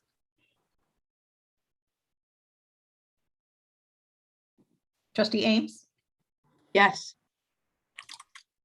trustee Irwin, Yes. trustee Gardner, Yes. trustee Cates, Yes. trustee Martin, Yes. trustee McMahon, Yes. trustee Mishu, Yes. trustee Riley, Yes. trustee Rotundo. Yes. The motion is carried. Thank you. We have two discussion items left on our agenda here. The first one is an update for us on unified accreditation and the unified catalog update. I believe Associate Vice Chancellor St. John is going to give us that update, so I'll turn it over to him if he's somewhere on the screen here. I'm here, Chair Gardner. Thank you. Two brief updates for you and the trustees this afternoon. First is about the self-study. We shared the first public draft of the self-study on the last day of September with 6,700 faculty, staff, and administrators system-wide, and left it up and available for public review and comment through October 18. At the end of that period, we had over 1,400 page views of different sections of the self-study by what looked to us to be close to 1,200 total users, individual users of the site, of the document. And we received 36 comments, and as I've shared with the Chancellor and others, that's a good number. 0 comments would have been bad, and 1,000 comments saying that your links don't work, or I can't find your document would also have been bad. 36 comments for a first version of a self-study is right on the mark, so we were pleased with that. And I will say that we're already using comments we've received from people who took the time to share feedback with us to improve the draft. We'll post it for the second time in mid-February, and then again for the third time publicly in mid-May. Second update is regarding the unified catalog. As the Chancellor noted earlier today, we've been sharing information updates about the catalog work with the campus communities as part of the Chancellor's Fall campus visits over the last month or so, month and a half, with various combinations of faculty, professional staff, and administrators attending breakout sessions devoted to unified catalog. For example, I met with a group of deans and associate deans for our visit to Orono several weeks ago, and 2 weeks ago, we met with over 20 faculty and Provost Brown, both in person and on Zoom at Farmington for great discussion with that group. We have 2 big next steps for the Unified Catalog just after Thanksgiving. We have a meeting scheduled the week following the Thanksgiving break with our web developer to get our website up and running, some content people and an IT web developer helping us with that. And then secondly, we are preparing to invite some faculty groups to pilot some work for this initiative beginning early in the spring semester. And we will be looking to invite 2 different types of faculty groups. The first are faculty who are already active in multi-campus programs that are up and running, faculty who've already recruited students and are working together across 2 or more campuses in an existing multi-university program. And then second, faculty who are just interested in working on this, and there are many of them following discussions, each of the stops this fall and actually going back to last spring. We have a number of faculty who would like to work on the Unified Catalog Initiative, and they will have an opportunity to do so. And the final thing I'll say, Chair Gardner, is responsive to a comment made by Trustee Kane earlier today that the Chancellor also followed up on. I have taken every opportunity available to me to speak with any faculty who have questions or concerns about this initiative. I'll be meeting with UMA's Faculty Senate for the second time this coming Friday. I have a one-on-one meeting with a professor from another institution who had some concerns during the presentation on his campus. Where he and I are meeting Monday morning to talk everything through. And I've also accepted an invitation from the Faculty Governance Council to meet with them on December 6th. So in every context possible, we're trying to share any and all information and invite any and all participation we can with faculty, staff, and administrators who'd like to work on this initiative. That's my update, and I'd be happy to answer any questions that you might have. Thank you. Questions from anyone? Okay, I don't see any. It's a very, very good update, and thank you for all the work that you're doing on this important, very important topic, and thank you. Thank you. So the next discussion item is the University Main System Transforms update, and there I believe Vice Chancellor Thalen and Vice Chancellor President Fernie Mundy will give us an update on the progress in this area. Thank you, Chair, and I will begin and turn it immediately to Jim. Only to say that the project continues to be extraordinarily exciting, challenging, presents a very wide range of opportunities for our system, and the work continues. And what we've chosen to do today, rather than to try to give a comprehensive update, which we are happy to do, in the future, is to pick just 2 or 3 areas that we think may be of interest to you right now, where we're seeing good progress and where there's just going to be a continued level of activity in the coming months. So, Jim, I'll turn it to you to speak about our interactions with the foundation. Sure, and thank you, Joan. And we're well aware, trustees, of the late hour and the understanding that this does not require action, but is just a report. As Joan noted, we're just going to focus on a couple of key elements. This is a significant grant, no doubt. It runs for a long period of time. Until very recently, we had not yet seen a single dollar of the $240 million committed over a 12-year period. I say until recently because there's a provision in our agreement that allows either party to reach out to the other, either party being the foundation, the Alfond Foundation, and the university system, and talk about whether we can make more progress, have more impact if the foundation is able to advance any of the funds.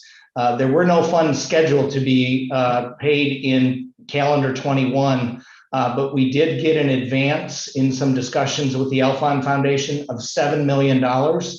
$5 million of which are allocated to the primary academic initiatives. I'll explain that in a minute.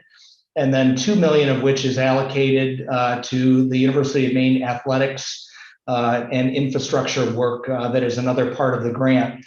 The $5 million that was advanced is allocated $3.25 million to the research learning experiences portion of the student success initiatives, and another $500,000 to the Gateways to Success student success initiatives. And then the other $1.25 million of the $5 million advance is allocated toward the initial planning work, faculty development work, and other faculty administrative issues associated with the Maine College of Engineering, Computing, and Information Science. So we're excited about those funds, particularly on the student success side and the research learning experiences. The goal of advancing these funds is very intentionally to speed up the time at which we can scale these initiatives out to the other universities in the system. Remember, the idea here is that they would be piloted at the University of Maine, and I think President Fernie Mundy will talk about that in a minute. But then to use the advance of funds here to speed up the timeline in which we can scale these initiatives out to the other universities. So that will be part of the initial work that we do in developing benchmarks for calendar 22. That's part of the engagement work that we're doing right now with the Alfonds. We'll be finalizing our report on our progress on 21 benchmarks and confirming the benchmarks we intend to hit in these grant initiatives in calendar 22. So I think I'll leave it at that, Joan, and move on to the next slide. Thank you, Jim. And this is just, in a sense, meant to be a brief preview from what I'm hoping will be a longer presentation in an upcoming board meeting by Ken Ralph, the UMaine Athletic Director, about the transformation of Black Bear athletics made possible by this extraordinarily generous grant. So this gives you an overview about the very basic layout of the venues, and Ken will take you through all of this. The main point to be made here is that we now have our design firms on board, WBRC and Crawford. Crawford is a Kansas City firm, WBRC, of course, Maine-based, and they are working with us. And this design remains a little bit fluid as we watch costs, as we watch new ideas that sometimes come up. But be assured that this will be a comprehensive set of improvements, which will impact fields as well as a new multi-purpose arena home for basketball, which will be in the south end zone of the football field. Will impact all 17 varsity sports. There will be very strong equity, diversity, and inclusion goals, particularly in the areas of gender equity and accessibility, and a lot more community-based opportunities really for youth that could be hosted in a variety of types of events here at the levels of high school and college across the state of Maine. So we hope this will become a very important resource for our state, including for other institutions in the system as these plans go forward. Also space for recreational sports and intramurals, and an increase in the usable hours. So the work continues. We're very excited to see it progress. And that was one little area we wanted to highlight. It's a big area, but we wanted to give you a little highlight to get started on it. And the second is the next slide. Jim has mentioned that much of what is taking place in the large portion of the grant, the UMaine system piece actually is starting in pilot form at the University of Maine, where we've been able to locate resources to at least get things launched until the dollars begin to come in. And I have to say that our work on research learning experiences has been really quite amazing to watch. The team, John Vollen, Provost, and his colleagues put together a program in fairly quick order that includes 31 sections of 26 separate one-credit experiences that are running this fall, and one of those is at Machias. This was kicked off with a week-long experience held this summer, where we had a number of students who came, about 250, I think, overall, to participate in an orientation toward research.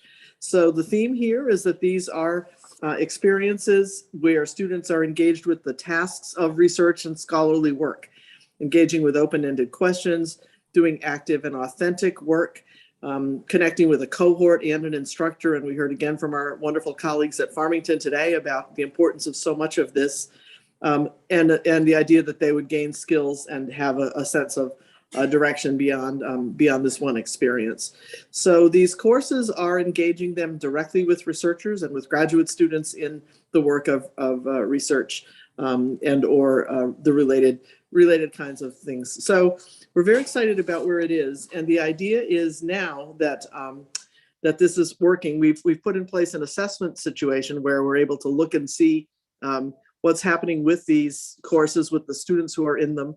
And we do have a preliminary data point, which is that the MELT from the start of the semester until census was twice as high for students who were not enrolled in the RLEs as for those who were, for these first year students. So we do see at least a preliminary indicator that what we had hoped would happen might happen, that they form a connection to the university and that they're able to stay with us. But there's a lot to do to get this to a point where we can make it available across the system and have each campus really design their own version of this. And again, you know, Farmington well along and lots going on in other places. But the next phase is to line up the UMaine faculty who will be doing this again next year, and then to begin to look beyond as we continue the assessment, and to offer some professional development opportunity in the winter for anyone who might wish to teach one across the system going forward.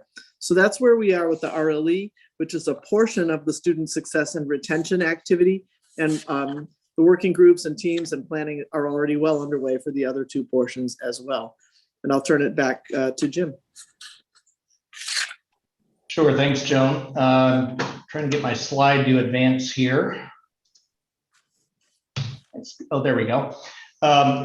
We'll just close here to remind trustees that a significant part of this, of course, is a challenge to the University of Maine system to identify over a 10-year period, an additional $170 million over the course of the 4 initiatives with match challenges.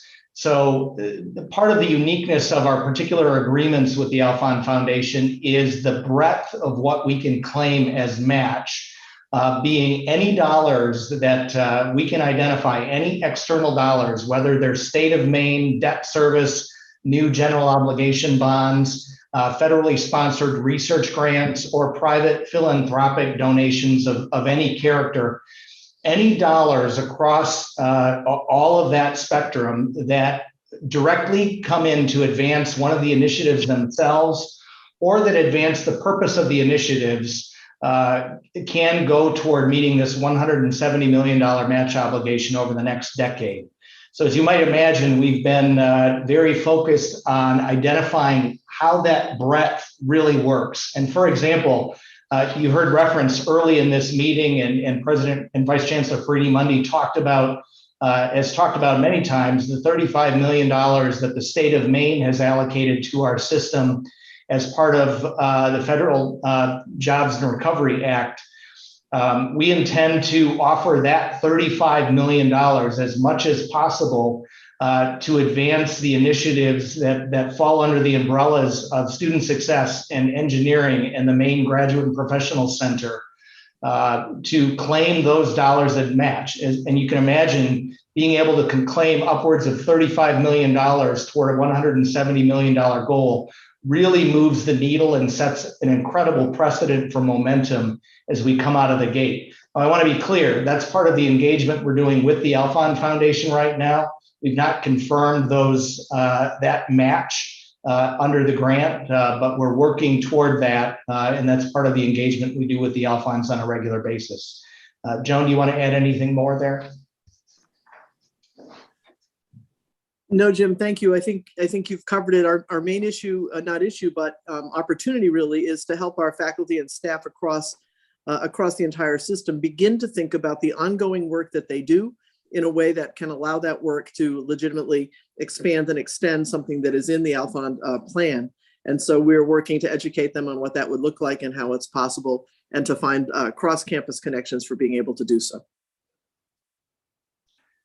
Chair Gardner, I think that's the sum of our report, but we're of course happy to answer any questions. Okay, thank you. Any questions or comments from trustees? Late in the day. Don't see any. That's very good, though. That's an excellent progress, and thank you for giving us those updates. They're critical to our success, and we're making good progress there. So I don't see any further comments, and we've reached the end of our agenda. It's been a long day, but I appreciate everybody hanging in there and all the good discussions and dialogue that we had during the day. I thank the presenters and all the folks that prepared for this meeting.